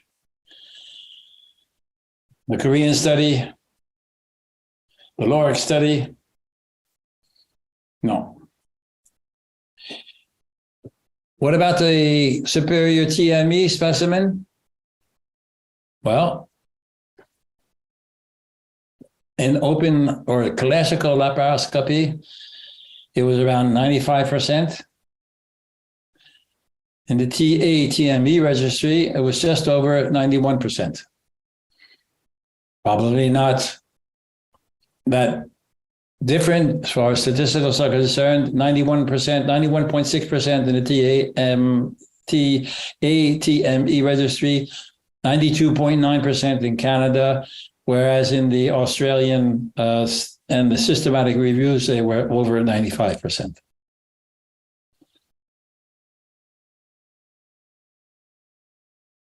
What about better oncological outcomes? No data. However, in the 2021 audit of the Norwegian registry, the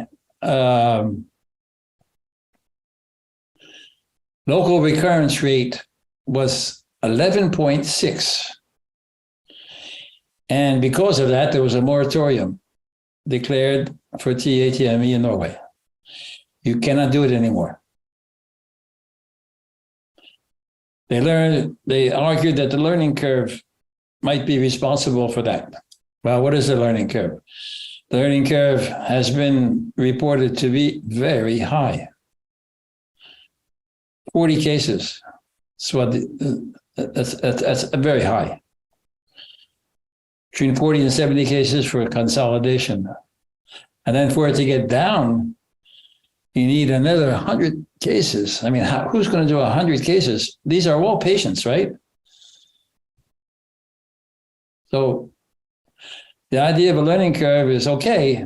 It's good for descriptive statistics, but don't forget that there's 100 patients here that are getting suboptimal treatment.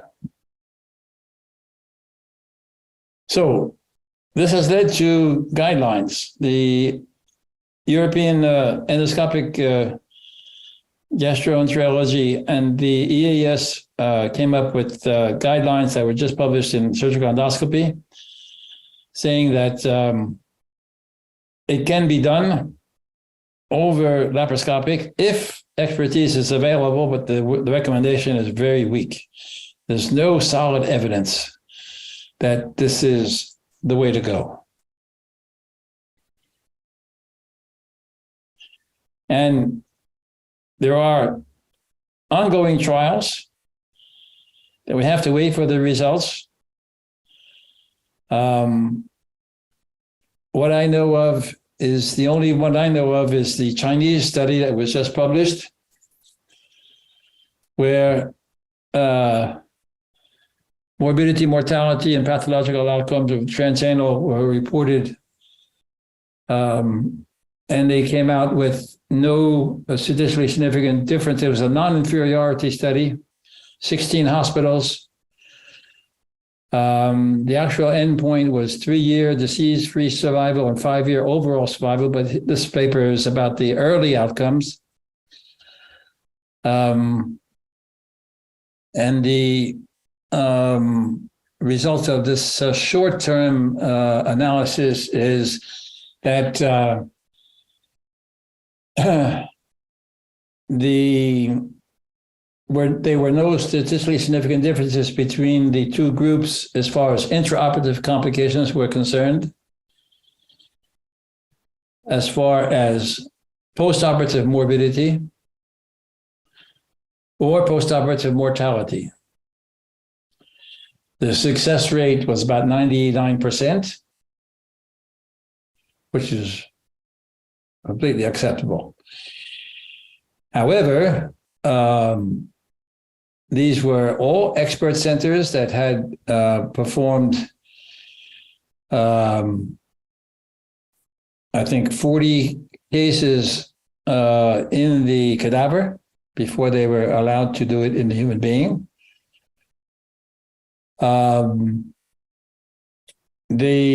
All the participation centers were in China, and because of the unique demographic characteristics of Asians, where obesity practically doesn't exist, or it's obesity is concerned when you have a BMI of over 25. It's not, let's say, reasonable to say that these results are transposable to the usual European candidate. So lots of problems. As I said before, there's a different anatomy. You have to be familiar with the anatomy bottom up. It's not the same thing from the top down. Requires experience in single port surgery because you're going through a single port device set up in the anus. You have to have an adequate instrumentation skill and anesthesia. This is the gel point or air seal access port. Both of them are previously described and well used. What can go wrong? Lots of things that can go wrong. I'm not going to I don't have the time to insist on all of them.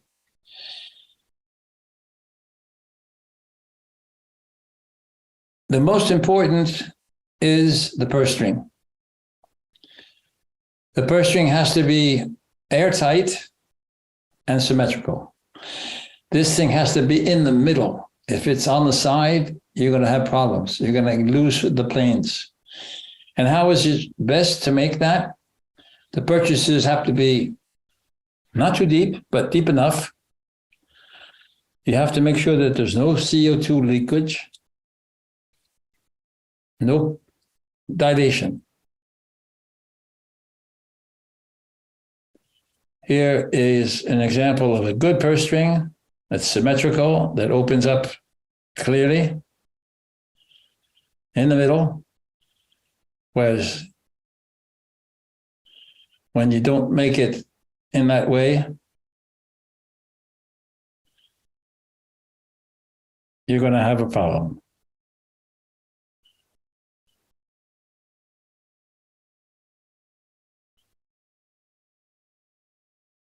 I don't have the time to let you go through the whole suturing deal, but let me run this at the same time. You see that when the purse string is not symmetrical, it comes up to something like this. And then once you start opening it, you're going to get into trouble. Where if it's completely symmetrical, once you do the rectotomy here, you're going to be in the good plane.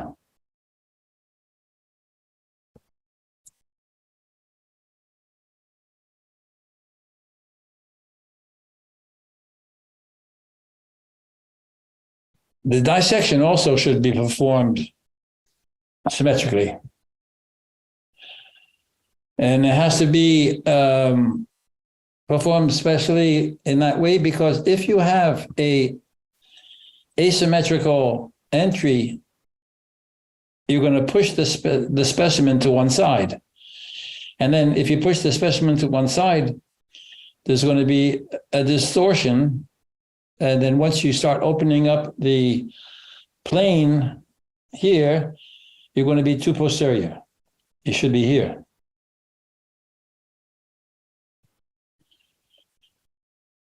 If you have a retroperitoneum, you're going to make things worse for the intraoperative team. You're not going to be able to do the job from the top, bottom, as much as from the bottom to the top.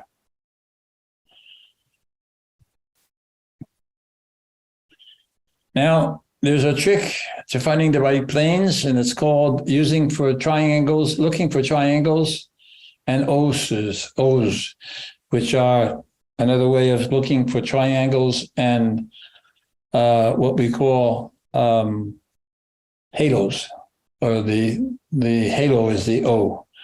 And what it means is when you dissect, you should be always at the tip of a triangle and not here. I'll show you what I mean by that. Is when you start dissecting, you should be at the tip,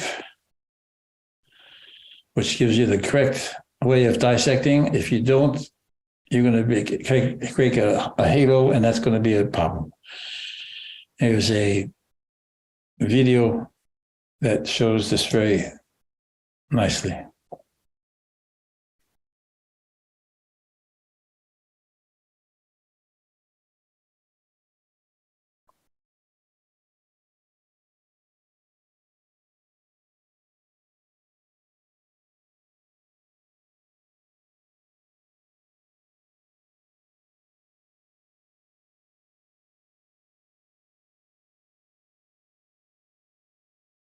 So as you dissect out, you're going around the first string has been tied. Now you're looking for the mesorectal plane. So you look for, here's the triangle. You see the triangle here? Here it is. Look for the triangle. If you do it here, you're going to get a halo. You want to be here. Here's the plane.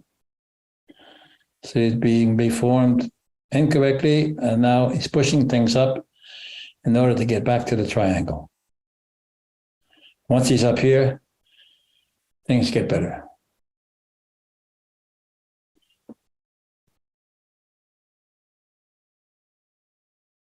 Other dangers are dangers to the pudendal nerves, to the neurovascular bundles, and of course the urethra. Pudendal nerve is very close.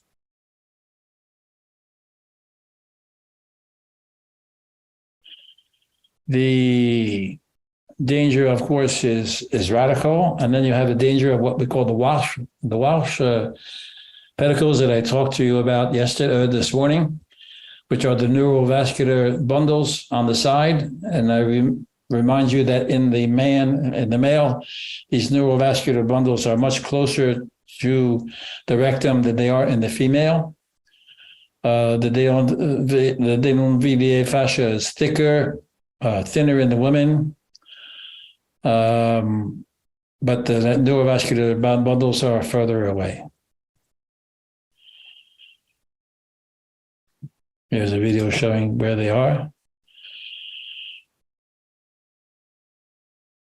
If the section is done too lateral or too anterior at this level, this would lead to an injury of the neurovascular bundle. Yeah. You have to know that they're there.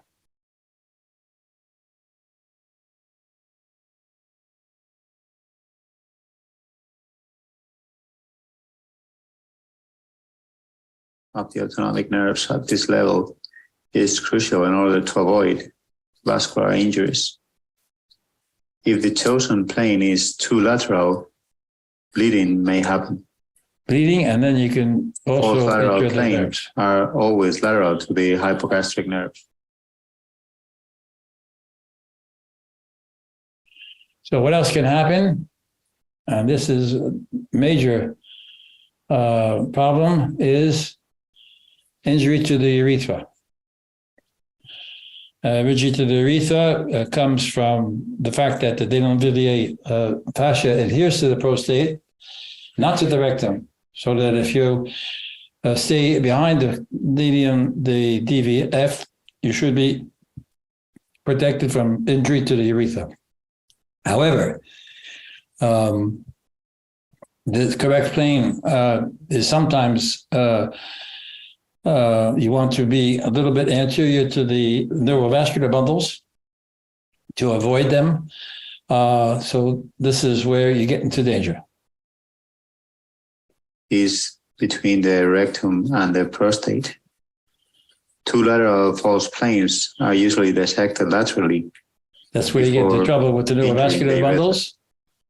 And in the middle has traditionally been used by the urologist in prostatectomies in patients with small prostates. There's the prostate. Okay. Preparative MRI should give us the information about the size of the. It is easier to perform urethral lesions in patients with small prostates. There's the urethra here.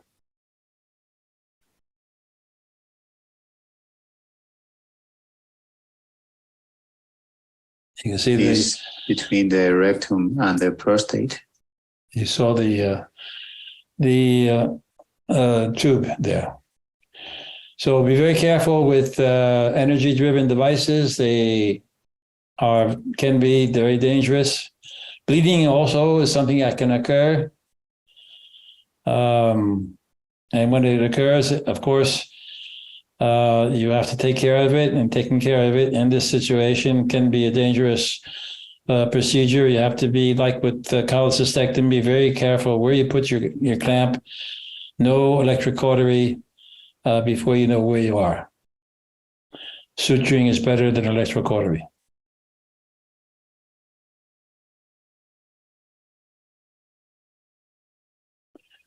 Disaster comes from the sacral venous plexus, which I'm sure you all realize is a very dangerous situation, even in open surgery.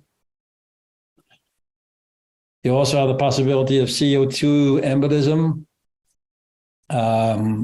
This calls for close monitoring from the anesthesia side.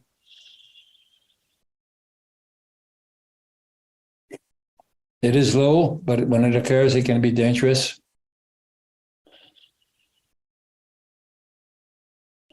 And especially when you have tangential vein injury, this is where it occurs. If you have any vascular injury, stop the insufflation, check for the bleeding, and then don't continue the operation before the hemostasis is performed. So in conclusion, this is an excellent idea. However, it is an operation that's very challenging. It should be performed with two teams. You need specific instrumentation. You need specific training with single port surgery, and you have to be skilled with suturing through a single port. This is something you want to not to do in the beginning of your experience. It requires a long learning curve, as I said, more than 100 cases that you should do in the cadaver before you get skilled enough to do this. Don't embark on transanal TME before you have adequate training in this. Let me talk about complete mesokelvic excision now. So now we're going to talk about another issue which has been a hot topic. We've talked about TME for rectal cancer. Now we're going to talk about what we call complete mesokelvic excision for colonic cancer. And parallel to the concept of total mesorectal excision by Bill Hild. By the way, there's tons of papers, but no level 1 evidence that it works, but everybody does it, and the recurrence rate is historically much less than it was. Hohenberger in Germany had the idea that if we did the same thing for colonic cancer, we should have better results. And actually, he, in 2009, published a paper in colorectal disease where he reported a very impressive 95% 5-year cancer-free survival for his method. However, the same thing that when we look at Bill Hild, surgery has improved over time. And we're getting better because we do things better. We're getting better because we do things more precisely and because instrumentation allows us to do things more precisely. So it is important, of course, that Bill Hild reported that the TME was an improvement. It's important that Hohenberger improved results with the CME. But this is, I don't want to diminish anything about these two people. They're certainly worthy of praise, but they haven't reinvented anything. They just have applied good surgical rules to what surgery should be about. But the study of Hohenberger is there's a lot of methodological errors that, or not errors, but a lot of things that can be said about the methodological comparison that he made, saying that things were better. It was an historical comparison, first of all, 2 different periods, the period of 1978 to 1984 compared to the results of 1995 to 2002. They excluded all the patients that died. They excluded the patients that didn't have a tumor status that was known, but that was okay. They excluded patients that had cancers associated with IBD or with FOP. They excluded the resections that were not AR0. I don't know why they did that. That's not, of course, that's going to make results much better. And they excluded the patients, quite a few, almost 90 patients that had no histological data. Makes things much better. Anyhow, when you look in the literature and you go back into time, actually in 1909, there was a paper that reported something very, very similar. So actually, when you read the paper, the ideal operation consists of removing considerable length of gut on each side of the growth, primary glands, together with the vessels, and the tissues in which the vessels lie. They call that the vascular injury. Les Boki from the beginning of the 21st century was using this technique. We didn't call it anything. He didn't call it a CME, but he had the idea of using that sort of mesial colic excision even before the word came out. So he had to repeat his investigations in 2015 and say that he was doing this for many, many years. So what are the principles of the CME? Principles of CME are complete removal of the mesocolon as an intact package, as the same thing as the TME. The idea being that this would prevent spillage of cancer cells and avoid local recurrence, or at least reduce the local recurrence rate. The second component would be a central vascular ligation, high ligation, if you like, for the IMA, high ligation for the ileocolic vessels on the right. and the idea being to improve the central lymph node harvest. Now, I have not insisted on this, but in left colectomy, when you do a low ligation of the IMA, it's completely possible to also to do an extravascular excision of the lymph nodes up to the root of the IMA without actually cutting the IMA. Here, the idea is to do a high ligation, central vascular ligation, and include the lymph nodes in that same harvest. And then to improve the pericolic lymph node harvest, you have to have an adequate length of bowel, which has given rise to a little bit of debate, but we'll talk about that in a few minutes. But these are the principles that were put forth by Hornberger. Let me just insist on the fact that removal of the mesocolic package means that you don't traumatize the fascia, the same thing that was true for the TME. Second, the central vascular ligation to improve lymph node harvest is okay if you include the tissues around the vascular. The problem comes from how you improve the central lymph node harvest around vessels that are intricately intertwined with others. And this is the problem with the ideal colic vessels. The ideal colic vessels, you will see, have a very close anatomical relationship with two other structures. One is the superior mesenteric artery and vein, and the second is the middle colic. And we'll see the middle colic, and the venous drainage coming from the Henle trunk. And here you will see that these are the two major dangers and danger points of CME, of complete mesocolic excision. We'll look at that in just a few minutes now. So the package. Now, what does it mean by the package?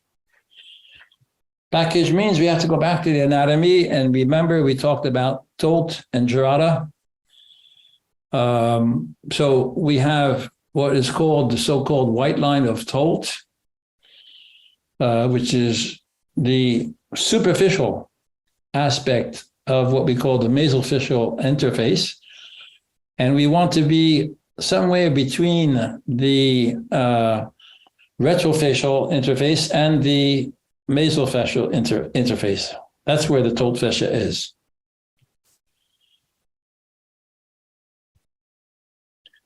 Now, if you look at this in the lateral aspect of the right or the left column, it's the same thing. Here we have a diagram of the ascending column. So you see you have the interface between the column and the Tolt fascia here.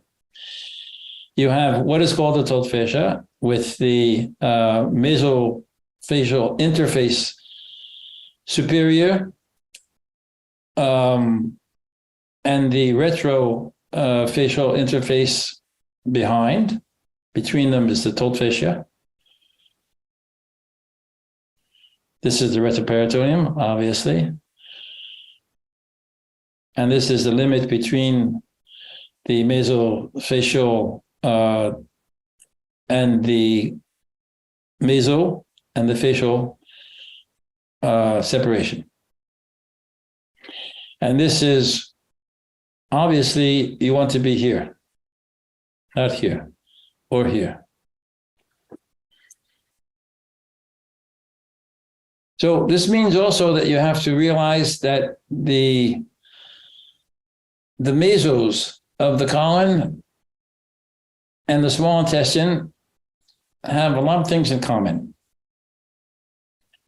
First of all, the mesocolon is only attached to the retroperitoneum along the root of the transverse, which runs along the inferior border of the pancreas. It does include part of the right flexure, not much of the left flexure. But at the ligament of Treitz, you have the root of the mesentery, of the small bowel mesentery, that runs off that same root. And all this is in common. And it's very important to realize that when you dissect out of this area, there's actually three or four planes that you have to look at. And we'll talk about that. Now, when you talk about the lymph nodes that are around this area, we all know that there's pyloric lymph nodes, pancreatic lymph nodes, superior mesenteric lymph nodes, and inferior pancreatic lymph nodes, all in the same plane. They all are in this area, which is the root of the transverse and the root of the small intestinal mesentery, with the ligament Treitz being here. So this is all in the same plane. So if you have somebody who has already had pyloric lymph node resection, this plane has already been entered.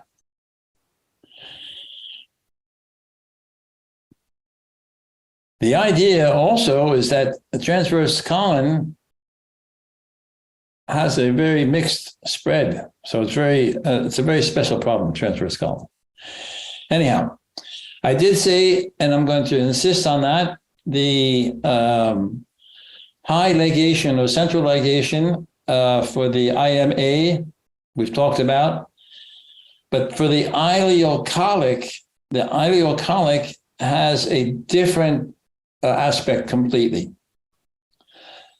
The ileocolic is very difficult to access its root. And all high ligation of the ileocolic has given rise to problems with bowel frequency and quality of life. We have not been able to get away from that. The middle colic is another problem because it's very close to the Henle trunk.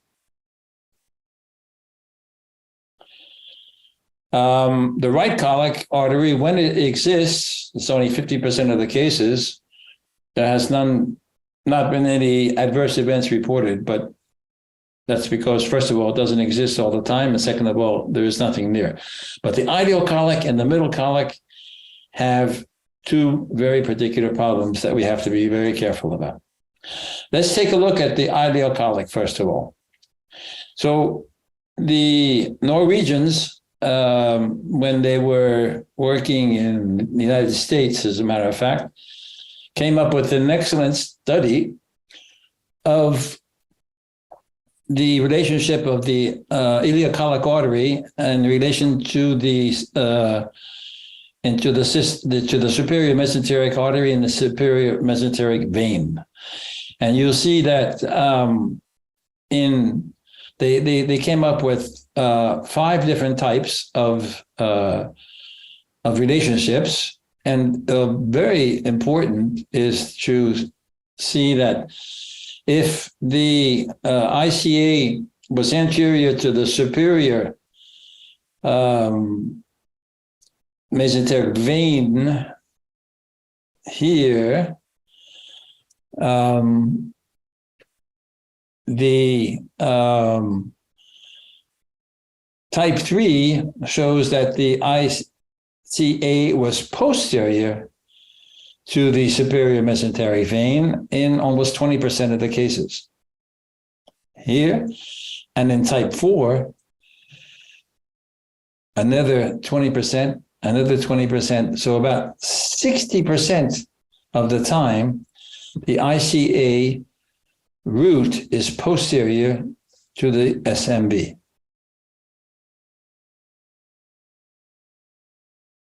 Now, what does that mean? That means that if you want to get to the root of the ICA, you have to go behind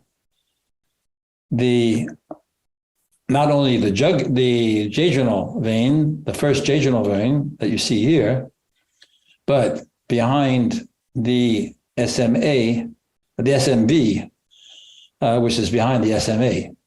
So you can see that in laparoscopic surgery, the true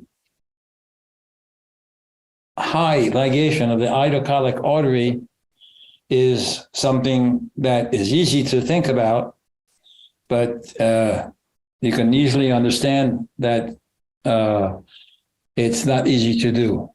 And the Chinese have come up with the use of what they call the D3 area. And the D3 area is indeed when you want to go to the true origin of the ICA, you have to realize that the anatomy is very complicated. Andrea Pietrabisa in Italy is very fond of 3D printing, and I owe him some gratitude to his on the right. Even though I gave courtesy to Luigi Boni, the printing was done by him, but the idea comes from Pietrabisa, where they looked at the composition of the surgical trunk of Henle, the gastrocolic trunk of Henle, and you see how complex the intricacy is with the middle colic artery that arises from the superior mesenteric. And you can see that in 3 dimensions, the intricacy is absolutely complex, and we have to be very careful conscious of the intricacy.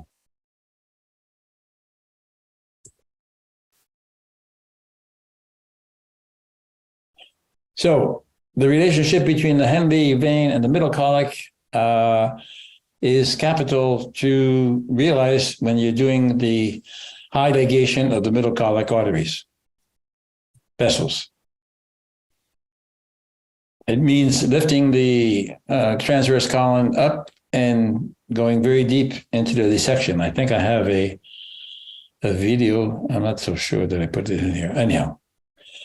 So to ensure what we call the D3 lymph node dissection, actually the Japanese have been advocating what they call central node dissection for many years. They call it the D3 lymph node dissection. Is that any different from what Hohenberger called as the central ligation? Has been also something that's been debated in the literature, which doesn't mean very much. I'll just show you some of the literature that has to say that they are very, very similar. The difference is very conceptually different. The D3 is based on lymph node retrieval, while the CME is on the ligation and intact mesentery. But actually, they're talking about the same thing. Only the problem is that with the dissection planes being different, you don't get the same result. So because the dissection is theoretically the same, the level of the vascular ligation can be slightly different because your objective is not the same. And the level of nephronectomy can be very different because you're not talking about the same thing, and you're not looking for the same thing. There's also another difference between what the Japanese call the D3 and Hohenberger calls the CME. And that's the difference comes from the length of bowel resection, which is not addressed in the CME protocol, but is very different in the Japanese, and I'll talk about that in a few minutes. The Japanese guidelines have come up with the idea that D3 involves lymph node retrieval at the root. You see that here. And they require for a D2 at least, and D3, at least 10 centimeters when there's one single feeding vessel. However, when there are different feeding vessels, things change a little bit. Here you see the DC resection once again here for the lymph nodes. However, when there's more than one feeding vessel, involved, the regional lymph node area changes a little bit.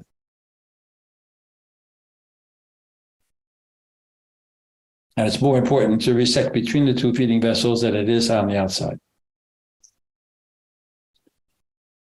So going back to the two vessels that we are concerned with, if you look at the areas of complete vessel resection, you see that it's theoretically in this area that you want to be, but it means going behind the superior mesenteric vein, especially when the ileocolic and the middle colic vessels go behind the vessel. Here we see it in front, but it might be behind. So it becomes very difficult. The middle colic artery is more easy to obtain the lymph node resection here. It is exceptional that the middle colic artery goes behind the superior mesenteric vein. It's always in front.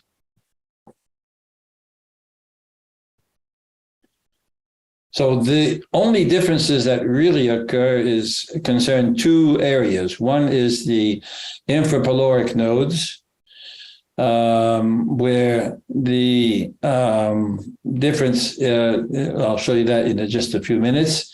Here you see the what Hohenberger advocates, being at the root of the middle colic of the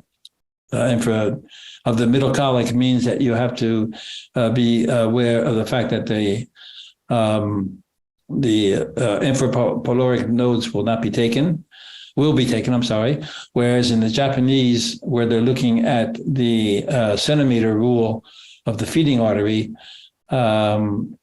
they will be leaving an area behind, and it's probably less dangerous, but the lymph node would probably be a little bit less complete. The other area that is involved is on the right gastrocolic node. You have to realize that overall, this means that you're missing the infrapyloric mode with a 4% incidence of involvement, or you're missing the right gastrocolic node with a incidence of involvement that can be between 4 and 9% between the two different techniques. So Quirk and his team, same Quirk that we talked about when we were talking about the TME, also looked at the vascular, not only the vascular, but the facial integrity of the mesocolic resection. And with his assistant, West, they published a paper on what they call the morphometric quantification, quantitation, they call it, where they have a metric which is based on the vascular tie, the central vascular tie being here, the distance, the shortest distance to the intestinal tract, and then the shortest distance between the vascular tie and the tumor. And with that, they're able to measure what they call the surface or the morphometric measurement. And with this, they were able to distinguish between the two different types of resections that we talked about, the so-called Japanese D3 and the central vascular ligation theory of the CME. And you see that there were, here is the CME and here is the D3. You see that there is a notable difference between the area of the mesentery, the length of the bowel, the number of lymph nodes that are retrieved, and the intactness or the quality of the mesocolic resection between the two techniques. But no one has reproduced these results since they were published originally in 2012. Well, what about all these metrics? Have they translated into any oncological outcome, clinical relevance? This is all nice and very theoretical and very anatomical. And what about the clinical outcomes? Remember the TME? The difference between the TME and the CME is that Heald published his clinical results before he published his theoretical results. So he was getting better results clinically than was historically the case at the time he published his first papers in 1979. And then he sort of ironed out the theory afterwards, whereas Hohenberger outlined his theory and then he looked for some clinical benefits. But his paper certainly did not convince anybody. The local recurrence rate, the cancer survival rate, and the overall survival rate reported by Merkel, which is Hohenberger's assistant, talked about a long, very long learning curve. If you think that they historically, we're talking about the period before 1994, they developed this during a 9-year period, and they implemented it during another 7 years. And then they actually reported their mature technique in 2003. And you can see that the results of local recurrence, cancer-related survival, and overall survival reflect those three different periods.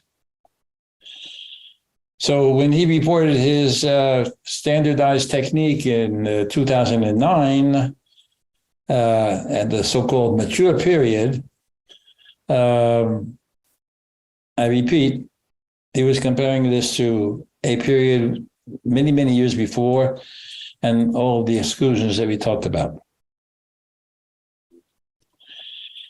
So other people have tried to do the same, and they come up with different studies that I've reported here. This is a study from Italy, where they looked at overall survival and disease-free survival with and without the two different techniques. Once again, these were historical comparisons and from two different hospitals. One that was savvy to the technique and the other not savvy to the technique, but they reported it as D2 versus D3. They didn't call it the CME at that time. A study out of Sweden also looked at a comparison of disease-free survival in a retrospective population-based study with 4 hospitals. One, Denmark, I think it was Denmark, yeah, sorry. One hospital that was performing the so-called CME technique and the 3 others were not. A little over 1,300 patients, almost 1,400 patients. They looked at stage 1 to stage 3, about 360 with the CME and a little over 1,000 patients without the CME. And when they reported the results, whether it was all stages, stage 1, stage 2, stage 3, they had better results for the CME.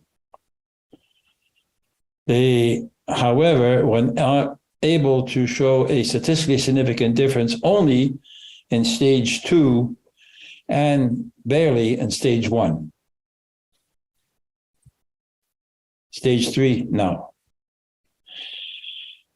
The study coming out of Sweden, 2016, much later, where they looked at 3 different groups compared to when they looked at the overall survival. They looked at, first of all, they looked at the R0 resection rate, no difference between the 3 different groups. The number of lymph nodes that were investigated, yes, there were more in group B and group 3, but I mean, we're talking about 1.5 lymph nodes if we look at it mathematically. Even though there was a statistical significant difference in the rate of positive lymph nodes, it's not a problem of the pathologist, it's not a problem of the technique. And however, as we look at the clinical aspect, what happens with 3-year overall survival, 3-year disease-free survival, local recurrence rate, or distant recurrence rate, absolutely no difference. Or no difference. No statistically significant difference. No survival benefit.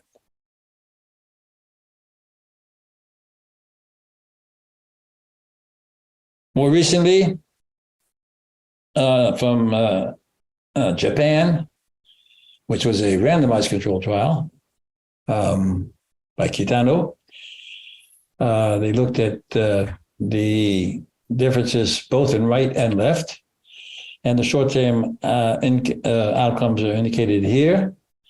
Laparoscopy, of course, providing better results as far as the short-term outcomes that we all have looked at extensively today.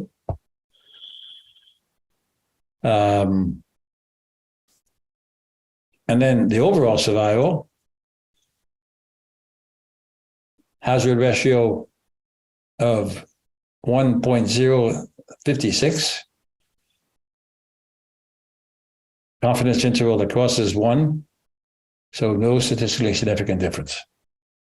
Nearly so if you use a one-sided p-value for non-inferiority, which is done a posteriori, not theoretically, so questionable. But anyhow, very slight difference.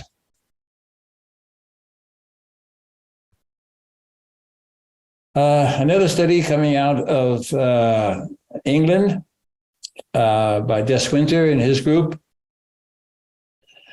where they did a systematic review, but they excluded Hohenberger's results because they were so methodologically biased.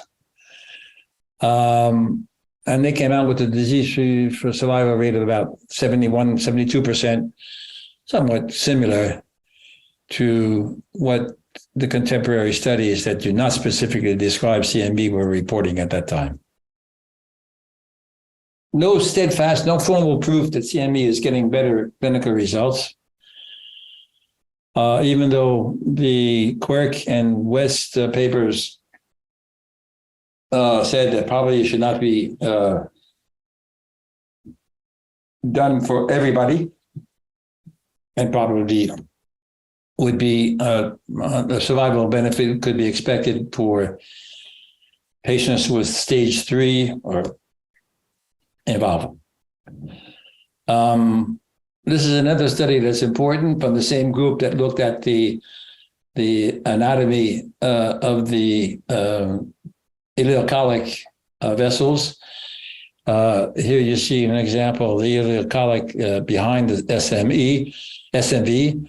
And what it shows is they did a systematic review of the vascular stumps after a so-called right colectomy. They didn't specify that they were supposed to be CMEs or not. But what they did show is that there was always a long stump, whether it was for the middle colic, the right colic, or the left colic. There always was a long stump, especially when it was behind the superior mesenteric vein. So that if we expect some improvement with this technique, we have to be more adventurous in the aggressiveness in which we go to the actual limit of the right colic, the ideal colic, and the middle colic vessels when we pretend to do a central vascular excision. There are several trials that are out there to try to compare these results. One of them is from Russia, as a matter of fact. And they are looking at different comparisons. This one from Italy is an observational one. The primary endpoint is mainly disease-free survival, but it also can be overall survival in the cold study and the number of lymph nodes in the LCME study. So we're waiting for the results of these trials. They should be forthcoming. Most of these results were expected in 2022. I'm not aware of any of them being published yet, but certainly I'll update the slide when I get the results. The main studies that were expected in 2018, I'm still waiting for optical results. This is a update of the cold study just before the last time I was in St. Petersburg. It was about 2 years ago. And I'm sure that they have much more patients today. I'm waiting for the results to be updated. If you have any information about that, I would be very happy to hear about it. People from Asia have come up with very interesting, the Koreans have come up with a very interesting modification. And I'd like to show you this video, which I think is really extraordinary. Include medial? Because, are they going to approach include medial, lateral, and inferior? I'm widening. I've cut it off, so that's why the sound is cut off. So they do a retroperitoneal insufflation. This is a balloon trocar. With a balloon trocar.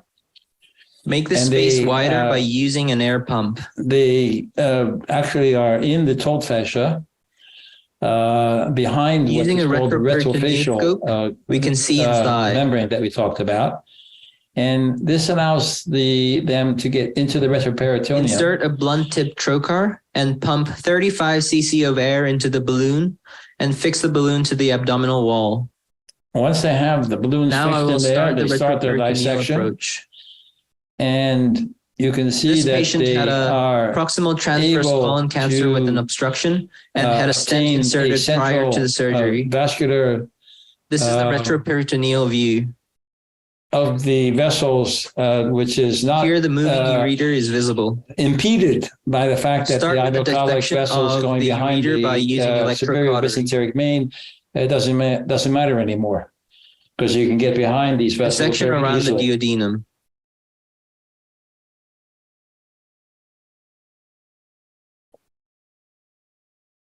More dissection around the duodenum is being performed.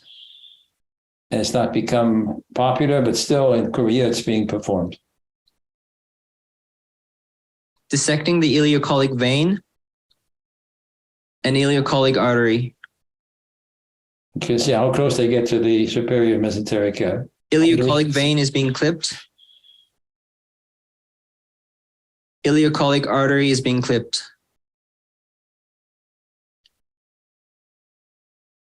Here you're sure you're dissecting the right colic artery.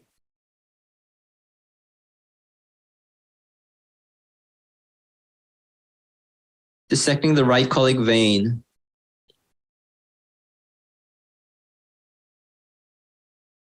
This is the vascular anatomy post-retroperitoneal dissection.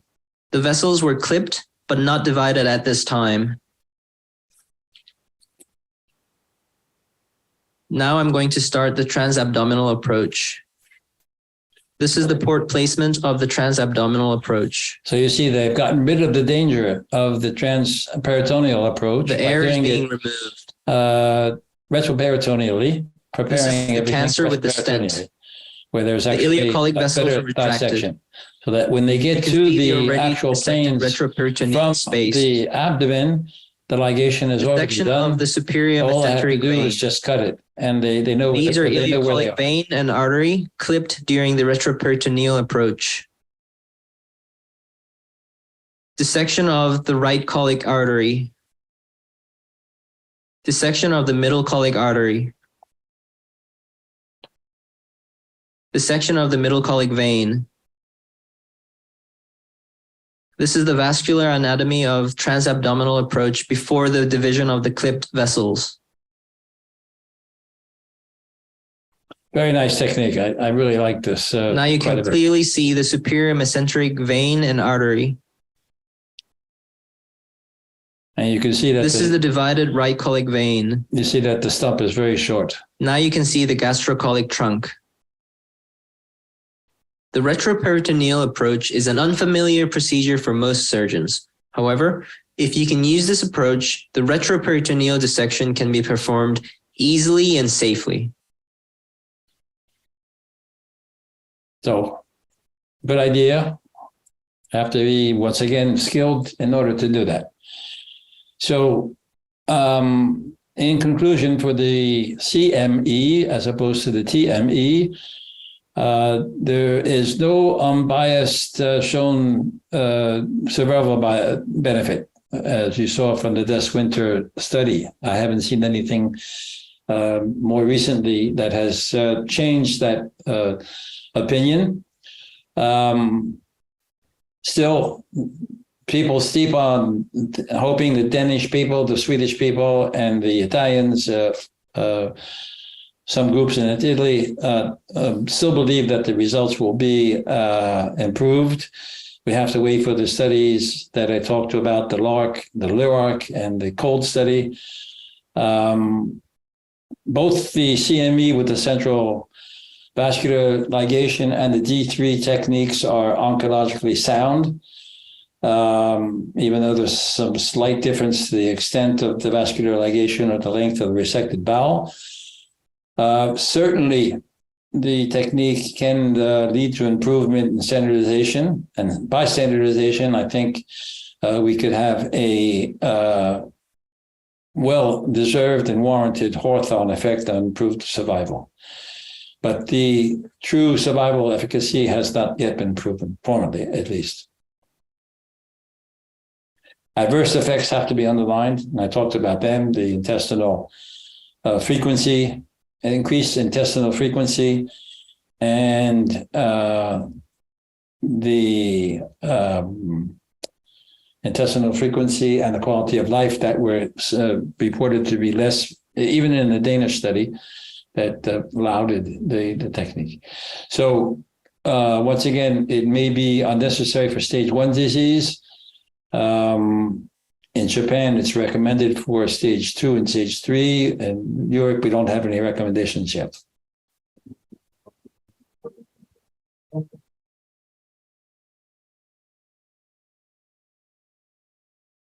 That's it. Some nice music for the end. There might be a role for sentinel node or ICG mapping, but that's something different. Okay, so I finished with the CME. I do have maybe a last slide. Yes, it hasn't been elucidated yet. The take-home points are that it's not possible to prove it yet, but lack of training is a major obstacle. We have to have a good training in order to be able to publish the results. Okay, so yes, I have finished, and I'm open to any questions. Dear Professor, thank you very much for a very useful material. your valuable experience, very useful lectures. So our meetings with you gives us a lot of pleasure. Thank you that you are coming, that you are ready to communicate with us. You are going to visit our gastro session, to attend our gastro session, rather. Are you going to be at the gastro session in Moscow? Where in the 3rd of March. Yeah, March 3rd. beginning of March, yeah. Yes, I'll be there. We will be very happy to meet you, to hear you. Thank you very much. Okay. Okay. My pleasure. See you soon.